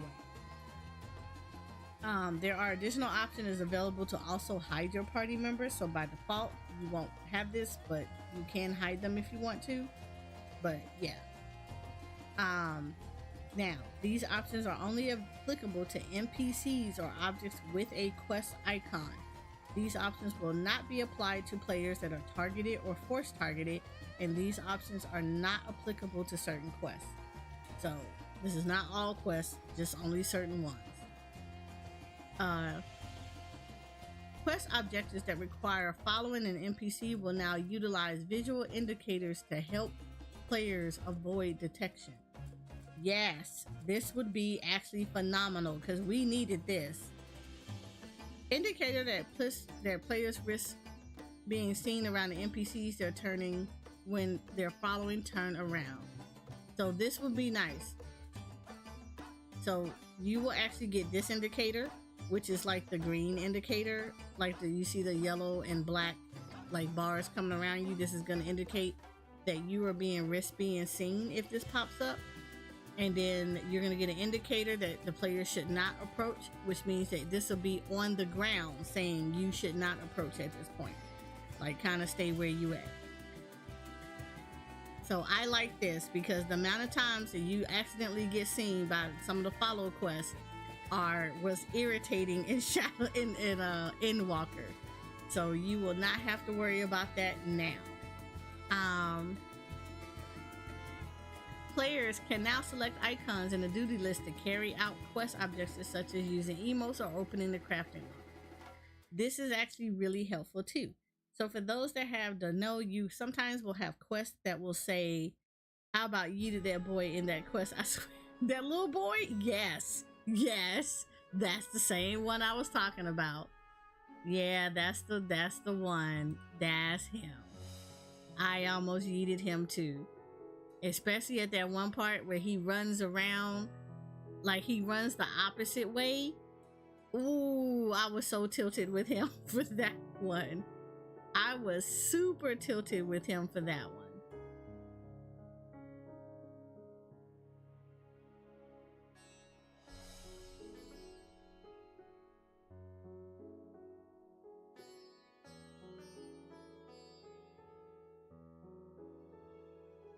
Yeah, trust me, I was super tilted for that one. Like I feel you on that one, Noodle. I feel you super hard on that one.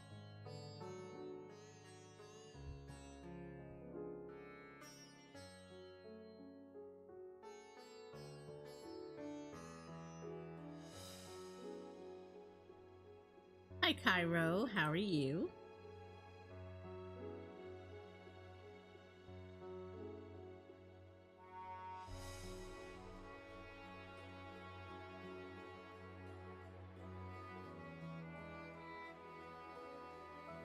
Alright, where were we? Ooh, just drop this. All right, there you go. So for those that have quests that have where the emotes and stuff come up, you will now be able to do them from the duty list. So it will actually have the duty, and then it will have the icon of the emote that you're gonna have to use next to it.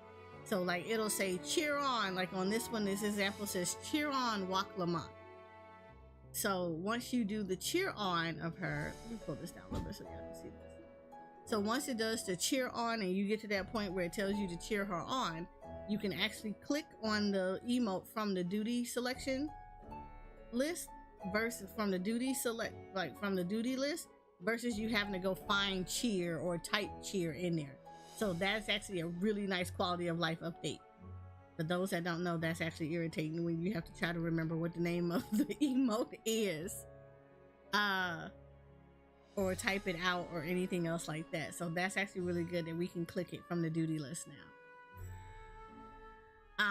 As of the release of Dawn Trail, this feature is only applicable to quests implemented in patch 7.0. Implementation for past quests is planned in future updates. So do not go back in Walker or anybody else that's still behind, like you're still in past expansions. This will not be available in past expansions. It's only in Dawn Trail. Please look forward to it happening later on in future patches, just not right now.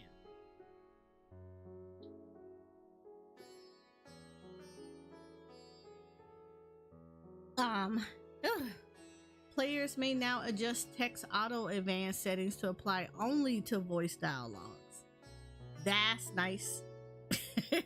That is nice. I like that. I'm definitely going to use this because I hate when I do the auto stuff and then you're trying to read it and it goes by really fast. To help alleviate issues with misinputs when completing quest objectives that require entering phrases with the chat mode in say, certain half-width and full-width characters will now be treated as the same character when typing. The category of certain allied society quests have been adjusted. So tribal quests are now going to be called allied society quests. If y'all didn't know, prior to Endwalker, they were always called beast tribes.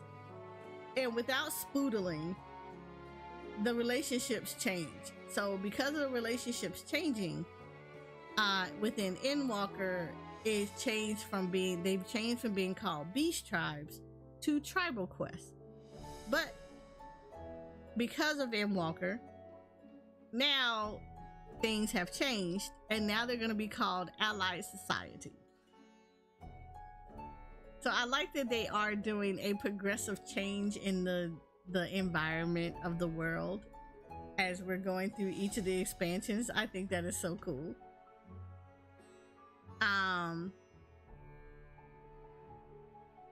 I like this. Certain quest battles can no longer be undertaken using limited jobs. Suck it, Blue Mage. So yeah. Now Blue Mage mains actually play on your actual classes.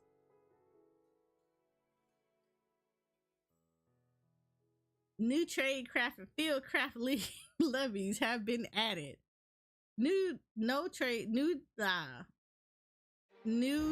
craft levs or Fisher field craft levs allowing multiple turn-ins have been added. So new levs. What happened with blues? Okay, let me tell you.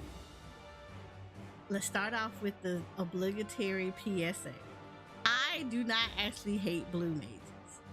I like the class. I think it's a fun class to level. I think it's a fun class to kind of play with, stuff like that. However, a good majority of blue mages in the game have this ideal in their head that they can't do anything without blue mage. Some of them, you said no in the notes. No, I'm gonna let me finish though. Noodles, I'm gonna let this finish. I was like, some of these blue mages out here got it in their heads that because they think they can only do everything on blue mage, they started playing during Shadowbringers. Because prior to blue mage ever being a thing, we could all accomplish the same thing prior to blue mage ever being a thing. So some people got a rod up their butt about blue mages being superior when it's literally just a limited job and they just need to enjoy it as such. So players made blue mages bad, but blue mages in the notes, certain quest battles can no longer be undertaken using limited jobs because blue mage cheeses a lot of stuff by using OP skills that they learn as a limited job. So because of that, they basically can like go in and just one-shot everything in their mom. So now they're saying, nope, certain ones you're not going to be able to go in there as a blue mage. Get your butt on the normal, get your butt on the real class and actually do the activity. I appreciate that.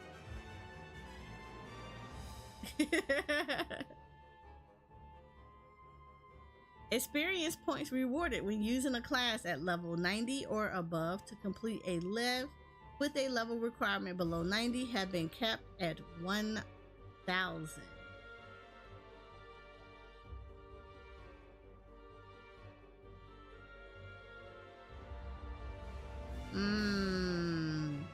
So for those that don't know what that means,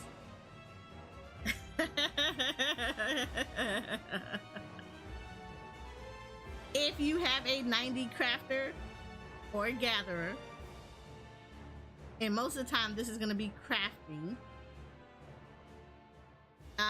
for crafting and gathering for your loves.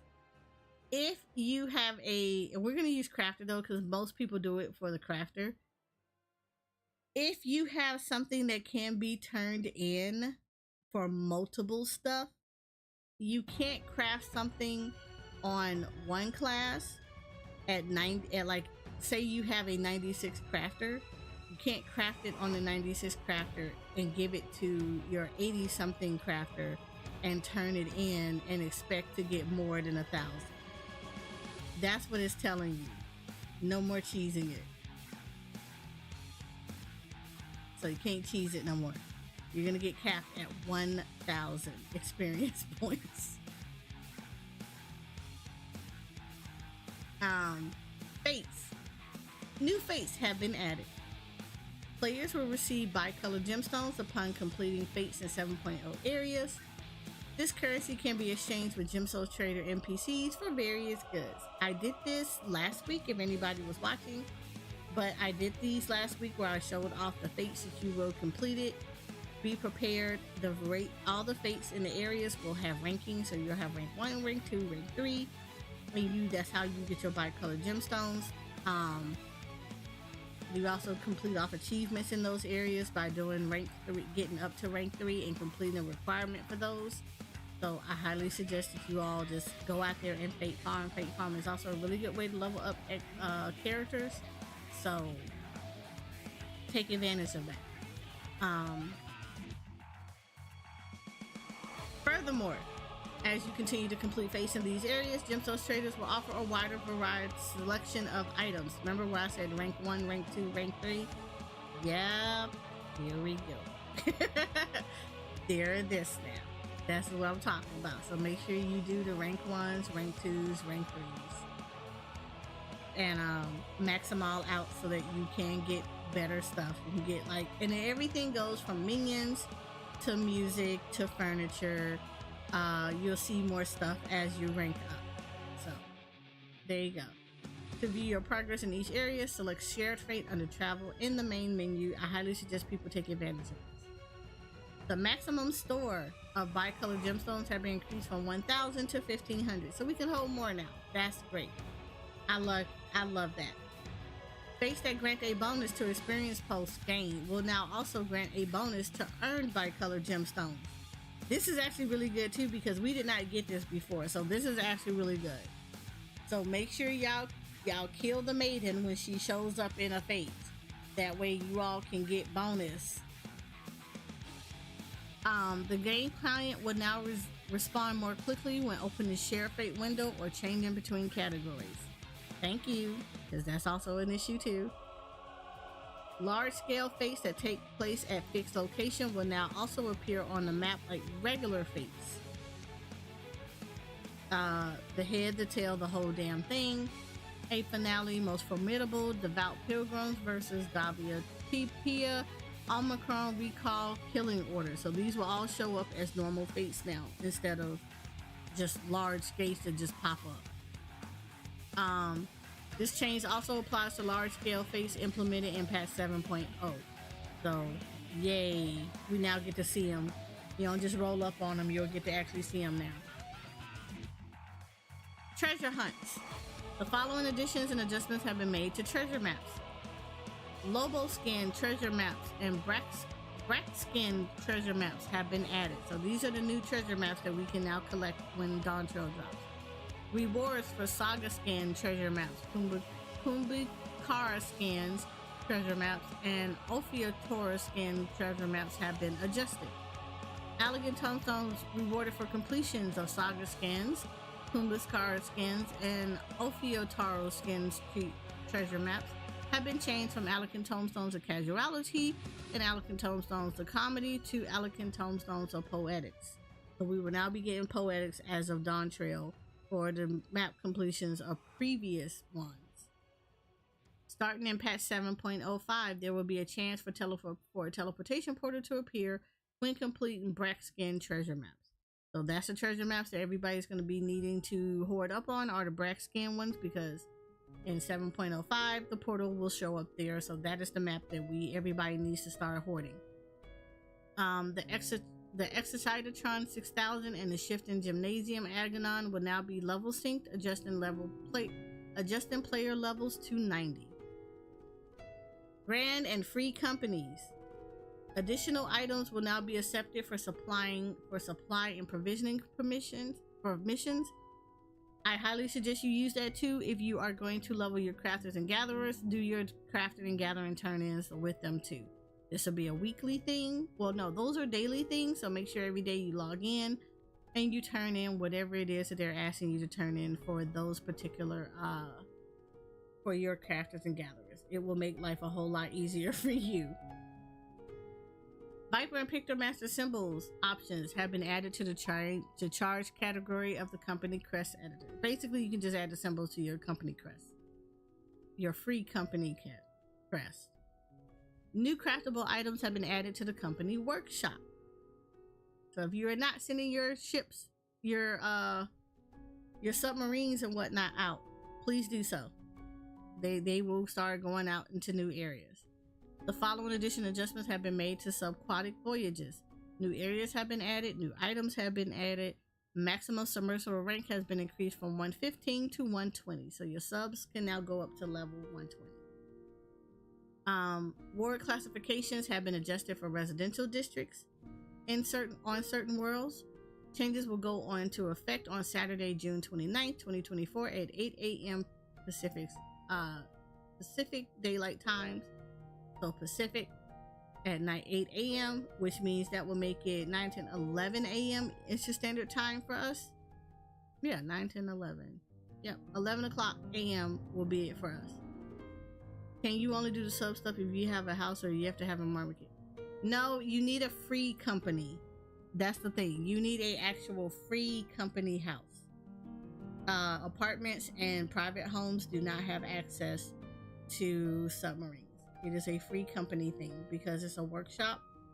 Mainly because it was in the beginning when free companies, like in the beginning of free companies, it was a joint effort. So when you had to craft stuff in the workshop for your free company, in the workshop, you needed other crafters and gatherers present with you. So the ideal was that you would have people within your free company who also have crafters and gatherers to come in with you when you were ready to start crafting things and to do the collections and stuff. So with that being said, that's why they're tied to free companies, because they're supposed to be free company activities. Yeah, so workshops are only available to free company housing. If you have a private or apartment, if you have a private house or apartment, you do not have access to a workshop.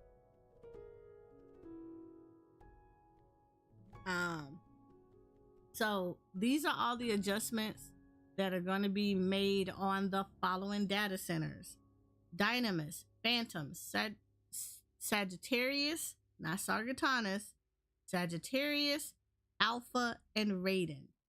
Again, if you are on Dynamis Data Center, you have, or you're Phantom, Sagittarius, Alpha, or Raiden, all those worlds in the Dynamis Data Center. So, third time, if you were in the Dynamis Data Center and you are on the worlds of Phantom, Sagittarius, Alpha, and Raiden, all of these apply to you. Ward 1 through 6 are free company only wards. Wards 7 through 20 are free companies and private buyers. These are what we will call mixed wards. These wards will have free company houses and private buying houses. Wards 21 through 24 are private buyer houses. That means you cannot be in a free company and get a house. Try to get a free company house in wards 21 through 24. 25 is a free company ward. 26 through 29 is a mixed ward. And ward 30, it will be strictly for private buyers.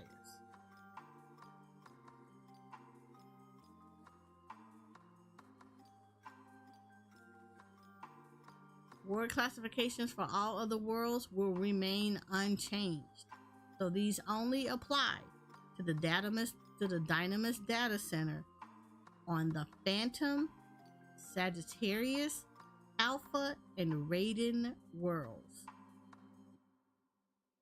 Changes to ward classifications will have no effect on plots that have already been purchased. All that means is if you already are there in a private ward and you are a free company, it will not change your housing.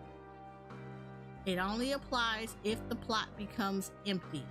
If you're already there, you are fine. You do not need to do anything. You do not need to move if you love that plot.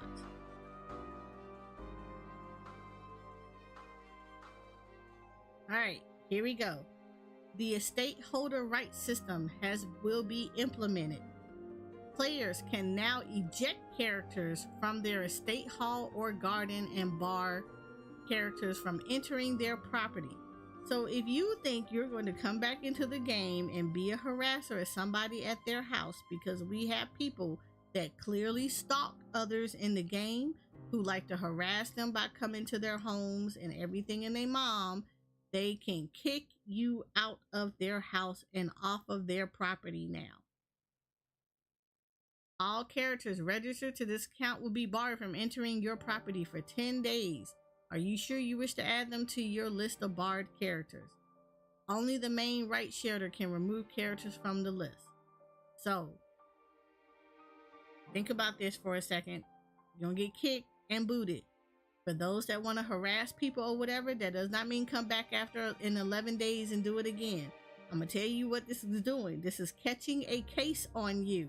But if you don't understand what that means, let me help you understand what this means. This is building evidence that you are harassing them.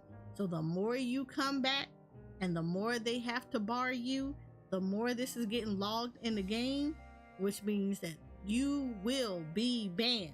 This is stuff that will get you banned completely off of the game. I suggest you take your stalking and shove it and go somewhere else. It is not worth it if you're trying to play in the game. I'm telling you right now, this is literally low-key building evidence against you. So for all y'all that think that, oh, it's okay, nothing gonna get done to me, they can't tell what I'm doing. Boop. Yes, they can. They can.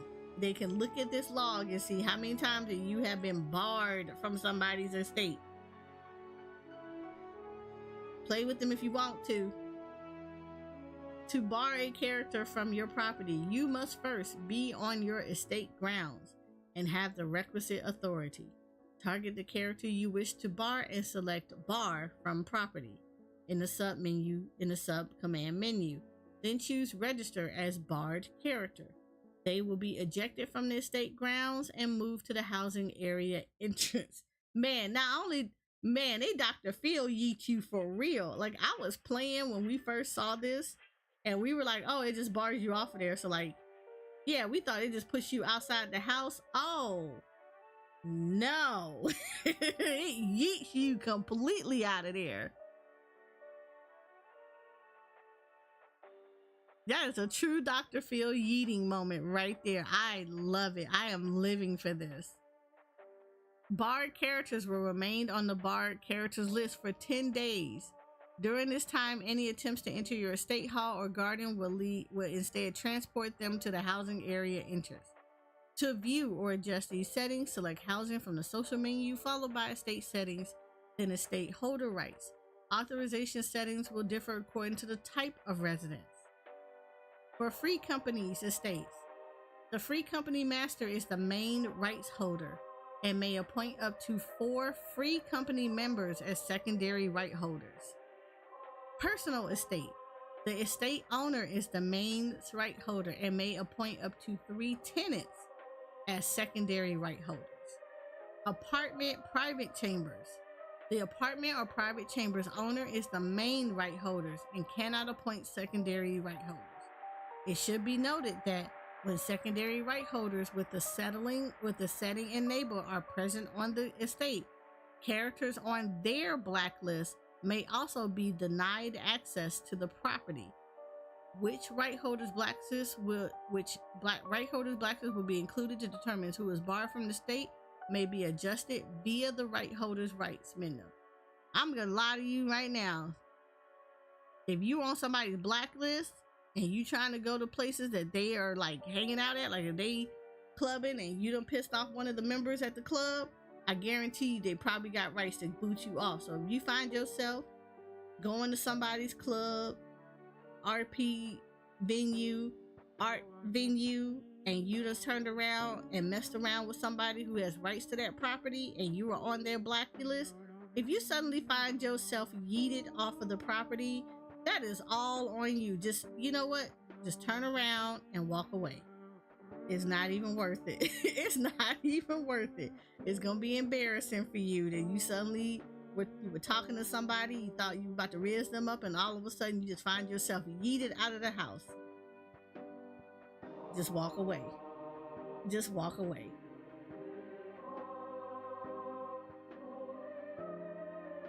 After entering the lottery for an estate, viewing the placard for a different plot before confirming the results of your entry will now remind you of the estate address of the plot you bid on. So yeah, that's actually really good. I don't know if how many people kind of forgot that they bidded on something, but yeah, so now you get to see it. If you are looking at other properties, they'll tell you that you already have something in there. And yes, you can only bid on one property. You cannot bid on multiple ones and try to get them. You have to only bid on one, and then that's it. So if you're gonna bid on a house, make sure you choose wisely. We have new furniture. Hi, Rainbow. We have new furniture that's going to be added in Dawn Trail for Final Fantasy XIV furnishing designs. If you like to draw, you like drawing furniture and clothing and stuff like that, weapons, Final Fantasy XIV often will have contests to allow you to submit your designs. And depending on how well they're liked and how well they're voted on, you can find your stuff actually added into the game. So all of the furnishing stuff that's in here are people that have won their furniture design contest, and they're the ones whose stuff that you are seeing in the game. So this is not 14 doing it from scratch. These are actually players who designed furnishings, and they got selected to be implemented into the game. So if you like that kind of stuff, I highly suggest y'all keep up with Final Fantasy XIV so you can do this. So look at this. I love this. This is going to be so pretty. This is going in my house. This is going in my medium house. All the way. This is going in my house. I like the couch. Most definitely loving the couch.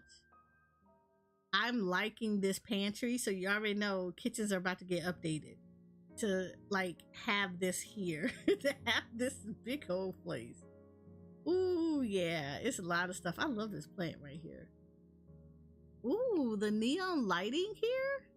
Oh, that's kind of cute. I love this. This I'm excited for. We get a pool. This is a pool. This is a whole pool. I'm excited. Also, this deck, I'm excited for this deck too. Yeah, some stuff gonna get reworked so good. Can we fish? No, you cannot fish in it. It's not a fishing pool.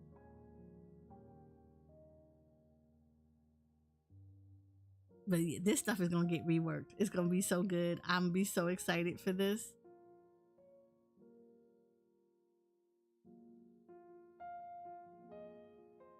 Yeah, I'm gonna be so excited about this. Also, they're supposed to up the amount of stuff that we can put in our yards, so and on our property. So I am gonna be so happy about that. Put fish I wants to swim with. Look, then you need to draw one that has fish and submit it. That's how that works. We also get some new beds. Are we getting the Alliance Ray gods as paintings to put in our house?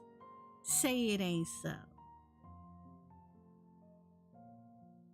Oh, it's gonna be so. Ooh.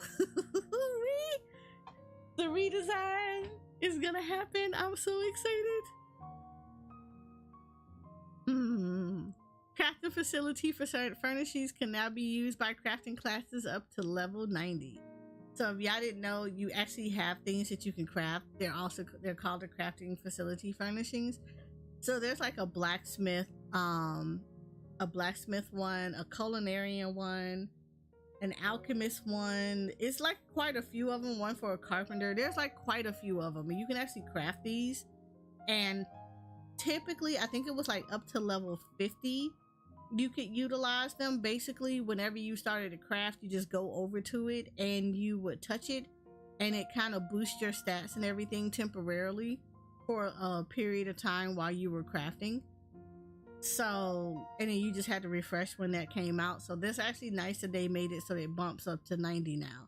So up to level 90, you can actually use these furnishings now to get some extra XP and stats. So that's actually really nice. So for those that do not have crafters up to 90, this is actually a good addition for you guys. Another area where you can get some additional XP and stats for being able to complete your crafts. In accordance with the increased character level cap, level 100 striking dummies have been added. Yes, my FC will be having upgraded striking dummies. I always will take away the lowest one and put in the next highest one. So the level 100 will actually show up in the FC yards. Of course, new orchestration roles will be added. New aquarium fish will also be added. So there will be new fish for people to peruse, to put inside of the aquariums. A new seed for flower plants have been added. So the sunflowers that look so pretty. Garden sunflower seeds can be purchased from the following NPCs. You can get them from the Mist, the Lavender Bears, the Goblet, Shiragani, Emporium, in your apartments with the apartment merchant, and New Gridania from Time.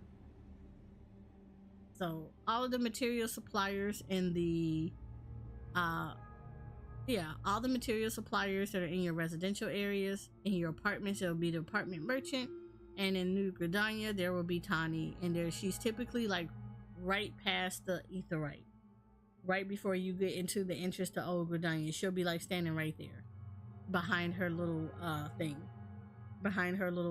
vendor area. The Mandeville Gold Saucer. There are new prizes that will be available for purchasing using MGP. So we will be getting some more stuff to use our MGP on. Additionally, follow additions have been made to Triple Triad. We'll have new cards that will be added. New NPCs opponents for Triple Triad have been added.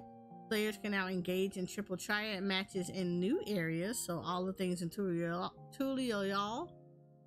Card numbers have been added to the item description for all Triple Triad cards now. Miscellaneous. Players can now select female Rothgar when creating a character.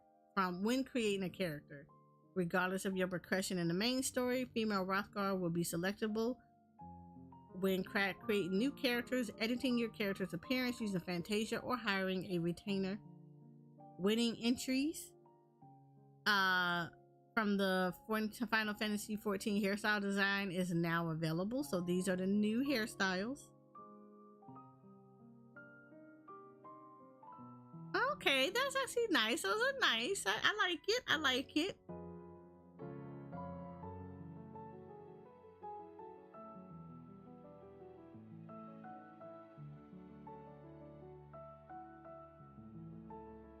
Oh, it's a low. I'm about to say, what in the world is wrong with the front of this head?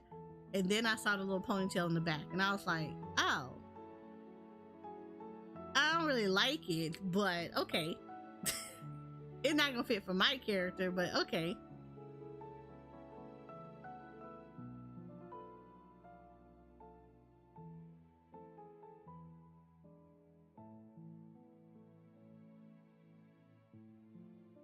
But okay, yeah, it's okay. It's okay.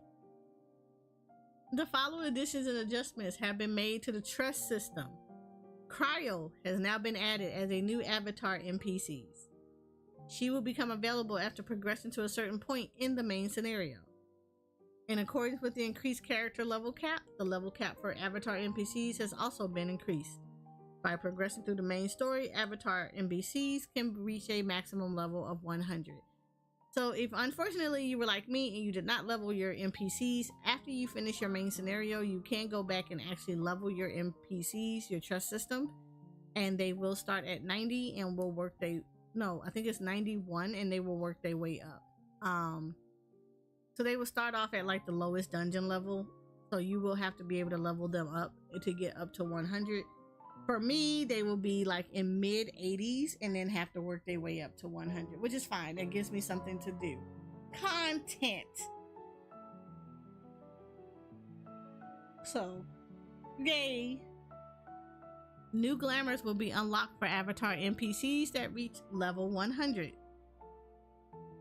Typically, that means you're not going to be able to put glamour on them. That only means that they will have an alternate outfit. So they'll have a normal outfit that you'll see them wear in expansion, and then you'll see them in the alternate outfit. I'll give you an example of it. Your Stola, when you maxed her out in Shadowbringers, she had an alternate outfit that you can either have her in her Shadowbringers Black Mage outfit, or you can have her in her normal healer outfit that she wore prior to Shadowbringers. So that's what that means. That does not mean you can actually put outfits on the characters. They will have like an alternate glamour that they can wear, an alternate outfit that you can select for them to wear whenever you do like trust stuff with them. The Dawntrail category has been added to duty support. So that means that Dawntrail will get its own category. So just like it is in Endwalker, you will see that Endwalker will now move in with the rest of this quest. So it'll be like a little tab that you can utilize within previous quests to show you like where all the duties are for that one.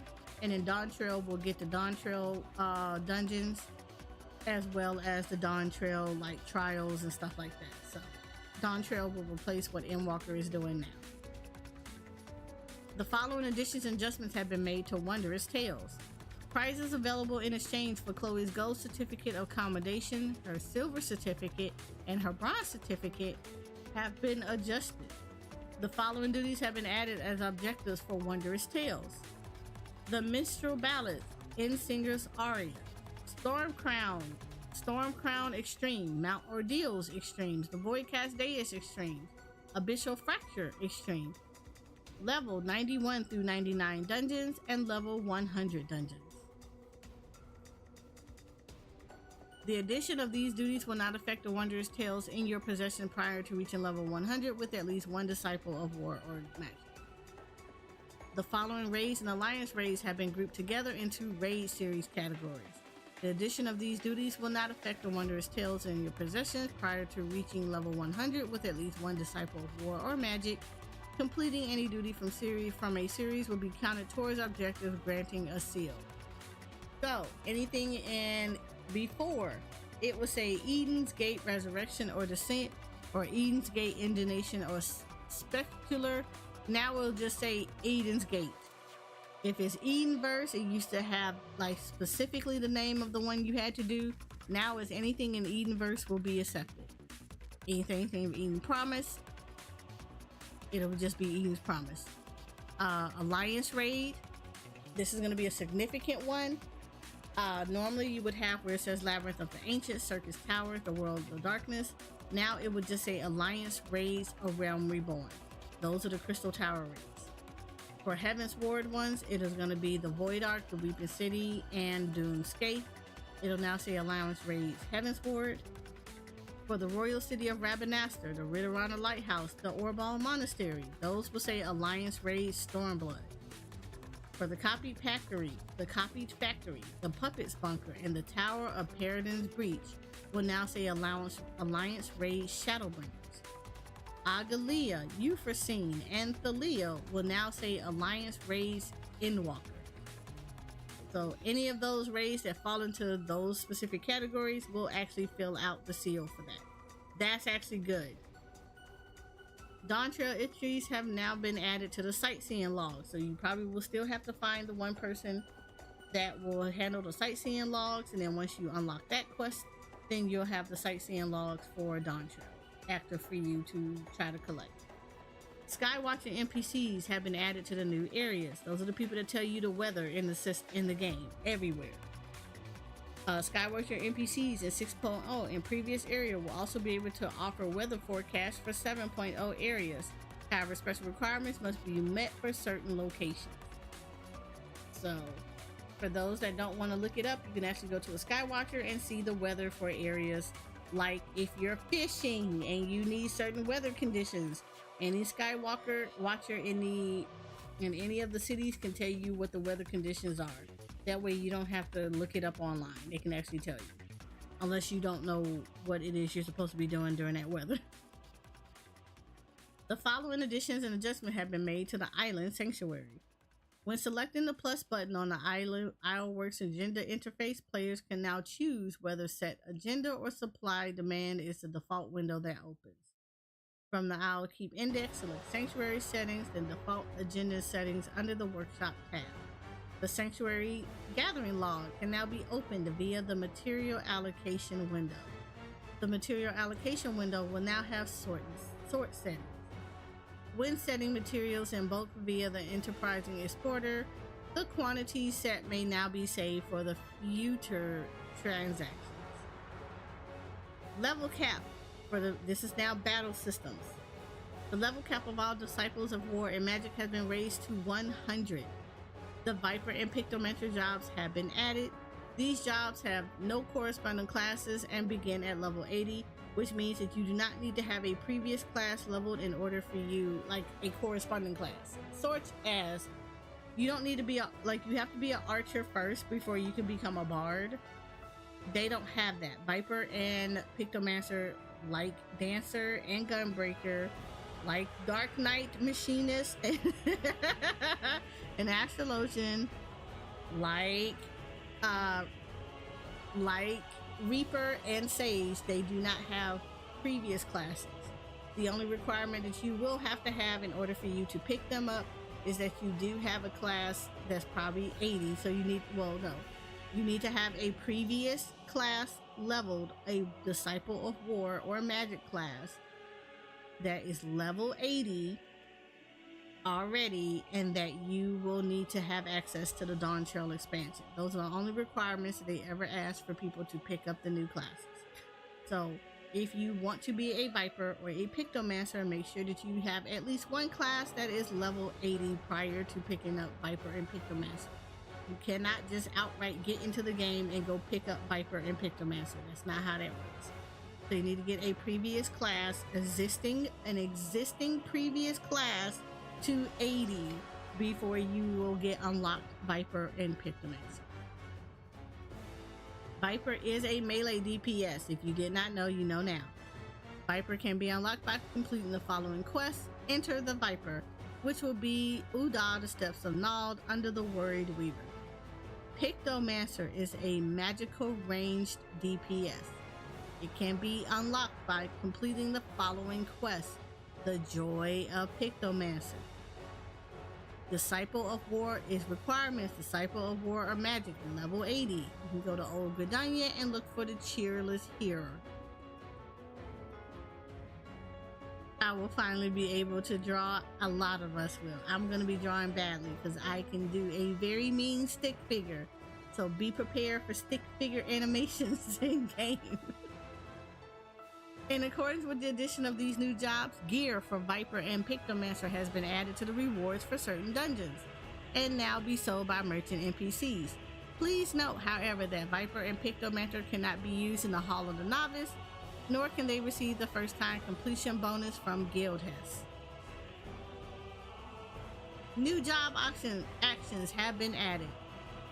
Now, if you look, you notice action and trace have been adjusted. That's empty. You will see this in the final version of the patch notes. So when full patch notes come out, this area will be populated. The layout of the blue magic spellbook interface has been adjusted. That's it. They're not going to say anything else.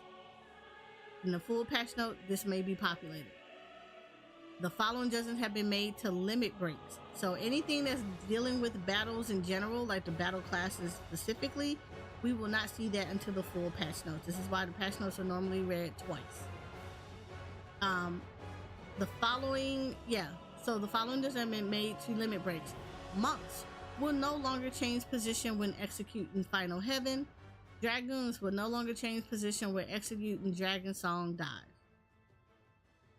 Certain status effects granted by class and job actions will now be removed when changing areas or entering an instance duty. The effects of certain monsters and NPCs' actions have been adjusted.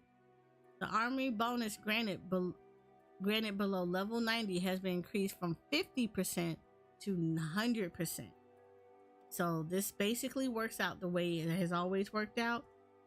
Previously, like currently right now, if you are at about 80, your armory bonus will be at 50%. So that means you get 50% additional XP. If you're much lower than that, it'll be 100%. So for those that don't know, it is why it behooves you do not flop around on your classes. Get one class to max level because it helps you with your XP. Your armory bonus, the furthest away that your lowest class is, that you're leveling is from your highest level class, you will benefit from 100% of an armory bonus. The closer it is to it, it will drop down to 50. Typically, it's about 10 levels from below the highest class that you will start getting 50%. So it is always why we always encourage people to always get at least one class to max level, so all the other classes benefit from the boost, from the armory bonus boost in XP for that. It literally is going to help you out so much. The armory bonus is applied to all available Disciple of War magic other than your highest level job or class. From level 90 onward, the armory bonus is 50% increase in XP bonus. That's exactly what I said. Because we're going up to 100 when Darn Trail drops. Once you hit level 90, you will only get 50% bonus, XP bonus. But if you have anything below 90, it will get 100% bonus if you have a class that is already at level 100. So it always is going to help you to get a single class, battle class, up to 100 prior to leveling other classes so they can take full effect and take full advantage of the armory bonus. Whew. In accordance with the increased level cap, New World and Preferred World character bonus now apply to all jobs at level 89 or below. Jay, I know you hear this. New enemies have been added. These are going to be fun. New dungeons have been added. So they're not going to tell you the name of the dungeon. You're just going to see them. After beginning a boss encounter in dungeons, newly introduced in patch 7.0, the shortcut warp will take players to the boss's area's entrance. Thank you! I appreciate this. Because I don't know if anybody else noticed this mess. I hated this for years. That whenever you would wipe in a fight and then you all had to turn around and go back to the boss, You would take the shortcut warp and it never took you back directly to the boss. You went to like a halfway point and then you had to run all the way back to the boss. This is extremely frustrating, especially at a final boss. So now you don't have to worry about that anymore. It will take you back to the warp to the entrance of the boss fight. Thank you, Yoshi P, for listening, because this was the most aggravating thing ever, of having to run all the way back even after you took a shortcut. Like, how was this a shortcut? In accordance with the increased level cap, players can now gain experience from level 90 dungeons, trials, and 6.x Alliance raid dungeons. So basically, they're just now roulette stuff, and you will basically now get XP, because when you're at 90 right now, I can't get any XP from them because I'm already max level.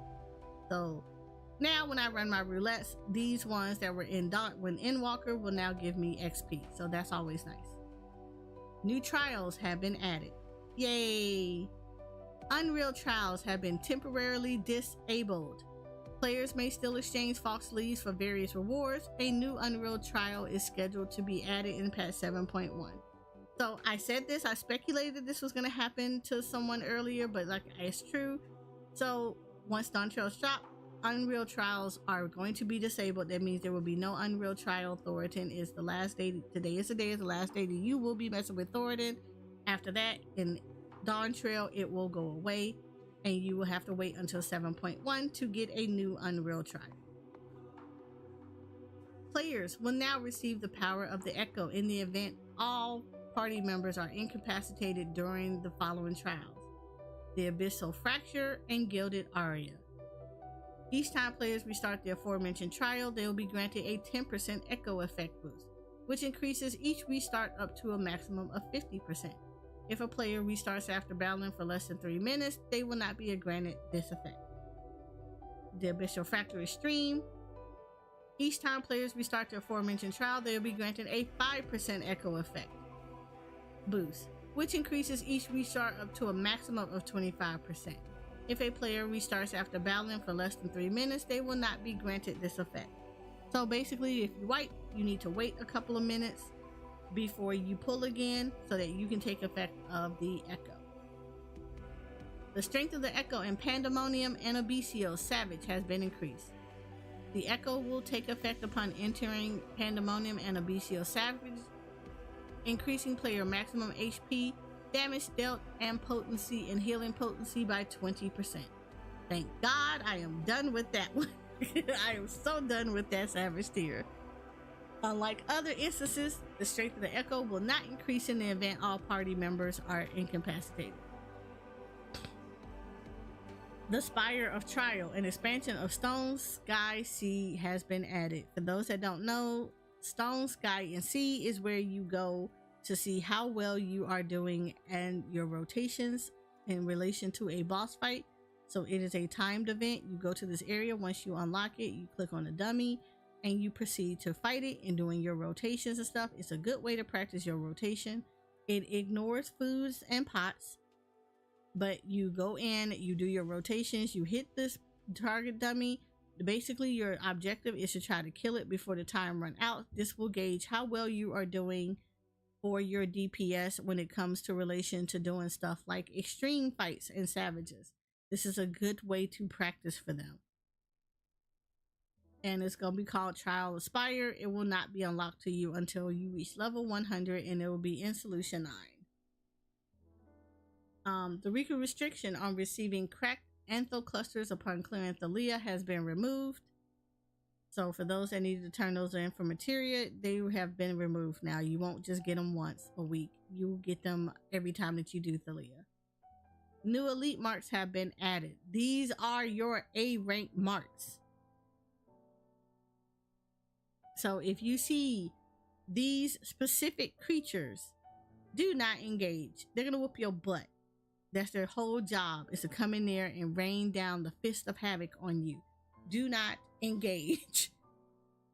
If anything, alert. If you are in a hunt link shell, alert the people in a hunt link shell that this A rank has been identified, and allow the hunt trains to come in, join up on them, and take them out.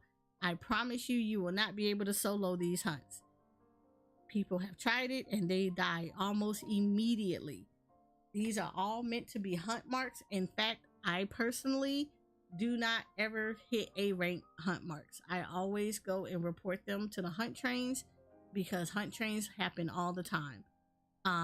I know currently, I'm not sure if that's going to continue in Dawn Trail, but I know currently they do Shadowbringer areas and they do Endwalker areas. Typically, they might drop the lowest area and only concentrate on the last two areas, the last two expansion stuff. So that, they might do that, but typically A ranks we leave to the hunt trains unless it's in literally a very low area, and then you just beat up that A rank because it just is what it is. Because normally hunt trains don't go into like ARR Heaven's Ward.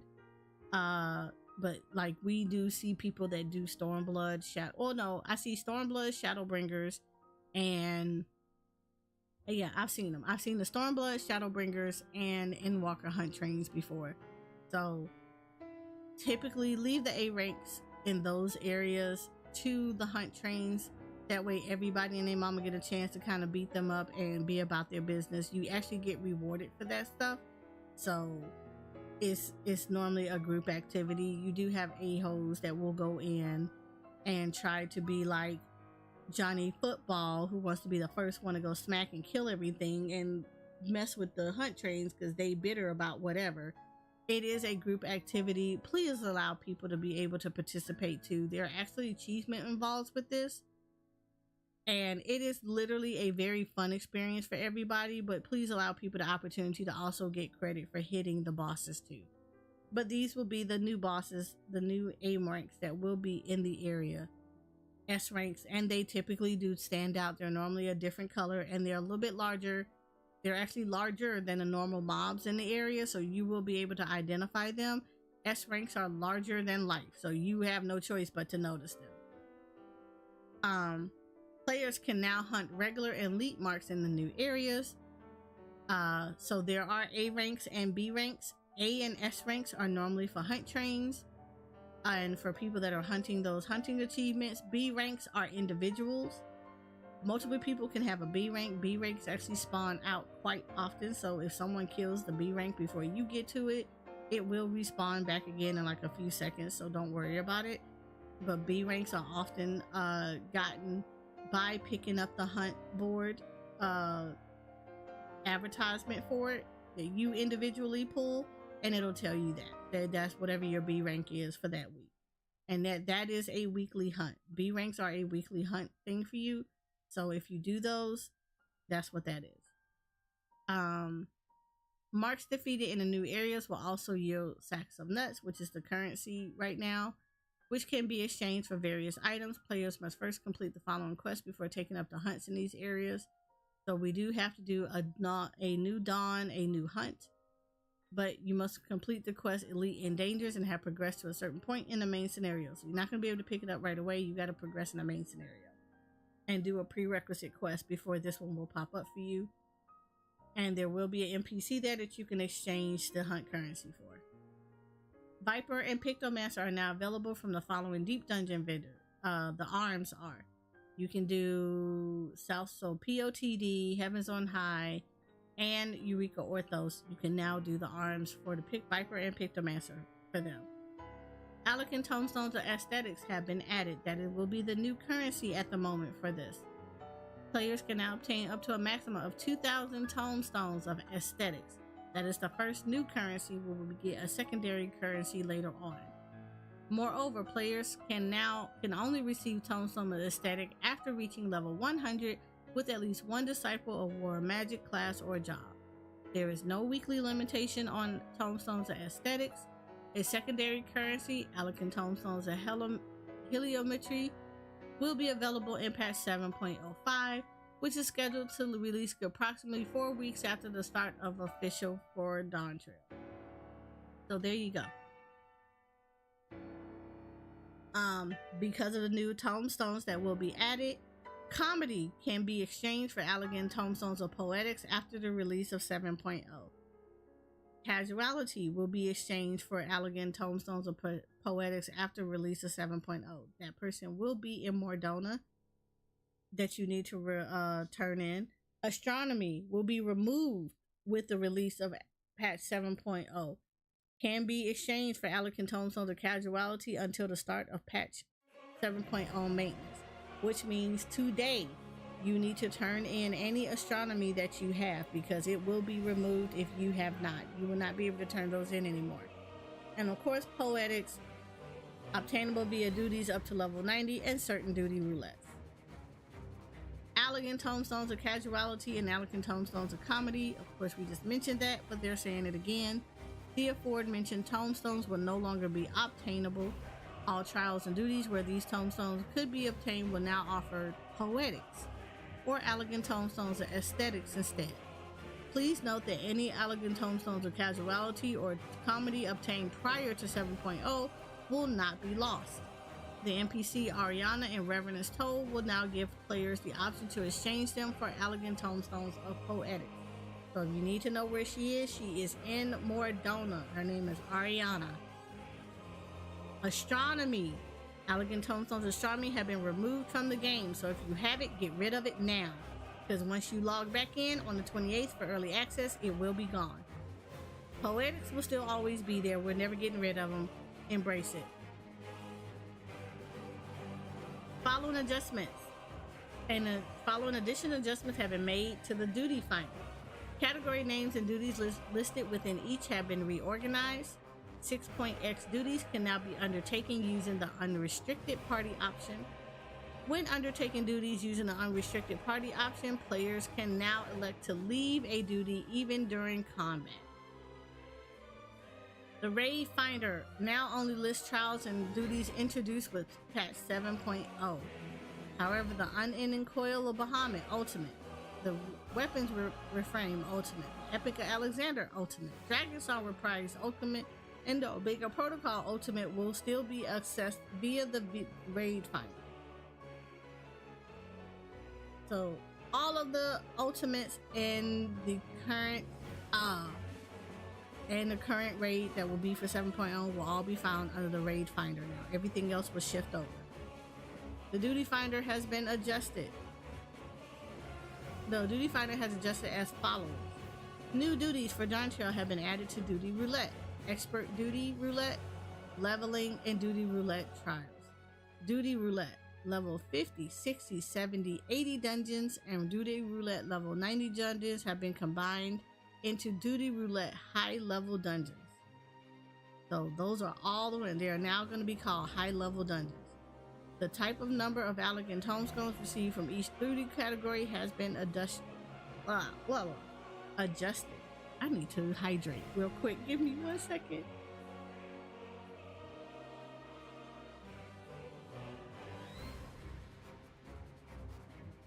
Duty Roulette Experts will now give 80 Allergen Tombstones of Aesthetics.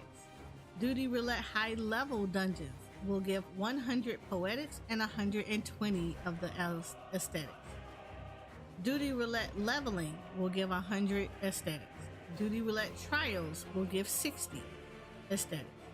Main Scenario Duty Roulette will give 350 Poetics with 100 Aesthetics. Alliance Raid Duty Roulette will give 120 Poetics and 120 Aesthetics. Duty Roulette Normal Raids, 80 Poetics with 60 Aesthetics. Duty Roulette Mentor, 30 Tombstones of Aesthetics. And Duty Roulette Frontline will give you 50 Tombstones of Aesthetics. Remember, the Aesthetics will only be gained once you hit level 100 on any of the battle classes. But you have to be on that class in order to get the Aesthetics. So keep that in mind. Once you hit 100 is when Aesthetics will show up in your roulettes. Prior to that, it's going to be Poetics. The requirement to register for Duty Roulette Alliance raids have been changed. Currently, it is players must meet average item level requirements commensurate with the level of their current class or job at the time of registration. So if you didn't understand what that means that if you are level 70, you would need to have 70 gear on, or gear that was like met up to the 70 level that you were in order for you to go into a Duty Alliance roulette. Which means You could not be a 70 with level 50 gear and think you're about to go into duty roulette. It actually will stop you. I saw it happen live on Twitch. So this is a big reminder to you to keep up with your gear as you're leveling your classes. You need to be in the same that you had to currently be in the same eye level requirements that will be for your particular level that you're in. So you should have been keeping up with your gear. After Dawn Trail drops, it will be player must meet the highest eye level requirements among the alliance raids they can enter at their current class or job level at the time of registration. So for what this means is if you have the highest, if you are 80, or if the alliance raids that you have, if you're 80, you have to meet the highest item level of that particular raid series for that level, which means for people that are 90, like for instance, I will give you a good example. The near raids are 80 alliance raids, right? There is the highest item level is always listed on what you should have on when you are walking into that particular raid. If you are 80, you have to meet that requirement, even if you don't have, like, you just have to. You cannot cheese it and not have any gear on whatsoever. You have to meet it, or else Alliance Raid Roulette will not unlock. This is for your roulette. So if you want to do Alliance Raid Roulette, and if you are at 80, your eye level needs to be the maximum for the highest raid in that freaking expansion that you got access to. So at 80, you should have gear for you to walk into Nier's raid. And the last one I think is a Tower of Paradigm, and that is the one that you have to meet the requirement for. So you should have to have gear that equals to the third alliance raid for your set, for your level at that time. You cannot cheese this mess. Nobody wants to keep doing Crystal Tower because nobody wants to put on gear. So it's the same thing. If you're 90, the alliance raid that is in there is called what the freak is it called? Let me go back up again and see this again. Agalia, Euphrosyne, Thalia. So if you are level 90 and you are leveling and you do the Alliance Raid Roulette, you literally need to see what Thalia's highest level is. What is his highest level for gear you can put on is, and you need to have that gear on equal to that gear level. You got to put it on. Hi, Elixir Gaming.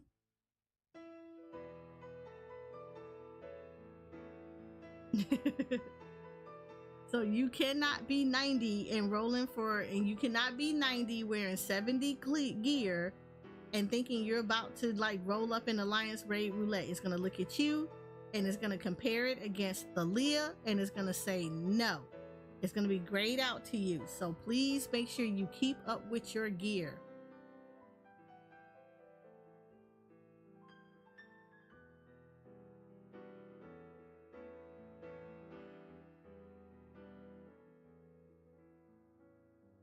You said you can't make me. I can't make you, but the game certainly can make you by saying that you do not have access to Alliance Raid Roulette. I'm going to tell you it's going to make it for a bad time for anybody that's trying to go with you and you're trying to do a roulette and they're not geared up. It's going to be like, put gear on, period. Like literally, keep your characters geared up. You don't have to do it every level, but you do need to meet some milestones because your gear does go up. I would suggest you do it. And if it helps you, every expansion is exactly the same. When you first roll into a new expansion, you can always go back to a previous area and you can get gear for roulettes. All of the tombstone gear will become augmented. So like right now, the highest level gear and weapon that you can get gear wise is 660. Weapon is 665. So what you will end up doing is you literally can turn around and get and the 665 come from Savages, by the way. But you can go in at Dawn Cheryl Drop, you can go back to Roz's time, and you can use your poetics to get gear onto your level 90 character if they were missing some gear. Replace some of the lower gear with the 660 gear, right? Right. So that's going to be helpful for you. The next time you will actually get an upgrade, because the augmented gear will take you to about halfway through the dungeon expansion, right? So about 95, at around level 95, which is when the mid dungeon happens, you will start to replace that gear with the mid level dungeon gear. Please do not keep on 90 gear all the way up to 100. It is not going to be fun for you, and it's not going to be fun for anybody else in their mama. You need to start replacing at level 95. So once you hit that mid dungeon, and it's typically like the third dungeon that happens in the game, in the story, is when you will start to put on new gear. Replace the gear. Don't hold on to old gear unless you want to put it in as glamour, then glamour with it. But old gear starts getting replaced at mid dungeon. It is normally the third dungeon in the game. That is when you start replacing stuff. You are not going to have to get an entire set, but if you're going to run roulette so you keep getting that dungeon, please use that dungeon's gear and put it on. Additionally, NPCs will also give you coffers for you to put on that gear. You can utilize that gear. I highly suggest it. It'll make it so helpful for you.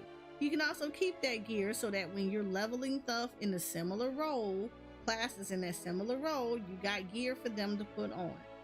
But please keep your gear upgraded. The whole party is going to thank you. PvP actions for Viper and Pictomancer have been added. They're not going to tell you that right now. We will probably see that during the full patch notes. The following additions and adjustments have been made to the Wolf's Den pier. New items are available in exchange for trophy crystals. New items are available in exchange for wolf marks. Series 5 will end and Series 6 will begin. Series 6 will be held from patch 7.0 to the release of patch 7.1, during which time you can earn Series XP and increase your series level by participating in any PvP duty. Increasing your series level will unlock series rewards. Series rewards from Series 5 can be claimed until the end of Series 6. To claim rewards, select Series milestones from the PvP profile window, then select Previous Series. Crystalline Conflict. Season 11 will end and a preseason will begin. When the season ends, the top 100 ranking players from each data center will receive vouchers via the Moogle delivery service. Players finishing in the bronze tier or higher can claim rewards by speaking with the seasonal quartermaster at the Wolves Den's pier. Items that have been added. Due to the volume of items added with the release of patch 7.0, they will not be listed in the patch notes. Here you go. There you go. New items that are being added. New recipes have been added. Due to the volume of recipes added to the release of patch 7.0, they will not also be added into the patch notes. Get your books. Faceware. A new form of accessories for the head, separate from the other equipable accessories, has been added. Faceware can be equipped via a new equipment slot in the character window, or by accessing the Faceware interface under character in the main menu, and will also appear in portraits. Give me a second. Faceware can be acquired by using corresponding items such as a copy of the Faces We Wear oval spectacles. Once acquired, they can be freely equipped or removed at any time and customized with a selection of 12 colors. You can now wear glasses on top of whatever headpiece you have, so they are now separate. The following fashion accessories have been converted into faceware: false oval spectacles, false shaded spectacles, false classic spectacles, and rose-colored spectacles. Players will now acquire facewear in place of the aforementioned fashion accessories. The fashion accessory list above will no longer appear in the fashion accessories windows. However, players who have acquired them prior to patch 7.0 may obtain a corresponding facewear free of charge by speaking with the Calamity Salvagers located in Limsa, Gridania, and Udab. So if you already have these, you can actually go and get them free. It should also be noted that the items used to acquire these fashion accessories have not been removed from the game. If one is in your inventory or obtained via trading or the market board, it can be used to obtain the corresponding facewear. New icons. The following icons for vials of Fantasia and Retainer Face Fantasia will now include a marker to better distinguish them from one another. Thank you, because they do look alike. So if it has a player icon next to it on the item, it is for you. If it has a bell on it, it is for your retainer. And you do need Retainer Fantasia to change your character, your retainers. Like, to change the way they look, you still need the retainer Fantasia. Certain items can now be sold, desynthesized, and submitted for expert delivery missions. We will find that out in the finalized patch notes. Grade 8 dark material can be used to repair level 91 to 100 gear. That is for people that have crafters, for those that would like to go into crafting. I will need to explain this to you. One crafter cannot repair everything. It can only repair the item that it is responsible for. So if a weaver makes a shirt, that's the only thing that the weaver can actually make. If you want to be able to repair, you need to become an Omni Crafter. Omni Crafters can repair everything because they have all the classes necessary to do that. So please keep that in mind. In Final Fantasy XIV, one crafter does not repair everything. It only repairs items that are associated with that crafter alone. That's it. So to repair someone fully, you need to be an Omni Crafter. Again, it behooves you to have all crafters leveled. Viper and Pictomancer have been added as required jobs for certain gear. The following items are no longer classified as unique. The Moon Ward accessories, augmented radiant rings, the Moon Ward rings, the augmented radiance rings, the augmented lunar envoy rings, and the augmented crindidum rings are no longer considered unique, which means now you can purchase 2 of their rings and put them on your left and right fingers. So there you go. Currently right now, you can only equip 1 ring. So if you were not Savage rating, you would have to do an augmented creditum one and then a regular credited ring. And that's basically what would have happened. Now when Dawn Trail drops, you can put 2 of the augmented rings on and it will not be classified as unique anymore. That only applies to previous gear though. In Dawn Trail, current gear will be considered unique. So you will not be able to put 2 of the same rings on. In Dawn Trail, as long as it's Dawn Trail stuff, you cannot put it on. The following adjustments and additions have been made to dyes. This is the part I'm super excited about. The dye system. Up to 2 dyes can now be used on a single piece of gear. Gear that allows more than 1 dye will display 2 separate dye tabs in the item dyeing window.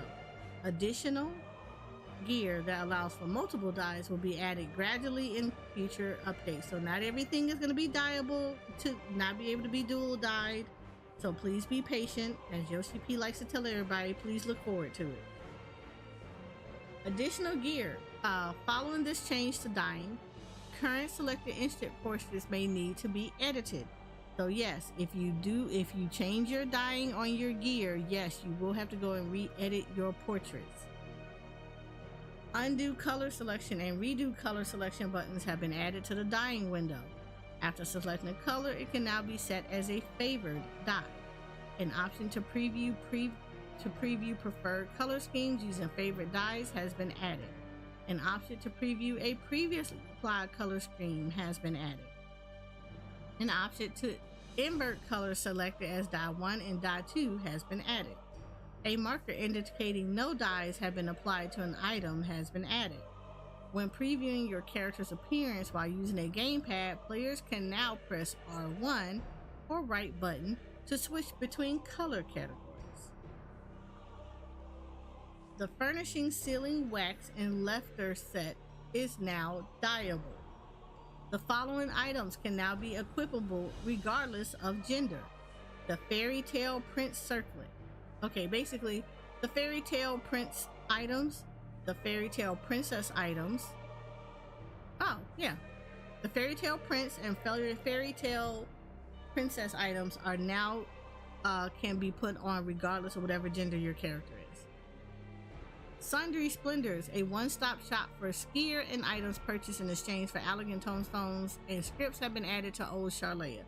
So just like in ARR and in Heavensward, the Rowena people, there will be one that's going to show up in Charlea now, and you just have to go around the Aetheryte in order to find them and be able to turn in for a one-stop shop for that. So this is where you're going to get the augmented stuff. The shop is unlocked after completing the main scenario quest, Endwalker. So you will not see it walking into Endwalker. You will only be able to see them once you cannot buy anything from them until you get to the end of Endwalker. So, yes, once you finish with Endwalker, you can now go in and buy your stuff with the Poet. The layout of gear exchange menus has been unified. The following adjustments have been made to gear exchanges for elegant tomestones of astronomy, casualty, and comedy. Gear that require the exchange of a base item and upgrade material can now be obtained directly in exchange for poetics. The base items and upgrade materials for such gear can no longer be obtained from shops, dungeons, and retainer ventures. Players who possess the base item for such gear may upgrade them in exchange for 100 tomestones of poetics. New items have been added to the inventory of Calamity Salvagers, so check them out. New items are available from Calamity Salvagers in exchange for the Chocobo Silver Feathers. The following items, which previously required a silver feather, each for a single-handed weapon or shield, can now be purchased together with a single chocobo feather. Doctor's Smither and Warded Rounded Shield, and the Doctor's Cudgel and Nightcrawler's Targe.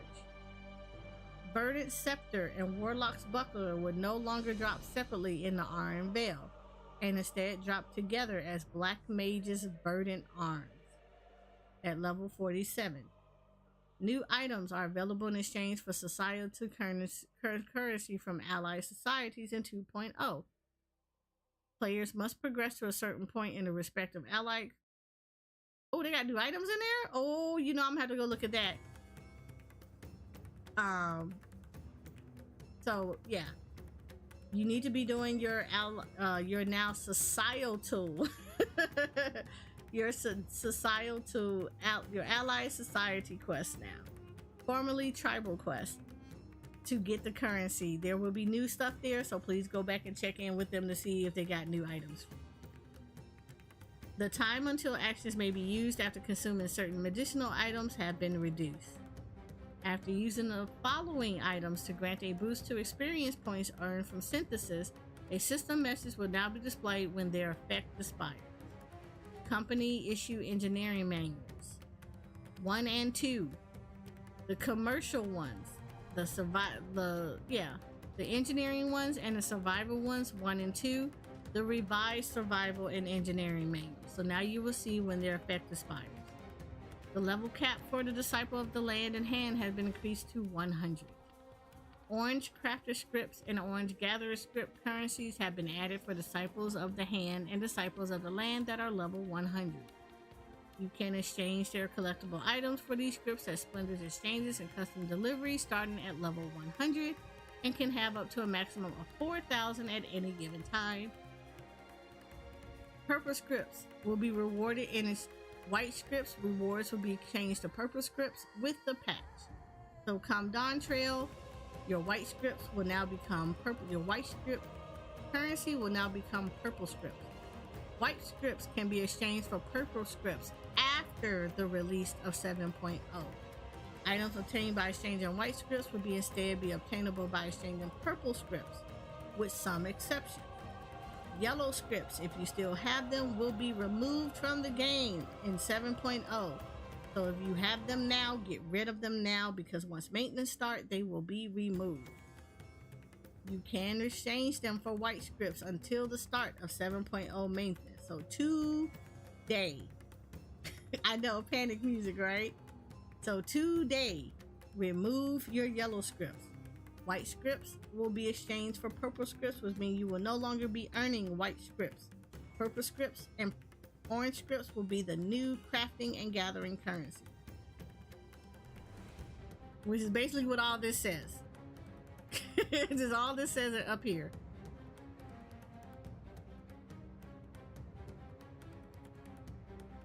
The amount and type of crafters and gatherer scripts received from customer deliveries have been adjusted. The following experience changes have been made to collectibles. The experience points rewarded when delivering collectibles will be standardized per item, the amount received no longer being reduced at lower levels. Experience points rewarded when using a class at level 90 or above to deliver collectibles that are level 90 or below have been capped at 1,000. We covered this already, but if you did not know, if you try to use a level 90 to deliver to actually get the collectible for a class that is below that, you will be capped at 1,000. So again, think about this for a second. If your carpenter is level 90 or above, and it crafts for, say, your blacksmith who is 80, what will happen is that even though your crafter, even though you picked it up as even though you did it as a level 90, when you turn it in as your blacksmith, you will be capped at 100. Well, 1,000, not 100. You will be capped at 1,000 for the experience points. So now you cannot use your higher level crafters to craft for your lower level crafters. It's not gonna work no more. So you're gonna have to craft it with the crafter that actually needs it. So yeah. The new action and traits have been added for Disciple of the Hand. The categories under special recipes in the crafting log have been adjusted. Before, there was restoration 1, 2, 3, and 4 for those that are firmament crafters. Now they will be just called restoration. There is no more breakdown 1, 2, 3, and 4. It'll just be restoration. New actions and traits have been added for the Disciple of the Land. Of course, this is probably blank for a reason, so it's either going to show up in the final patch note or it's just like, this is a lot, so don't worry about it. The following minor and botanist actions can no longer be used when a gathering point is at maximum integrity. Solid Reason, Wise to the World for minor, Ageless Worlds, and Wise to the World. So you cannot use these when it's at maximum integrity. New minor and botanist gathering points have been added. New items have been added to gathering points. The gathering window will now display the integrity of a gathering point, which is really good. Now we know how many times we get to smack this bad boy. New fishing holes have been added. New teaming waters have been added. For those that don't know, teaming waters is spear fishing. So we have new spear fishing points in the game. The bait and tackle window will now also display swim bait, a new form of bait obtained using a level 91 fisher action spare full hand. I'm sure we'll find out about that later. The fish guide will now indicate whether a fish requires precision hook set or powerful hook set to catch. That is good because people be getting tired of having to look this stuff up. Now I'm glad that they added this in the game. Following the increase in level cap, the following adjustments have been made to rewards obtained while ocean fishing. Level 1 through 49 is experience points. Level 50 through 99 is experience points and purple gatherer script. Level 100 is purple gathering scripts and orange gathering scripts. Certain conditions must be met to obtain the orange gathering scripts. GP will no longer be reduced to 0 when players are incapacitated as a non-gathering class. Spirit Bond gained when gathering will now be based on gear's equipping level rather than its item level. Following this adjustment, Spirit Bond bonuses when gathering at unspoiled or legendary nodes has been adjusted. Players will now receive a bonus to Spirit Bonding when landing a big fish or legendary fish. New tomes of regional folklore have been added. New items that can be used for ethereal reduction have been added. The following changes have been made to desynthesis. The level cap for desynthesis has been increased from 650 to 710. When using quick desynthesis, canceling will now close the window if all items have been desynthesized. After checking the desynthesized entire stack box in the desynthesis window, this option will remain checked even after desynthesizing unstackable or single items. New mounts have been added. Choco's favorite mount, Alpaca. New minions have been added. We have the fish. We have the little kitty right here. We have a manatee. New chocobo barding has been added, which I want this. I want this for the chocobo. New fashion accessories have been added. I like this. I want this umbrella. I'm telling you, I'm going for this umbrella. Graphical updates. A number of features have been implemented following our first graphical update. There will be additional ones, but this is the first one. Improved movement of certain weapons, tools, and gears. Certain character tilting when turning on certain mounts. Certain environmental effects such as water splashing and smoke will now appear darker in the shadow of nearby objects. Hi, Mini-Me. Wavering distortion effect when underwater. Subtle eye movements of player characters and certain NPCs. As part of our first graphical update, the following details have been improved. Character hair and face features. Character hair and face textures. The appearance of skin on players' characters, animals, monsters, etc. The appearance of hair on player characters, animals, and monsters. Subtle hair movement. The appearance of lenses and glasses and other glass objects. The appearance of metallic material on certain gear. The appearance of characters and objects that are wet. The appearance of fog. The appearance of water and waves. The appearance of textures of distance terrain when riding a mount. Soft shadows, which can be seen on PlayStation 5, Xbox Series X, Windows, and Mac. Shadows used in backgrounds and in certain cutscenes. Changes in lighting due to the passages of time. With few exceptions, these updates to apply to all content implemented in patch 7.0. Graphical updates will be applied gradually to older content in future updates. Please look forward to it. So this is what stuff like this is what it looked like before.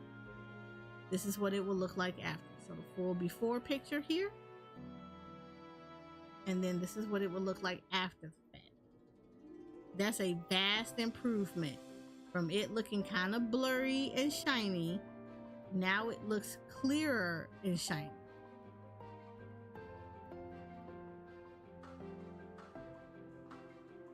So again, before.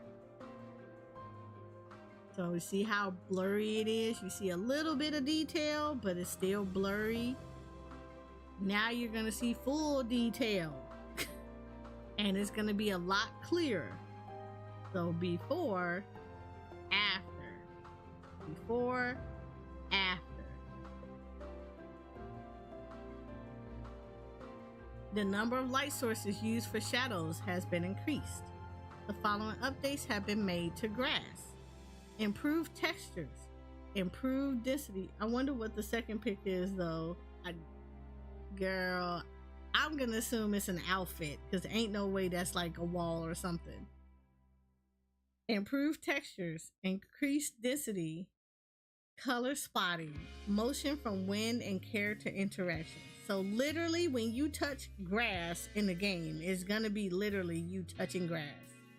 Please look forward to it, and in some cases, some of y'all need to do it. Movement from wind will appear more consistent at high frame rates.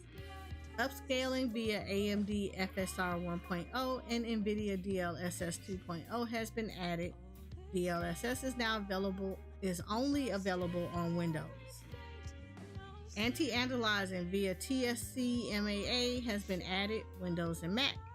And SSAO via GTAO has been added, Windows and Mac. Systems. The addition adjustments are also applied to character editing via Fantasia, retainer selection, and character editing via the esthetician. A new lighting option has been added to the ethereal background. Selecting the clock icon at the bottom right will now allow players to choose between lighting 1, the original ethereal background lighting, and lighting 2, natural lighting. I touch grass every day. Maybe I need to go to the forest. Maybe. Sometimes. Some people need to do that. Character combat voice lines can now be sampled, so we can now hear what they sound like in battle. Class selection is now grouped by roles. When using the esthetician, the display of headgear and face wear can now be toggled on and off, which is good. Now we get to see what you look like with the hat on and gear on, like the full gear set on.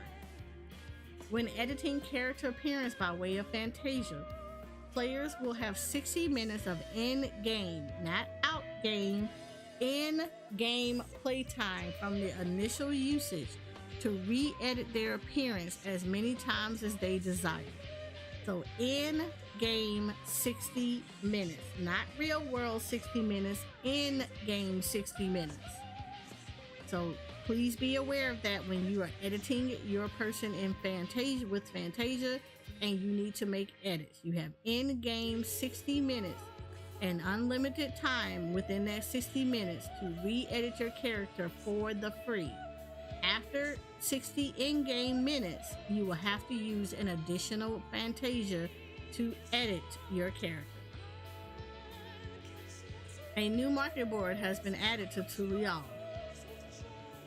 In accordance with the addition of a new market board, reduced tax rates have been adjusted. The following addition adjustments have been made to retainers. Retainers can now be registered to Tulial's market. You may now create female Rothgar retainers.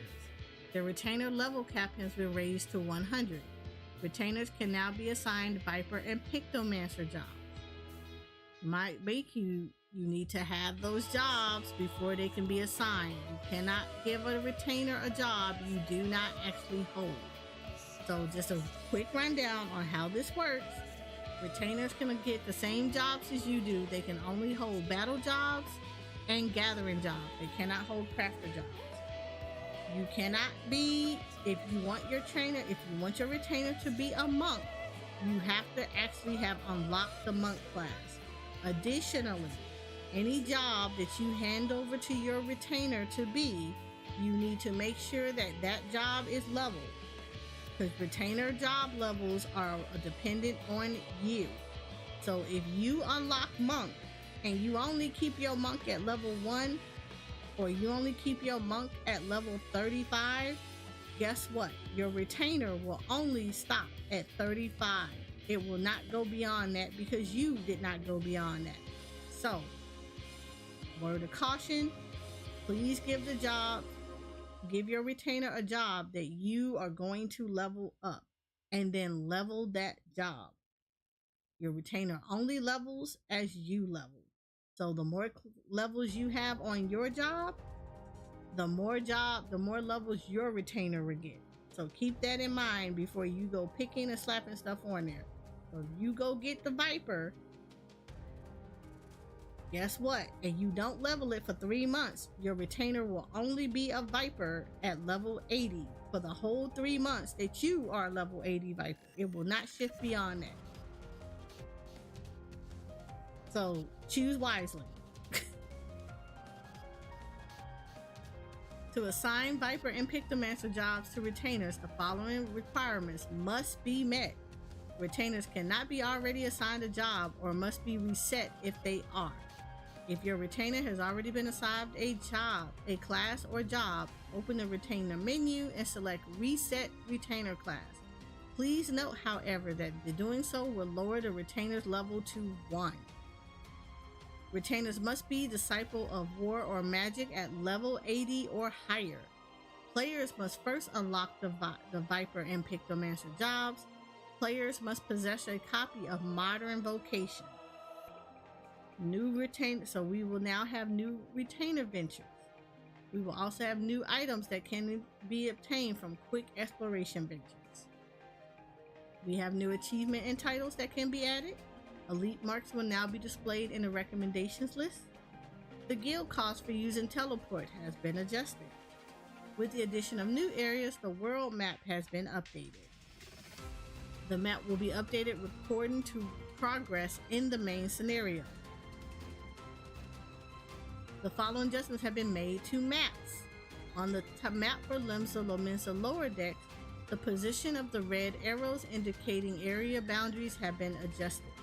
All maps will now display at higher resolution quality.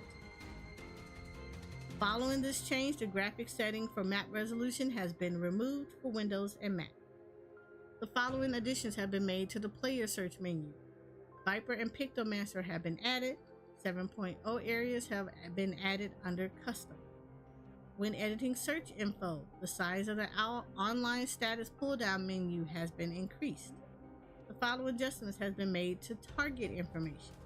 When a target's remaining HP is set to be displayed as a percentage, decimal values will now always be shown. When the setting displayed only detrimental effects you inflict is enabled, it will only be applied to enemy targets. Following this change, the name of this setting has been adjusted to display only detrimental effects you inflict on a target. The following additions and adjustments have been made to the action and trait windows.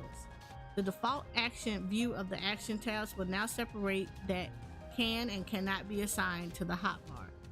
A new option has been added, allowing players to choose whether certain actions will be placed by another on the hotbar when executed. A new option has been added to enable a recast timer to prevent erroneous input of actions that replace others on the hotbar upon execution.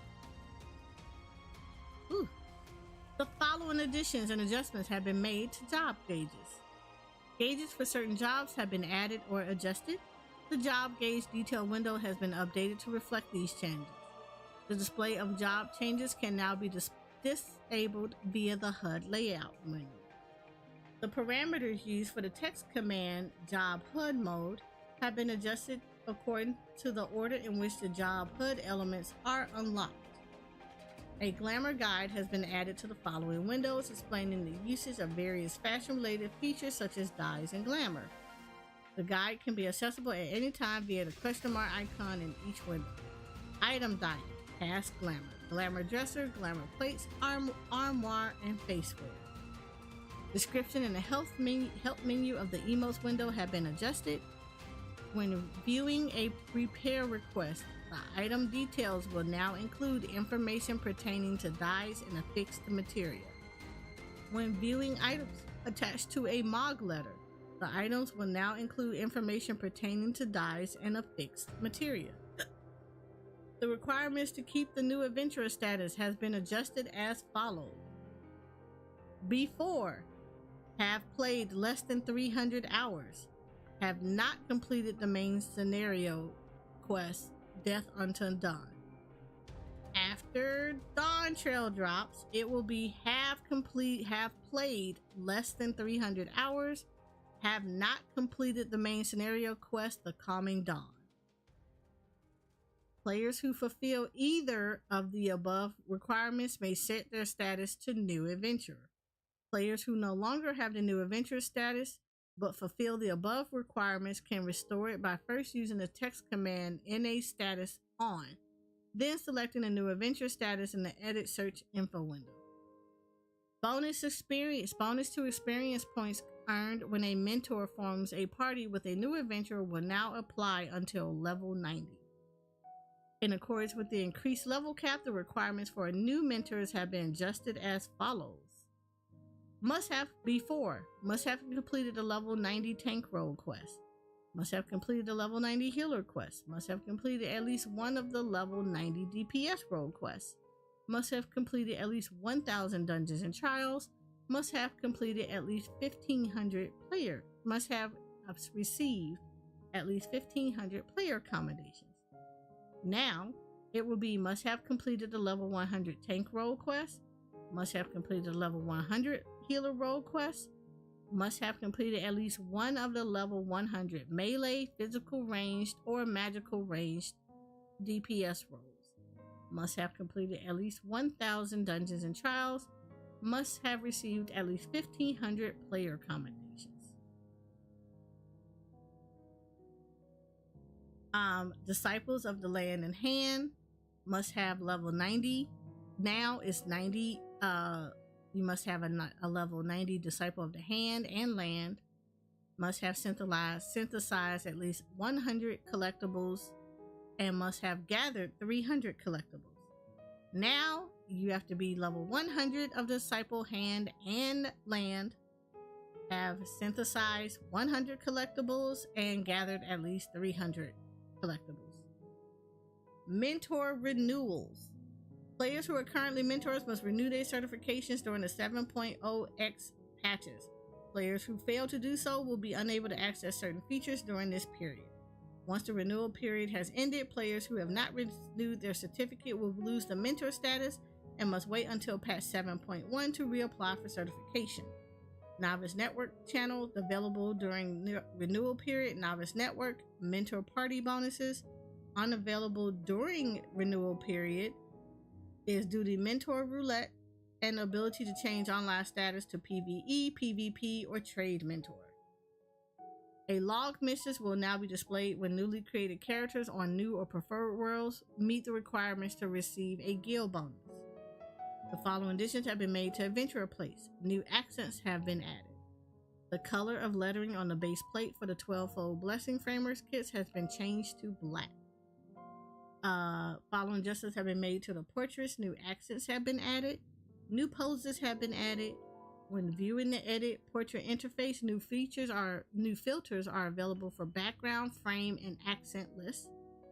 When hiding the display of headgear, this setting will apply to instant portraits even after changing headgear. User goes to check on his scripts. Yes, go do that.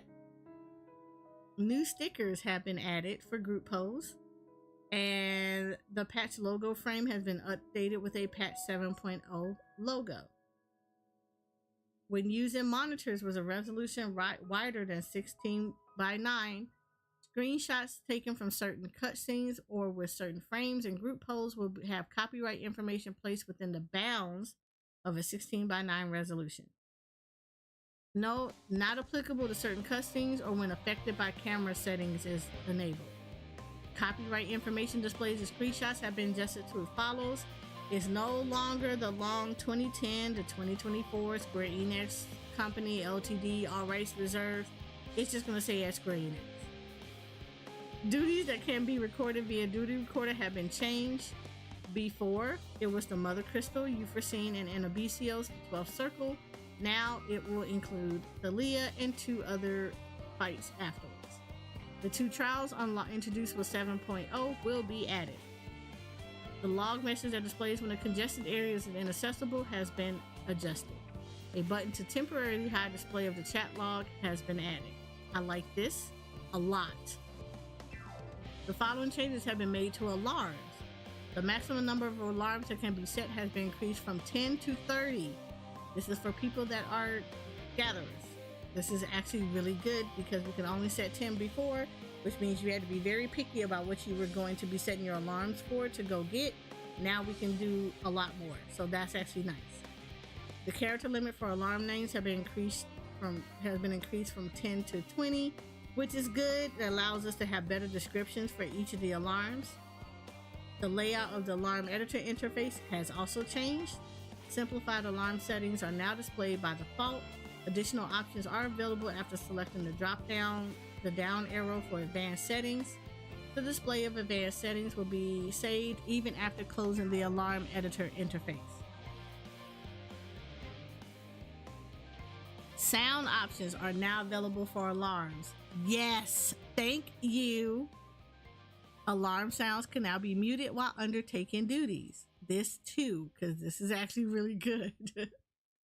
The following adjustments have been made to the blacklist. Characters registered to blacklist list will be hidden. When joined in a party or alliance, their character will be displayed. However, their name will display as unknown in the party list and on their nameplate. Yep, I mean, we ain't gotta look at you. I can still see you, but I ain't gotta see your name. You will be unknown to me. Messages from characters registered to the blacklist will also be hidden. When joined in a party or alliance, a notification will display when they speak during duties. After receiving a notification of blacklisted messages, players may elect to temporarily see what was written via the sub-command menu. Blacklisting will apply to all characters tied to the blacklisted character's service account. Blacklisting for party recruitment will now also apply to all characters tied to a service account. A system message will be displayed if a blacklisted player joins a party you're in, or if you join a party that contains a blacklisted player. New blacklist functionality will not be applied to characters tied to a blacklisted character service account if they are registered prior to patch 7.0. The blacklist tab has been removed from the social window and will now be displayed in its own window under social in the main menu. Players can now save comments regarding blacklisted characters. That means I can tell in that comment what the hell you were. Why did I blacklist you? So that's going to be really super helpful. Blacklisted characters and all characters tied to their service account will also be subject to the lodestone blocked users list. So not only are you going to get blacklisted in the game, you will also get blocked on lodestone. The mute list has been added. The mute list can now be found under social in the main menu. Messages from muted players. Muting will apply to all characters tied to the muted character service account. While their messages cannot be seen, if they are members of your party or alliance, a notification will be displayed when they speak during duties. Players can also save comments regarding muted characters. That means that we can still identify why you were muted in chats or in the game. This is extremely helpful for people that are getting harassed by other people. We don't have to see you anymore. We can literally just yeet you out of existence. So if you become annoying, guess what? We're about to just erase you from our existence. Temporary display of muted messages. After receiving a notification of muted messages, players may elect to temporarily see what was written via the sub-command menu.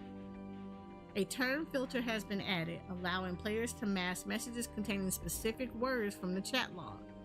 Once registered to the term filter, any messages containing designated words can be hidden from the chat log. The term filter can be applied to hide the display of registered words in one or two ways. Display the applicable term filter's number.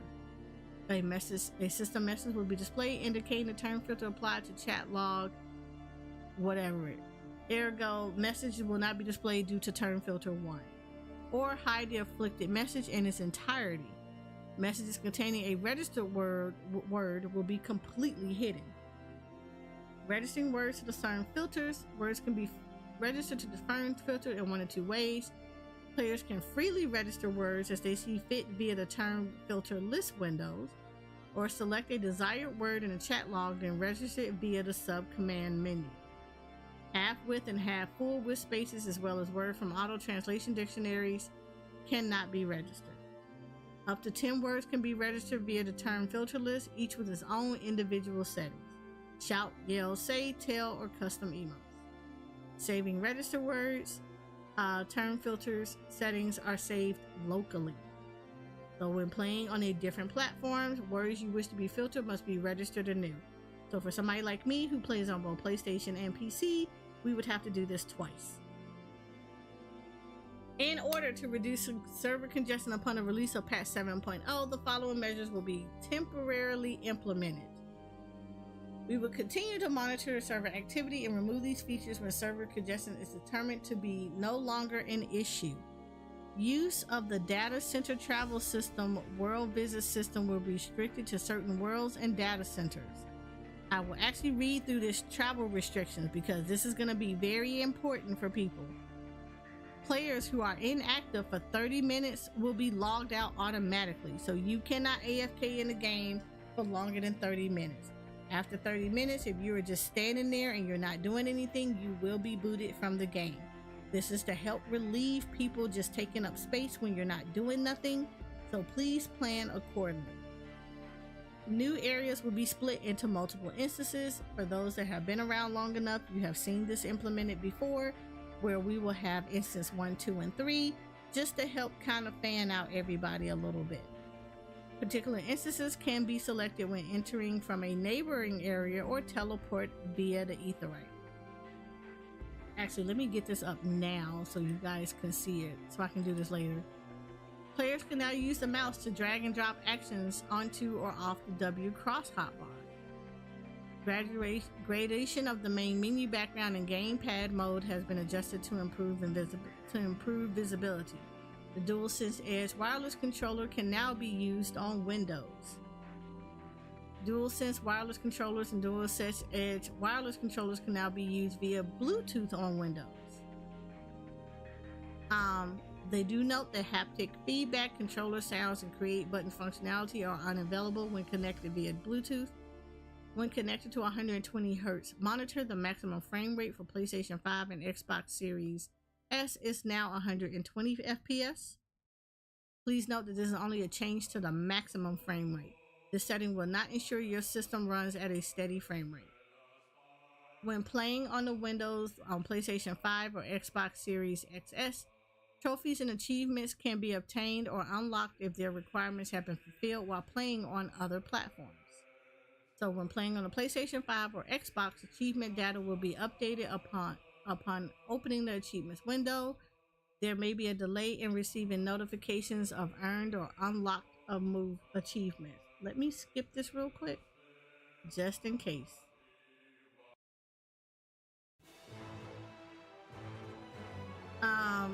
The following options have been added to the character configuration window. In the control settings, quest progression settings. Hide nearby players when close to quest NPCs. Also hide nearby party members. Hide party members.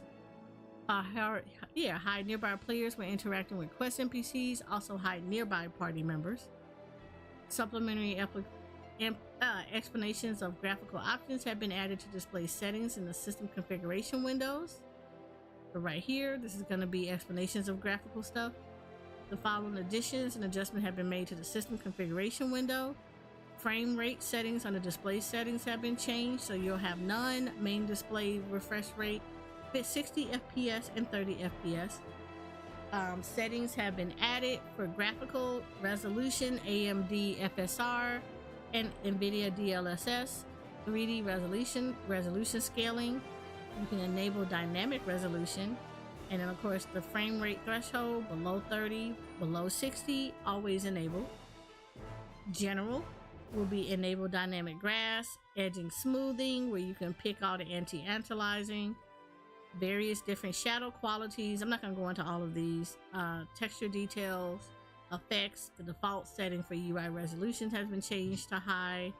The following categories are now removed though. In graphic settings, general, enable wet surfaces, disable rendering of objects when not available. Map resolutions have been removed. Texture details, the texture filtering, all three of those, the anisotrophic, the trilinear, and the bilinear, all three of those have been removed. And the effects glare off is also removed. For those that play on the PlayStation 4, 5, and the Xbox X and S series, under display station, the option limit frame rate to 30 FPS have been added. In accordance with our first graphical update, a graphics settings tab has been added. The following categories have been added to this tab: movement physics, So we get available settings. You can do self, party, and other NPCs and enemies. The following categories have been removed from PlayStation 4. So if you're on PlayStation 4, you have the resolution, which is enable dynamic resolution, has been removed, and general use low detail models on distant objects, LOD, has also been removed from you. And then of course, the following settings have been moved from display settings to graphic settings. Draw quality, which is only for PS4 only. Enable dynamic resolution, which is on PlayStation 5 and Xbox. Use low detail models on distant objects, PlayStation 5 and Xbox S, X and S, and water refraction. And of course, there's like a whole bunch of different text commands that have been added. Additions, of course, to the auto translation dictionary. Additions to the autocomplete for PlayStation 4 and 5 for the dictionary. New trophies and achievement have been added to PlayStation 5 and Xbox X and S. New music, sound effects, and voices have been added. Sound effects will now play when touching certain plants. So now when you touch grass, you will hear yourself touching grass. The layout of the game launcher has also changed. The title screen logo and open and moving has changed to those of Dawn Trail.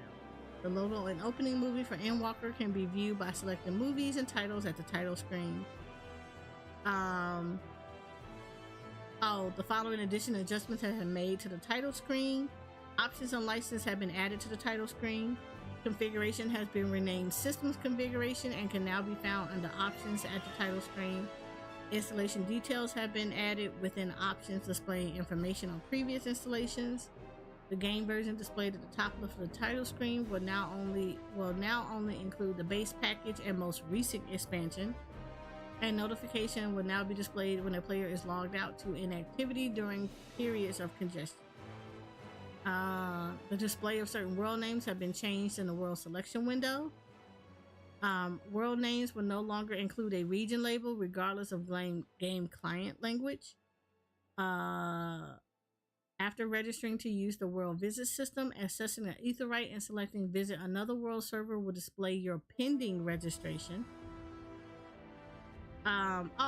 If you have the companion app, you can now do your retainer ventures via your companion app now. And of course, Viper and Pictomancer have been added to the solo rankings for Palace of the Dead, Heaven on High, and Eureka Orthos. So there you go. That is the prelim patch notes. The final patch notes will be available typically the night before before the expansion actually dropped. Those will actually include the actions normally for battle stuff and some of the missing stuff that they don't want to show you right off the bat. Whew, I know that was a lot. It was super a lot, but there is the prelim patch notes for Final Fantasy XIV. Dawn Trail. Anybody got any questions?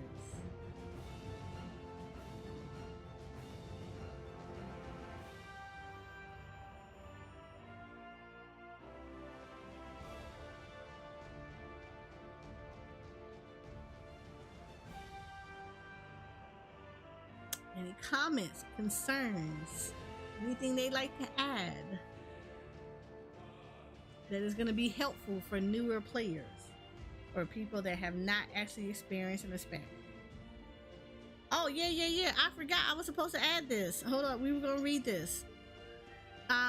So this is going to be regarding the congestion. So for anybody that has been here for a long time, typically the Gervers will have a lot of congestion in it, so please look forward to it. It's not going to be 5-minute queues.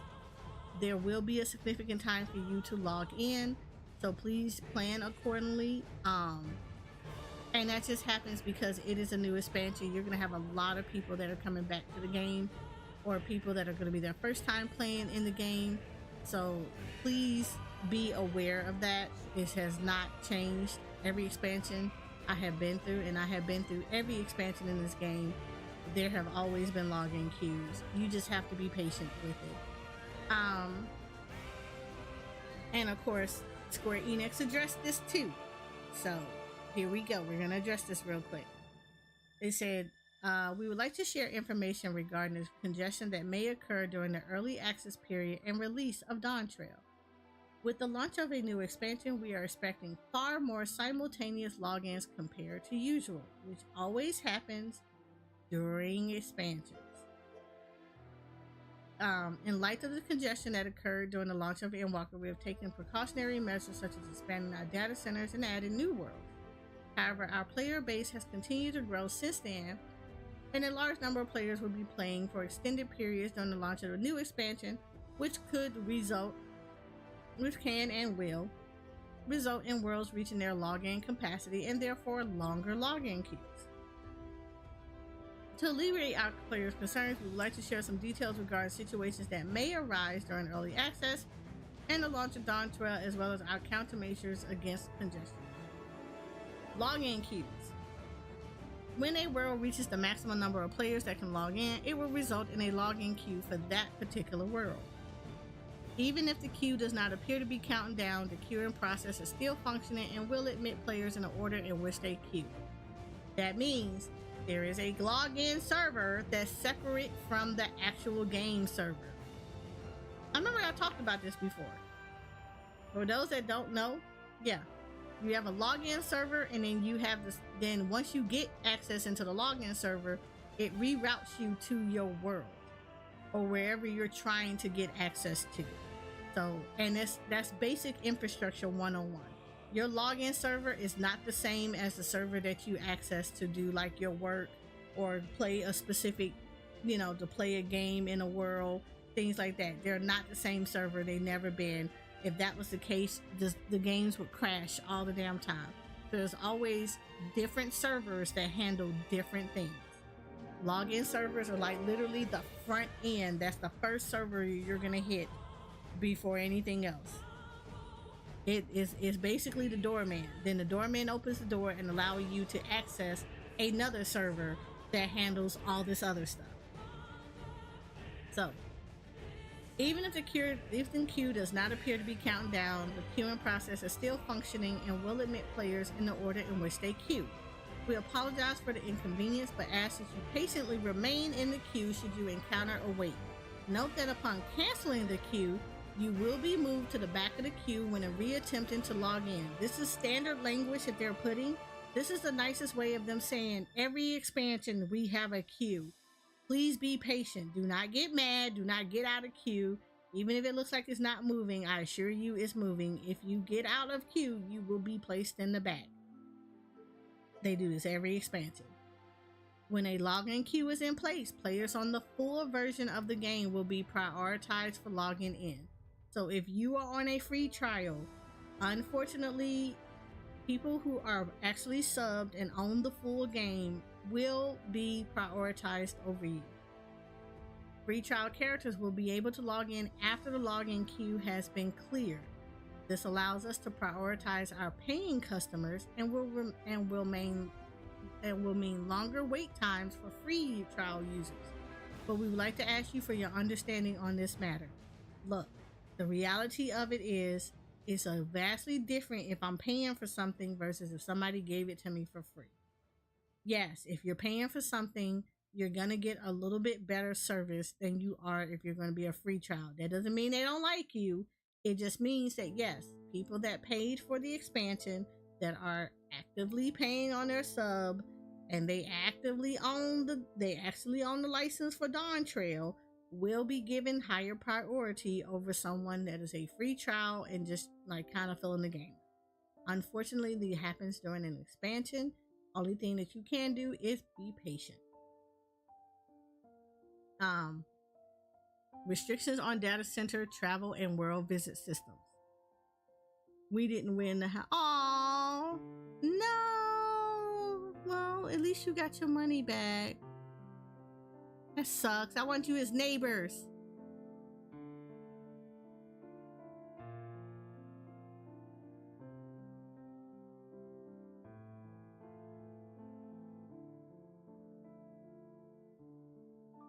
But that's okay. I will share my house with you, Noodles. I will share my house with y'all until you get your own house.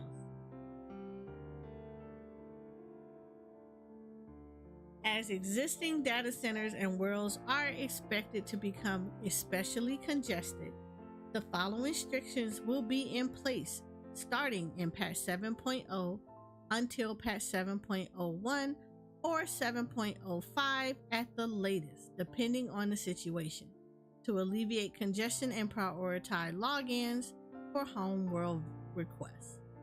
Here we go. Data center travel within the same physical data center. For Japanese data center, the number of non-homeworld characters that can log in will be limited. When a world has reached the maximum number of visiting characters, non-homeworld characters that are logged out on that world will be unable to log in, and the world will be unavailable for visitation via data center travel. North American data centers. Ether, Primal, and Crystal will be unavailable for travel. Dynamis will remain available for travel, and the maximum number of traveling characters will be increased compared to usual. That is typically because Dynamis is a low pop server. The newly added worlds in the Dynamis data center are still relatively unpopulated and may be helpful login destinations when other worlds are experiencing high congestion. So, for those that don't understand what that means, if you are on Ether, Primal, and Crystal, you will have to remain on your home world. You cannot travel to other data centers. And you will probably not be able to world visit as well. It is highly recommended that before you log off today, as tomorrow is maintenance, log off in your home world. This is going to be extremely helpful for you, because you will have access to all of your retainers and whatnot in your home world. If you log off on somebody else's world, you will not have access to your mail or your retainers or any of the stuff that's going to be beneficial for you. So please log off in your home world. Go home. Just trust me on this. Go home. The last thing you want is to get stuck because you cannot move around and you cannot go back and revisit and go back home. I've seen it happen. It has happened before in Endwalker, and literally people were livid that they could not get home because they could not use retainers and whatnot. So I highly suggest go home. It's like, and if you were trying to get to another world with your friend, you probably should have did it a lot earlier. You're gonna have to hold off to transfer your worlds, to transfer your home world to another person's world. So if you are not already transferred, today is not that day. It is not that day to do it. You're gonna have to wait. So go home. European Data Center, Chaos and Light, you will be unable for travel. Shadow will be open to travel with probationary worlds, which may be helpful login destination when other worlds are experiencing high congestion. Visiting the Oceania Data Center via cross-region data center travel. The cross-region data center travel functionality, which has been in public testing for some time and appears to be stable, will be usable in patch 7.0 onward. The travel limitations on cross-region will remain as follows. Japanese data center can travel to Oceania data center. North American data center can go to Oceania, and the EU, European data center, can go to Oceania. World visit system, Japanese data center players. The number of non-homeworld characters that can log in will be limited. Like they said it before, when a world has reached the maximum number of visiting characters, non-home world characters that are logged out on that world will be unable to log in, and the world will be unavailable for visitation via the world visit system. North American Data Center, Ether, Primal, Crystal, you cannot world visit to each other. You cannot data center travel to each other, and you will not be able to world visit to each other. Dynamis, the world visit system will remain available, and the maximum number of characters that can visit via the system will be increased. So for Ether, Primal, and Crystal, if you feel like there is a much high pop and you don't want to wait a long queue, you can go to Dynamis and try to log in there. That is the only available place that you will be able to data center travel and world visit to. But keep in mind, you will not have access to your retainers or anything of that nature. So if you need to have gear on or you need to have stuff, make sure you have appropriate inventory space to be able to handle it until you can get back to your homework.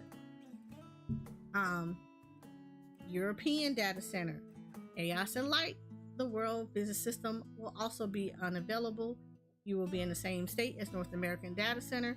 The only difference is your data center that you will be able to do the world visit and data center travel to is the Shadow Data Center. So NA is Dynamis, EU it is Shadow. Oceania will remain available, so everybody can go to Oceania if you find that your queues are too long for you to wait them. Additionally, characters that were visiting another world prior to patch 7.0 will still be able to return to their home world regardless of travel restrictions, but their ability to return may be temporarily impeded by periods of server congestion. As such, if your character is currently visiting a world that will have traveling restrictions, we advise returning to their home world before patch 7.0 maintenance begin, as the restrictions will lower your login priority. So go home. Literally just go home. Playing on other worlds during congestion. High congestion is expected on all worlds, especially those in the Japanese, North American, and European data centers. Although data center travel and world visit will be limited as mentioned above, during periods of high congestion, you may want to consider playing on worlds with relatively lower populations. New worlds in NA, EU, OC, probationary worlds, EU, and those on the Oceania Data Center. Players on the Japanese Data Center traveling to a less crowded world via data center travel using the world visit system or traveling to the Oceania Data Center via data center travel is recommended during periods of high congestion. For North America, traveling to Dynamis Data Center or Oceania Data Center via data center travel is recommended during periods of high congestion. The Dynamis Data Center has new worlds which offer certain bonuses when selected as a home world. European Data Center members traveling to the probationary Shadow Data Center or Oceania Data Center via data center travel is recommended during periods of high congestion. These are because Shadow and Dynamis are low pop, like super low pop. So this is gonna allow for people to be able to go over there to one, help native Dynamis members or Dynamis and Shadow members get faster queues, but it also will help with alleviating some congestion. So those are the only areas that you will be able to go into. And of course they go and tell you how to visit, blah, blah, blah, how to return home, character creation. New characters cannot be created on a world that is experiencing congestion. This is because new characters must be logged into the world in order to be added to the database and complete other character creating processes. For this reason, we ask players to create new characters outside of peak congestion times when the world is less crowded. In the case of North American Oceania data centers, the newly added worlds are relatively less crowded and recommended for creating new characters. Look, I'm gonna be honest with y'all. Expansion time is not the best time to create a new character. It really isn't. If you're going to do that, please go to a low pop server. You can, after a while, transfer your character, which I highly suggest you wait to do until after the congestion goes down. During new expansion, and it has happened every single expansion, it is going to be high peak areas and low peak times. Literally, there really is. I'm going to tell you, early access in the first week or two in a new expansion, everything is going to be high peak because people have probably taken off work, have taken off from school, they have coughed, rolled a car over their legs to get on medical leave, and everything else in their mama to play the expansion, to get everything they need knocked out the way.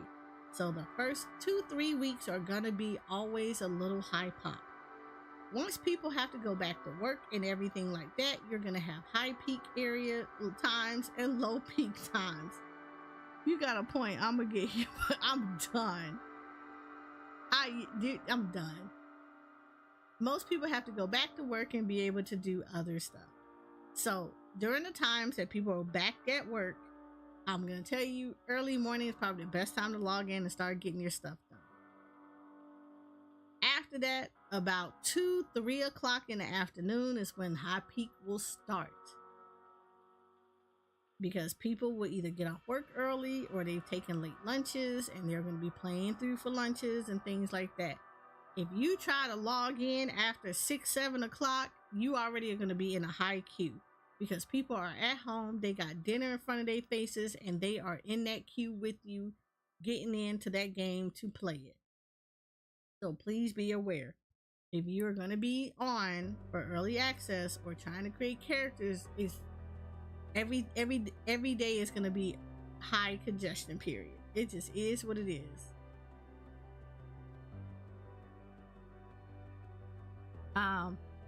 You might get error 202 when logging in. It may be displayed when selected a character in the character selection menu. This error is displayed when the login server is experiencing high amounts of traffic, or when the number of characters waiting in queue for a logical data center exceeds its maximum capacity. This is a measure to prevent the server from crashing due to extreme traffic loads. Should you encounter error 2002 when attempting to log in, we apologize for the inconvenience, but ask that you wait a while before trying again.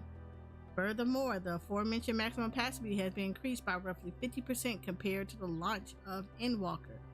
Error 2002 may also occur when you're waiting in the login queue. Longer wait times mean an increased likelihood of being interrupted by connection issues due to packet loss, unstable Wi-Fi connections, and other network environment factors. In the event of disconnect to error 2002, the lobby server will hold your place in the queue for roughly 1 minute. If your connection returns and you manage to re-enter the lobby server relatively quick, you'll be able to return to your place in the login queue. However, if a certain amount of time passes before you return to the lobby server, your place in the queue will be lost and you will need to re-enter the login queue from the beginning. Again, this is why login servers are separate from game servers.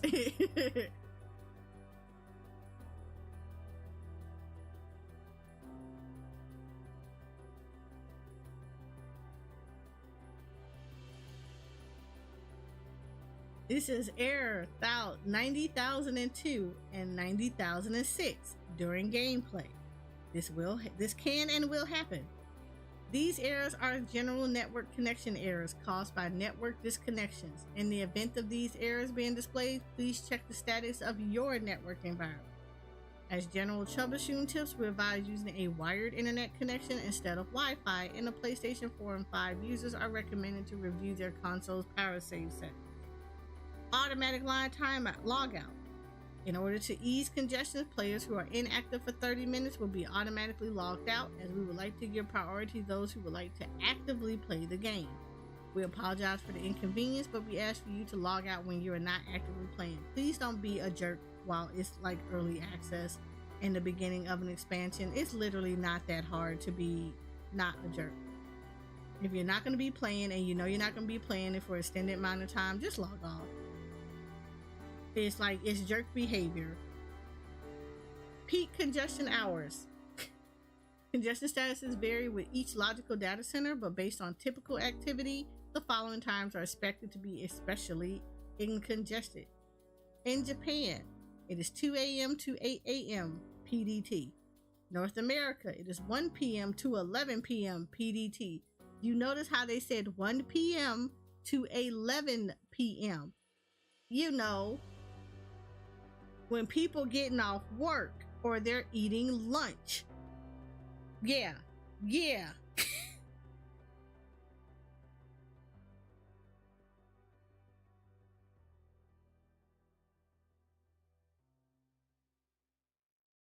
From 4 a.m. to 4 p.m. PDT for EU.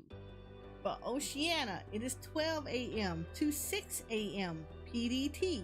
You go kind of like they've been doing this and watching this stuff for every expansion that has dropped. They know the peak times.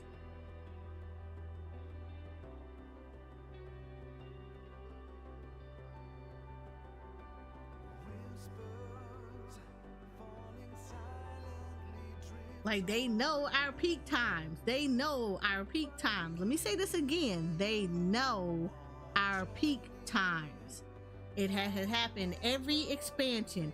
Anyone that tells you it doesn't or they don't remember it, look, anybody that tells you that they got in super easy, they a goddamn lie. I don't care how long you think you've been playing this game. You're a lie and a half. And whatever you're taking, I would like some, because your experience was very warped. Every expansion has always had login queues, and there's always been congestions, and you know better. You know better. Don't sit here and lie to people.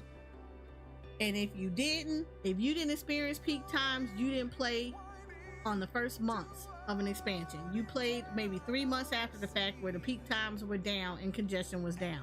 And I will die on that hill. Me and about 50 million other players who have played this game will die on that same damn hill together. Try me with the lies. We don't lie about these things. He said, again, I'll be heading home from work at lunch and logging in, then logging back into work. LaShoko, no. She know how this is. Preventive measures against server crashes. To prevent world servers from crashing, the number of characters that can move between in-game areas within a certain frame rate will be limited. As such, the game may display unable to move areas due to congestion. When attempting to enter a different area, if this area is displayed, we ask you try to change areas again or wait a while before attempting again. We apologize for the inconvenience and appreciate your cooperation as we strive to provide a stable gameplay experience. Again, this whole thing is, please be patient.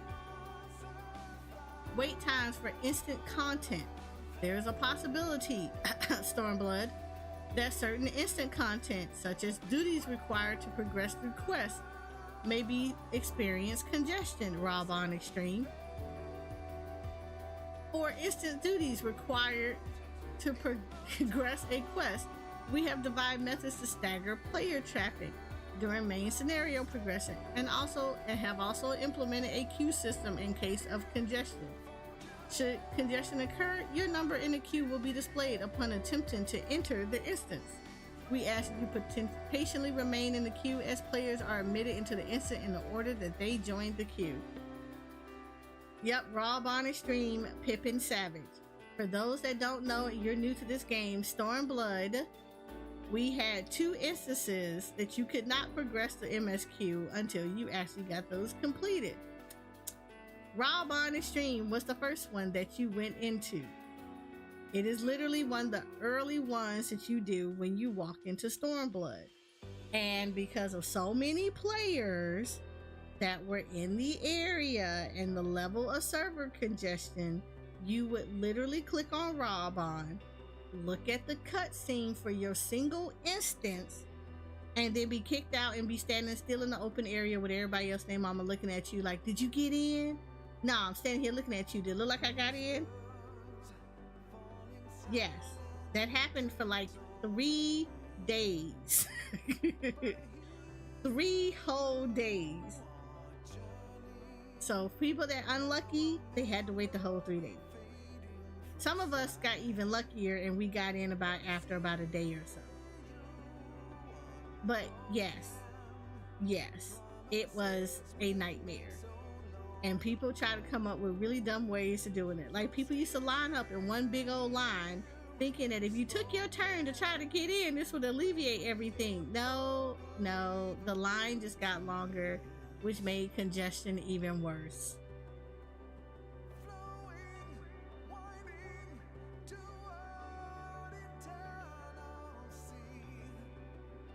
Yep. Then they added the queues, and you couldn't do nothing because you had to look at a black screen while you're looking at your timer and be like, wow, this is such a great instance. I'm like, the scenery is amazing here. So serene. My thing was, people actually bitched at people for skipping. You know what I did? Go gather in the area. Same. I gathered in the area. I did fates in the area. I leveled my character via fates. I love the world fate over there in the fringes because, man, the amount of times that I smacked that world fate was ridiculous. I got carted over to the other side of the map and I got to touch an etherite before I was supposed to actually do it, and I got to get all the little land etherites before I was supposed to be able to do it. It was amazing time. It was the greatest of times. This is where we all sing around in the fringes singing Kumbaya and the campfire song in SpongeBob voices, all in unison. And it was great. And luckily, a lot of y'all missed all of that. So you get to hear us recount the tales of us all standing in the circle, holding hands, our will united to defeat the powerful Raw Bond Extreme.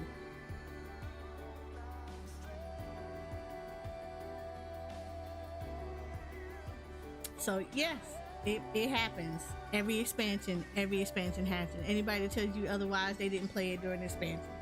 They did not play it during initial expansion drop. They played it after the fact. Instances of the new areas. During the periods immediately after Dawn Trail's early access and launch, areas added in Dawn Trail or visited during the Dawn Trail main scenario will be heavily trafficked. In order to allow more players to enter these areas, will be implementing several instances of the same area. You know, the instance 1, 2, and 3 of that area. Instances will have their areas named, followed by their instance number at the end, and so on. While each of them share the same map, they will be treated as separate areas, and you will be moved to one of these instances when visiting these destinations. You can actually select and confirm the instance you want to be in. So you can have it just automatically put you in one, or you can actually pick one. When you are in hunt trains, just be advised that during new expansions, while the instances are up, hunt trains will move between all 3 instances. It is highly advisable that once you are instanced into an area, move away from the crystal. Just move completely away from the crystal. It will help for people to be able to get into the area. If you're standing around the crystal with a horde of other people, you're actually going to congest the area. So please move away from the crystal.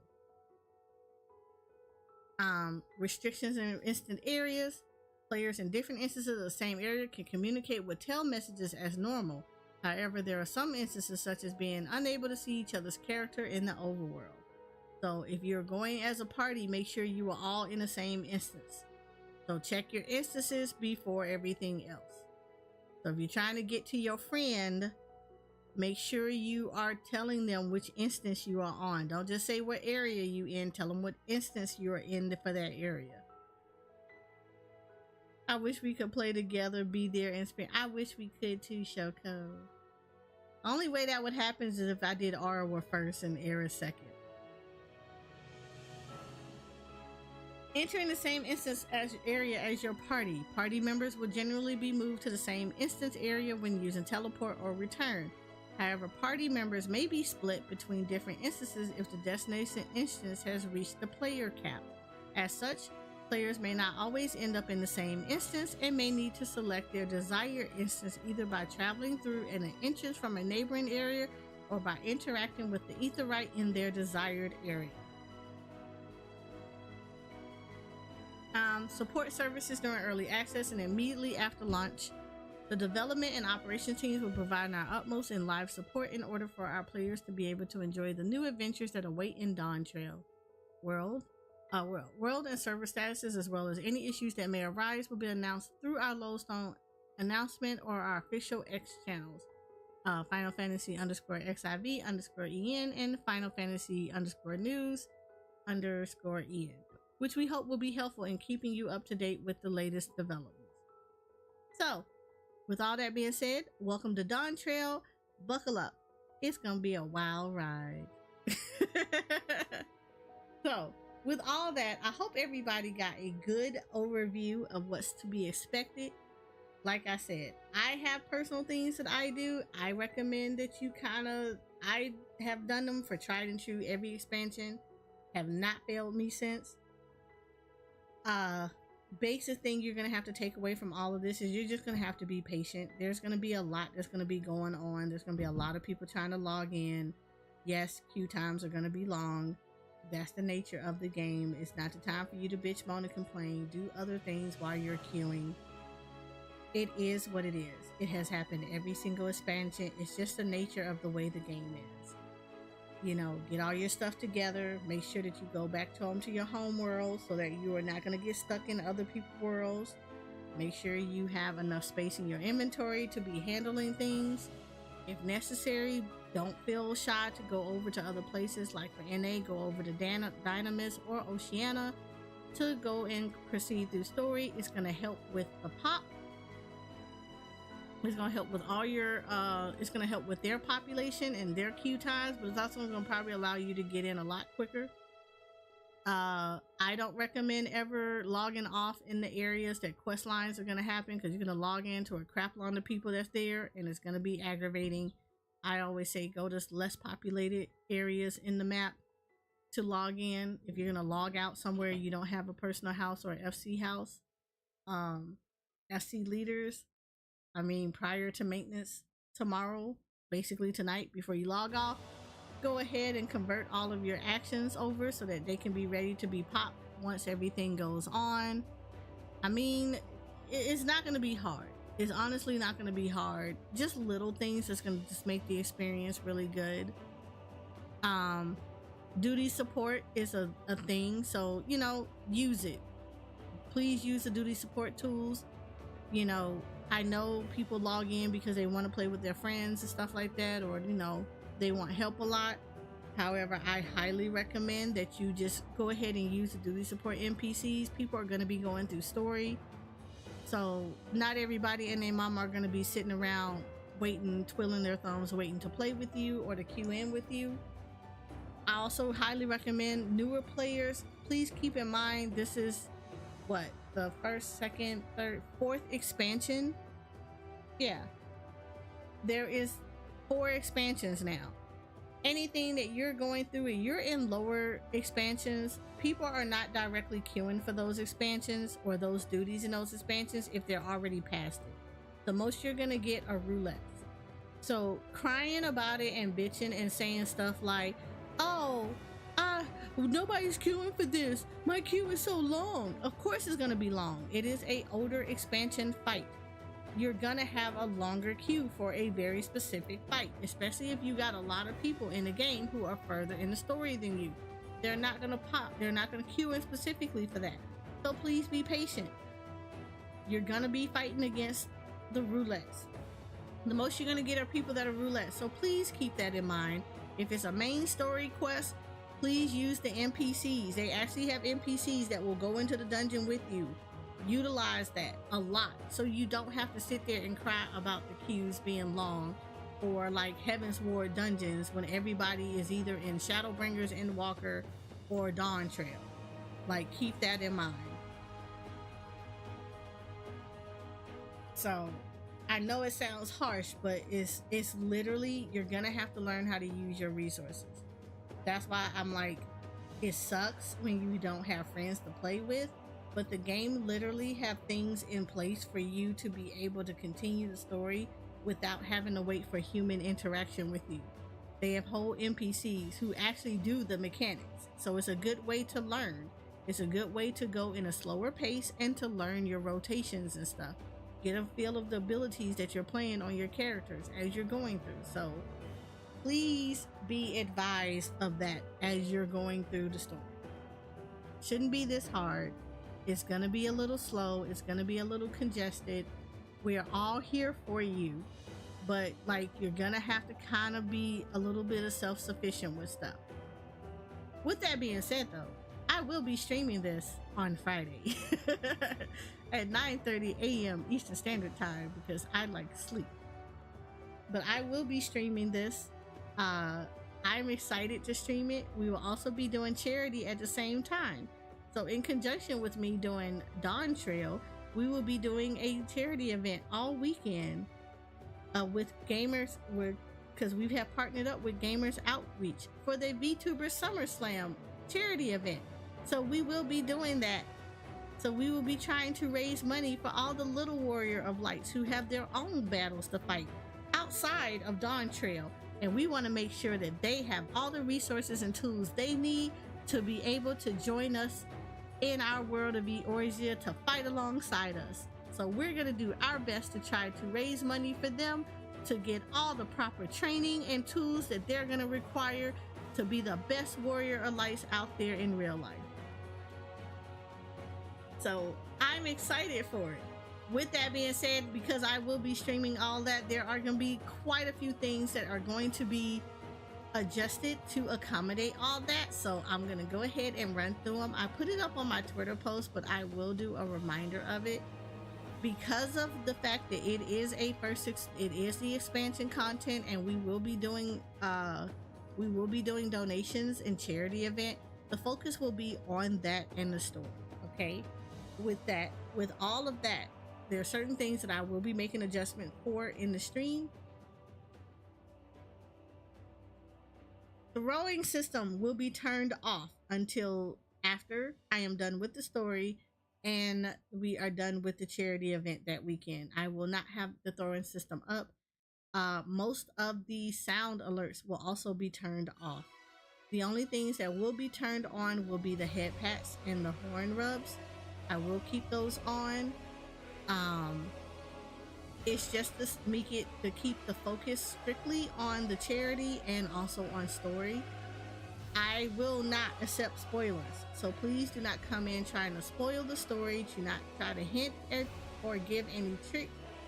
No, hydrate will be on. I didn't say hydrate was off. Hydrate will be on. So throwing stuff will be turned off. Like petting Amric and stuff like that, he will not be on screen for you guys to pet. So you guys kind of gonna have to get used to it on that one. Amric will not be available for head pats. You will not be able to throw him and Hien or anybody else. So you don't have to worry of like that kind of stuff is gonna be on. Like I said, head packs and other redemptions are going to be on. It's just that sound alerts and stuff that's going to be distracting are not going to be on. I will be initially turning off alerts in general. The only alerts that will be active will be the donation ones. So we want to make sure that gets the focus. But yes, we will be kind of temporarily suspending stuff, but the hydrate will still be on, Rainbow. So I will kind of need that to remind me because I will get so caught up with stuff. I will need those gentle nudges to tell me to stretch, to hydrate, to get something to eat, type stuff, just to, keep me on track with everything. As like with all things, because it is a new story, we will be doing no backseating. So backseating will not be allowed. Hinting or trying to give me game tips are not going to be allowed. We always, most definitely, never allow toxic or disruptive behavior. If you're going to be trying to troll or anything else, we are going to be you will be immediately banned. All mods that will be on deck will be given carte blanche to handle you accordingly. If you get banned, just take it to the unban request. So I'm not even gonna play with you.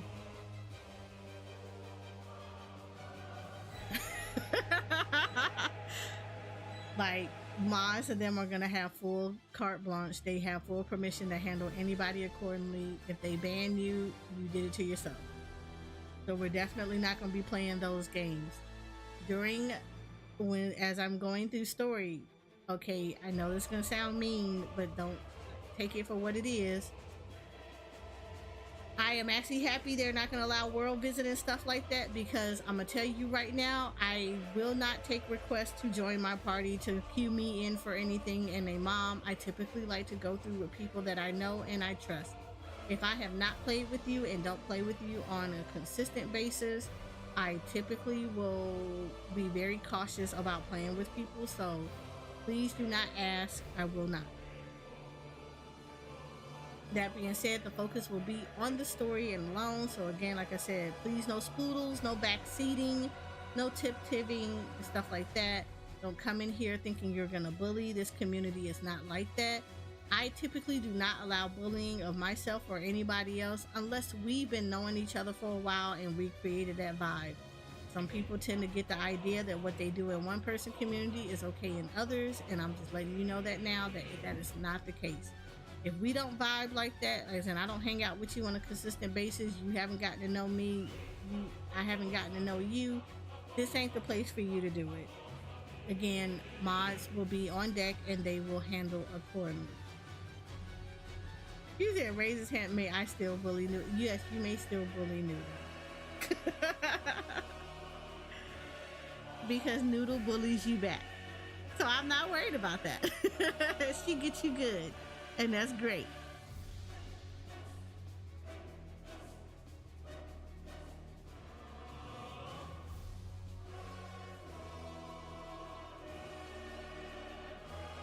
So that's all I ever ask for people like that. Just make sure that we all are acting accordingly. Like I said, I love meeting new people. I love when I have new friends that come in the poof and want to hang out and be cool. But what I don't want is anybody that's going to be disruptive to anything. That also includes the whole thing. I'm going to give the warning as well. If you come in here and you say anything sexually to me, yeah, you're going to get probably bopped out of here. We don't do that here. I know I'm a VTuber. I have a very lovely model. She has very lovely accents. But that also means that just because I have those things don't make it you need to have those things.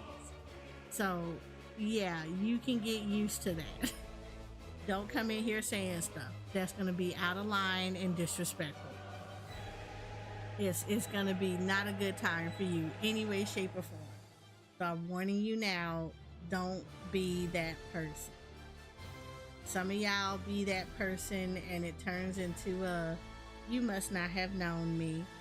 We like to keep it super, like, again, we're not Care Bear Stare 10 type of people, but we may be nice, but like all power poos, sugar and spice and everything nice, but do not bring the chemical X out of us. It will happen. And if chemical X has to get activated, you're not gonna like us at all. So keep it tame. So like I said, I am not that type of person. I'm not gonna get sensitive about over sexualization. If you bring it, I'm gonna bring it back. You come at me, I'm gonna give it back to you tenfold. That's just the way it always have been. But trust and believe, just because you come in and say hi, how you doing, I don't want to see comments from you talking about oh, can I get some milk? When I didn't ask you anything about getting you anything to drink, that means you're trying to be sexual, and I am going to get you for that. I have no problems removing people from Poofville and sending you to Trash Town. That's just how this is. But we always try to keep it respectful in here, so because of that, please keep it respectful.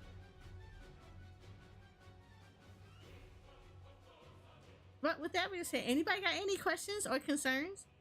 I'm excited for Dawn Trail. It's going to be so fun. I'm also excited that Square Enix is going to have drops for Dawn Trail starting July 2nd. So, you know, I'm participating in that. So I'm excited about that. I'm super excited about that. I'm heavy participating in that. So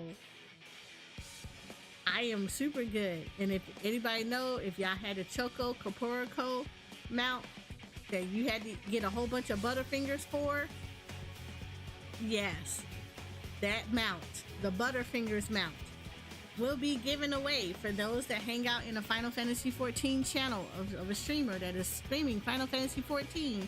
If you hang out for 6 hours in their chat, you will actually get a code for that mount. So I highly suggest hang out with us, discover some new players. You know, we like interacting with you guys. So for those that have never gotten that mount and missed that opportunity, I will be actually giving you that opportunity to get that mount starting July 2nd. So yay! I'm excited! Additionally, July 2nd is the day that the first Descendant drops. Yay! We're excited! And I am a content creator for Nexon for the first Descendant. So I will have a creator code. So anytime you want to do any purchases with them, you can use my creator code that I will release July 2nd for you lovely individuals to be able to utilize things and get discounts off of stuff. Aren't you all excited? I'm excited.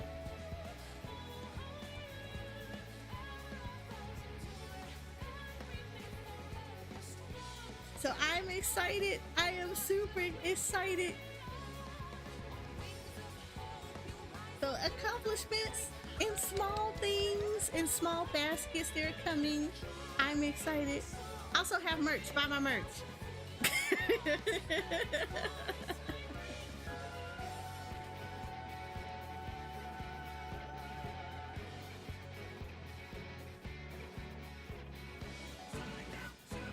You said, Coach, you will be a sweat in TF. Actually, look, I might be a sweat in TFD. I'm not gonna lie about this one. I will probably be a sweat in the First Descendant. I love that game. It's so good. It's so good. I haven't been excited for a game like this as much for like a while outside of 14. But like, yes. I love I love that game and I'm so excited for it.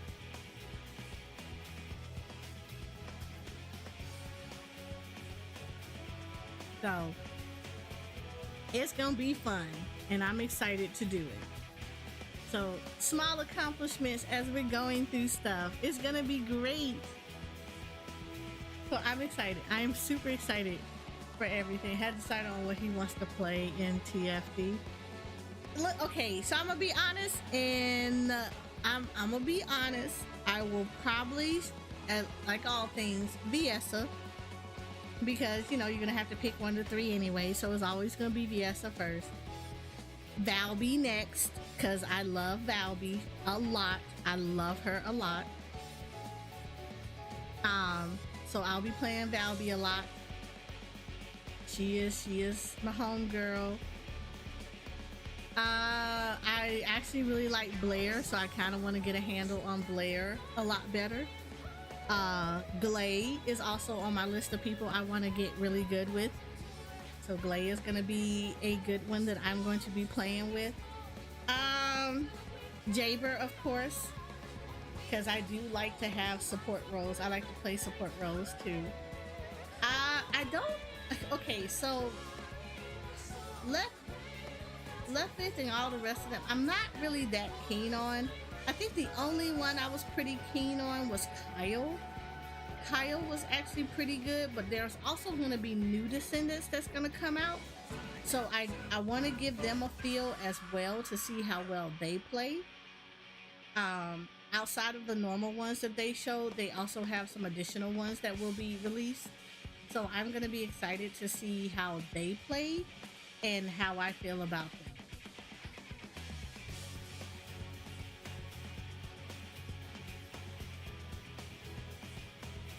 You said TFD. Yes, it is on the PlayStation 4, PlayStation 5. It is also on PC. So you will be able to do it and you'll be able to cross play. So, yes, it's going to be amazing. He said, I've got to work that weekend. Look, it's always going to be there. I don't know if they have clan features, but if they do build up a clan, you know I will. You liked Bunny Zoom Zoom? Bunny is good. The only thing about Bunny tasting though is, okay, so here's the game, Rainbow. The thing with Bunny is that everybody loves Bunny. So I promise you there's going to be a whole bunch of people that are going to be playing Bunny. She is literally like their poster descendant. And of course, everybody and their mama are going to play the poster descendant. So there's going to be a lot of Bunny. I don't dislike Bunny. I think she's a really good character. I will tell you though that one of the things with Bunny is going to be composition with Bunny and playing her with certain characters, because Bunny is a crowd control person. She consistently has to be moving to keep her charges up, and she consistently needs to be hitting people a lot. The problem with Bunny is certain characters are not going to pair well with Bunny. Glay is one of them. Glay has to have access to people to be able to hit, because she has life orbs that she has to pick up, especially when she goes in her demon mode.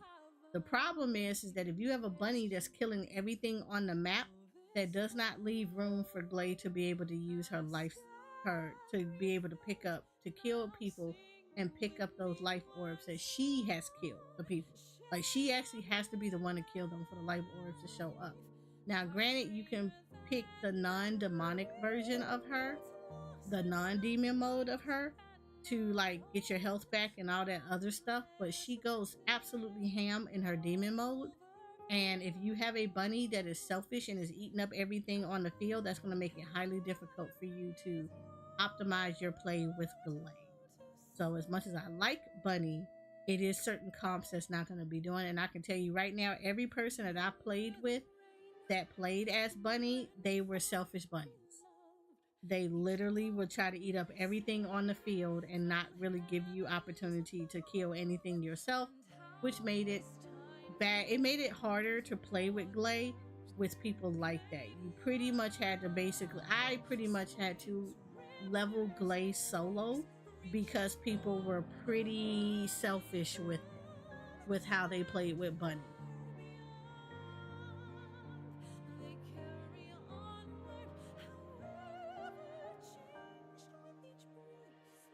Glay is actually a super OP character, but like I said, you're gonna have to get used to switching between her demon and non-demon mode. Once you get the hang of doing it, she's really good. Like honestly, Jay, she's amazing to play. But you're gonna have to look at your team comps to make sure that you can actually do stuff with Glay. Like I said, most of the people I've played with that played with characters like Bunny were super selfish with it. So a lot of times they were basically running around trying to bite up everything, and their excuse was, well, I'm Bunny, I have to keep moving. I get that, but you're not also allowing other people to get some stuff in. And Glay is one of those people, she has to kill enemies. She absolutely has to. She builds up her damage by doing that. She's an absolute tank. But in order for her to be that way, she has to kill animals. She has to kill enemies and get those life orbs that's going to allow her to boost her damage and her health. So that's the bad thing about it. She's really squishy as a demon. If you don't allow her to get them life orbs, it's going to be a problem.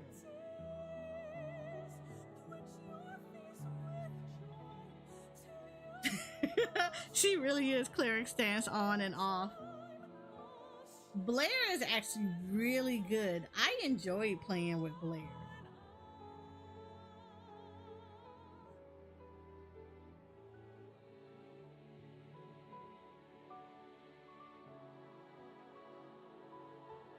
Now I ain't gonna lie, everybody named Mama, I feel like is gonna play Bunny, of course.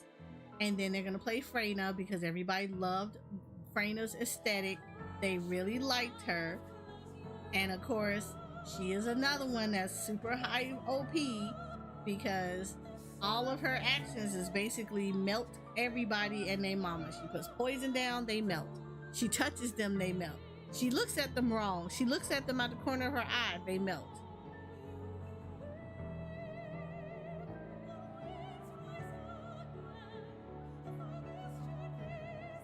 So yeah, I feel like Bunny and Freyna are gonna be one of the top people that they're gonna play with. Just because as aesthetic wise and then like how they function, a lot of people fell in love with those two characters. Me, I like to grab people from all kind of categories. I mean, I like to be a little versatile and be able to play various different characters. But like, if you're gonna ask me who I'm gonna main, I'm definitely gonna tell you the person that I'm going to main is Valby. Valby, Viessa, Blair. Those are gonna be my top three that I'm definitely, yeah, those are the top three. Glay comes in as a strong fourth.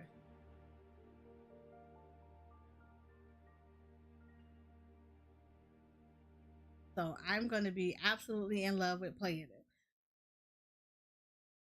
They're gonna be fun. They're gonna be absolutely fun.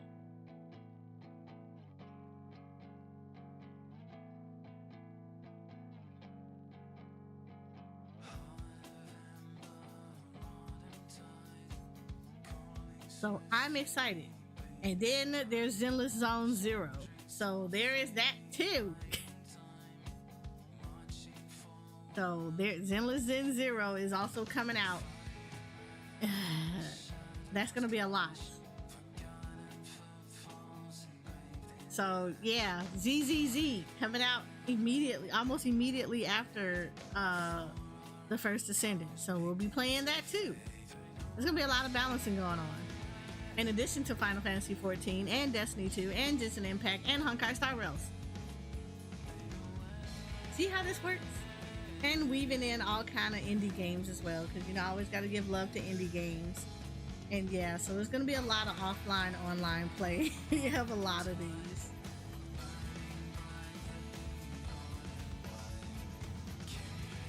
But I am determined to get this going.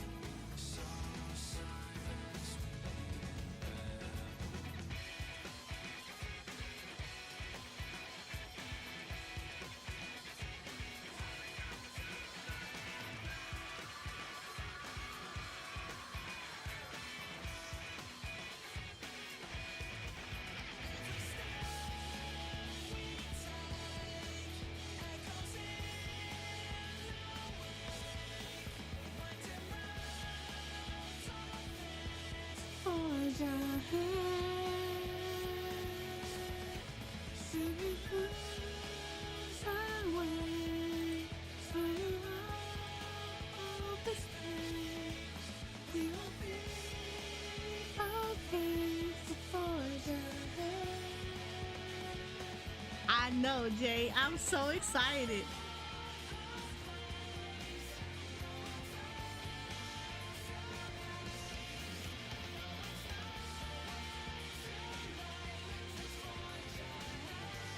I am so excited.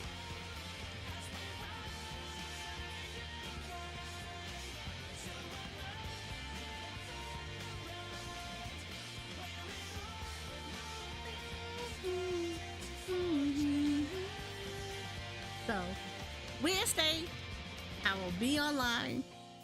I will go through, if they release the final patch notes, I will actually go back and read. I won't read through the whole thing on Wednesday. I will read all the stuff that they added to the final patch notes. Most of those are going to be the battle actions or everything, so we don't have to worry about it.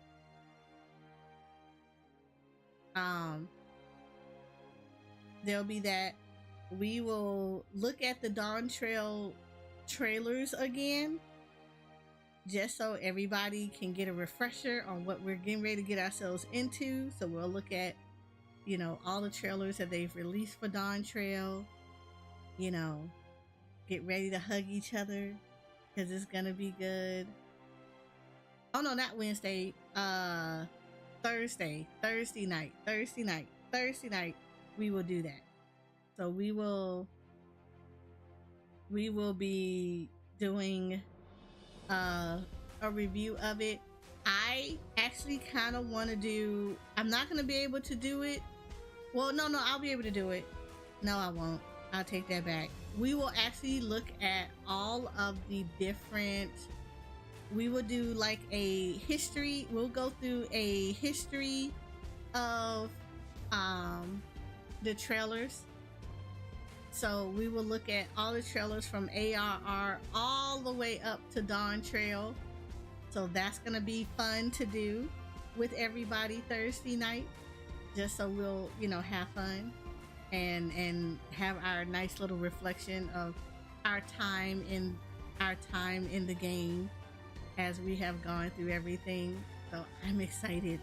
I'm super excited for Dawn Trail.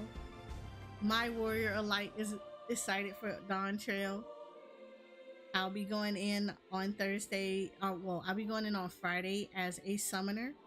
So I will be getting my Summoner Scholar leveled up. I will also be getting the tank leveled up, and then I will be working on Viper. So Viper will be the raid. Viper will be the class that I will be raiding on this raid tier. So I will be learning Melee. I am excited about learning Melee. I think it's gonna be super fun. So this is gonna be such a cool expansion. I'm looking forward to like getting chased down by enemies trying to eat me. I'm gonna get excited from getting frustrated trying to find ether currents. Single instances that I'm gonna be like, why in the hell would you do this, Yoshi P? I am super excited. I'm ready for all the deaths and the wipes and everything. It's gonna be so good.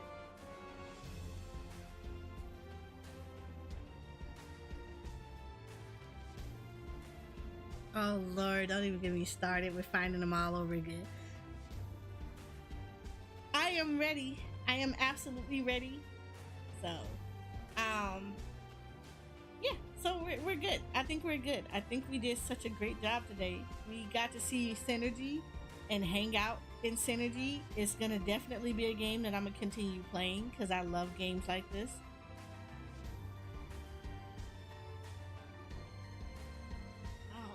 It's gonna be great. I'm looking forward to playing with you guys all on Dawn Trail. For those that are all gonna be on my server, I'm gonna be excited about playing with you guys and having fun and having map parties and doing all the nice stuff again, because we got new maps to do, new challenges to do.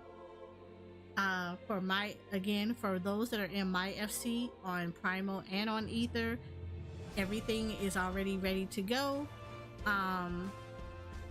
Primal, all the tier 3 actions are going to be, they're already ready to be activated. If you get on before me, make sure you put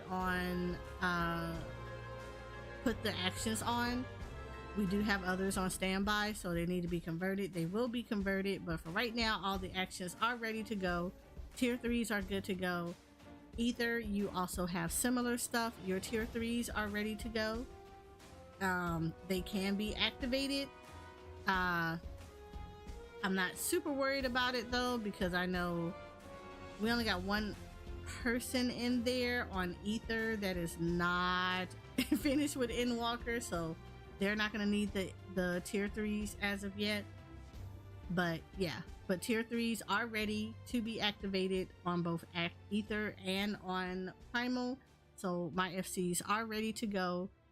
We have done a lot of work. There's probably still gonna be more to be made, just so I just want to make sure everybody can maximize getting through their first couple of characters to max level, and that's going to be across the board. So we do have the heat of battles. We are going to make sure that the actions for diminished cost for traveling is actually turned on. We also will have the buffs that are for crafters and gatherers for tier 3s as well. So across the board, yeah, the buffs are going to be enough to get like the first 2-3 characters through to max level, so you all can utilize them accordingly. We'll probably sit down and probably figure out a schedule for them. I know initially people are going to be getting through their story first, so once people get their story through first, then yeah, we'll start alternating between heat of battle and crafting and gathering. So make sure you guys are, which is good because Frankfurt has to do EW. Wow. Wow, you were waiting on them tier 3s, weren't you, Jay?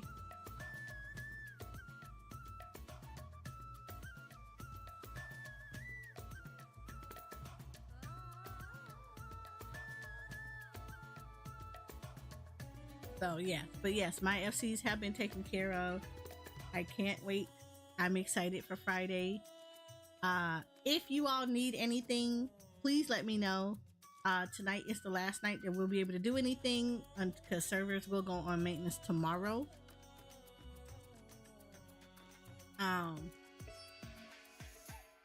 So yes, let me know. So tonight is the last night that you're gonna need anything or get last minute stuff done. Tonight is the night to get it done. Outside of that, yes.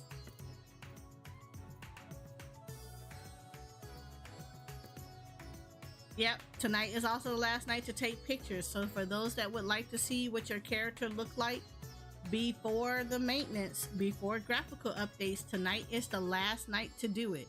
So take a pictures of your characters now and then compare them to how they're gonna look come Friday. So I know you asked Shoko to take pictures tonight, so I'll be on. I'm actually on now, but I'm on Ether. So let me know which character you want to do it on, and then we're good. We'll be Gucci.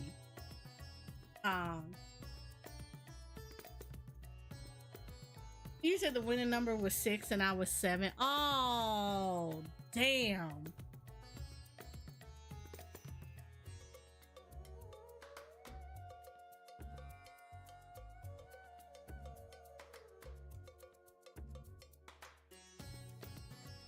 No. You cannot. You cannot. To be honest, I don't know what's up with that plot, but that plot normally goes empty pretty often, so I wouldn't give your hopes up yet. I would not give your hopes up. Because I want to say they have 72 hours to claim that plot. So if they don't claim the plot today, yeah, there is going to be a problem. Because if they don't claim it by Friday, the plot is going to go back up for auction.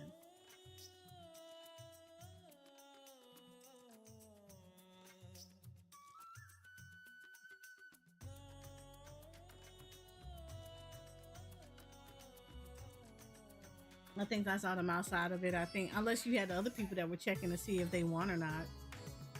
I mean, we'll find out. Because if they don't put a house on there, it's going to be problems.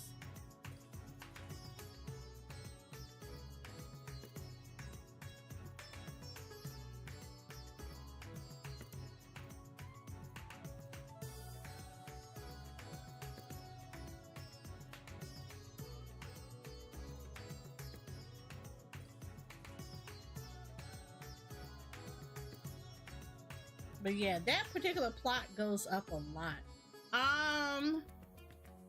I'm about to say, if you want, you can check around my ward in lavender beds, because I typically will have a couple of plots that will be open in my ward too. So I don't know how y'all feel about lavender beds. I love it personally. The nature, the fresh air, the clean water, the elementals not going off on a tangent.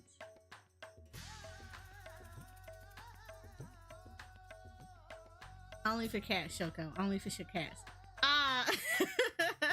You said I wanted one close to the fish tank. I mean, have you checked the ward to see if there was one that was still in the ward that was available for auctioning?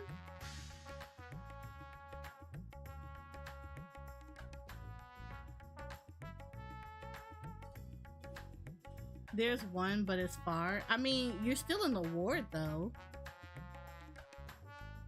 Cause Shoko is like, she's not close to the FC house. She's still in the same ward. She's past the market. She's past the market area.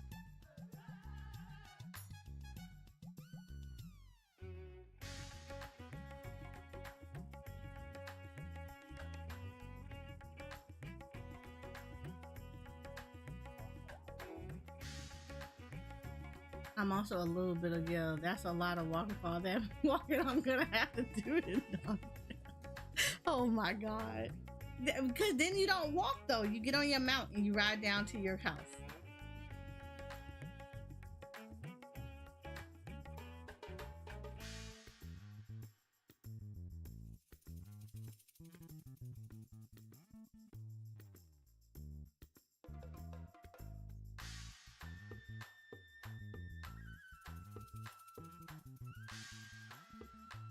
So, yeah. Y'all would be good. Trust me on that. You just get on your mount and ride down the street. But yeah. So, I'll still be in Discord. So, poke me if you guys need me. I'll be in my voice channel hanging out and probably doing stuff like taking pictures and whatnot. Outside of that though, I can't think of anything else to do. Tomorrow will be some Octopath Traveler, because I do want to continue playing with it. So we will be doing some Octopath Traveler tomorrow. Thursday will be Final Patch Notes reading. We'll be taking care of that. So be prepared for that. You said I was gonna lay down, but give me a minute. Okay. I mean, if you want to lay down, you can do that too. But yeah, so outside of that though, it was a good stream today. I liked it. We got Synergy done, and I'm gonna still be playing that one. So be prepared for those Synergy streams incoming too. I really appreciate it. You guys are amazing as always. I love hanging out with you guys. So of course, for my Twitch people, hang in there with me really quickly because we're gonna send you guys off to someone.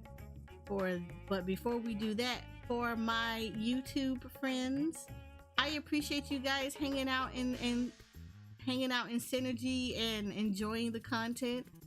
But we're gonna say goodnight to you guys. I hope you guys have rest well. For those that are on Final Fantasy, make sure you take care of all your stuff you gotta do tonight. And I will see you guys later on tomorrow for some Octopath Traveler and probably some Honkai Star Rail, because I do got some stuff to do in there too. So, I appreciate you guys, my YouTube poofies. You guys are amazing, and I will see you guys tomorrow. Bye, YouTube.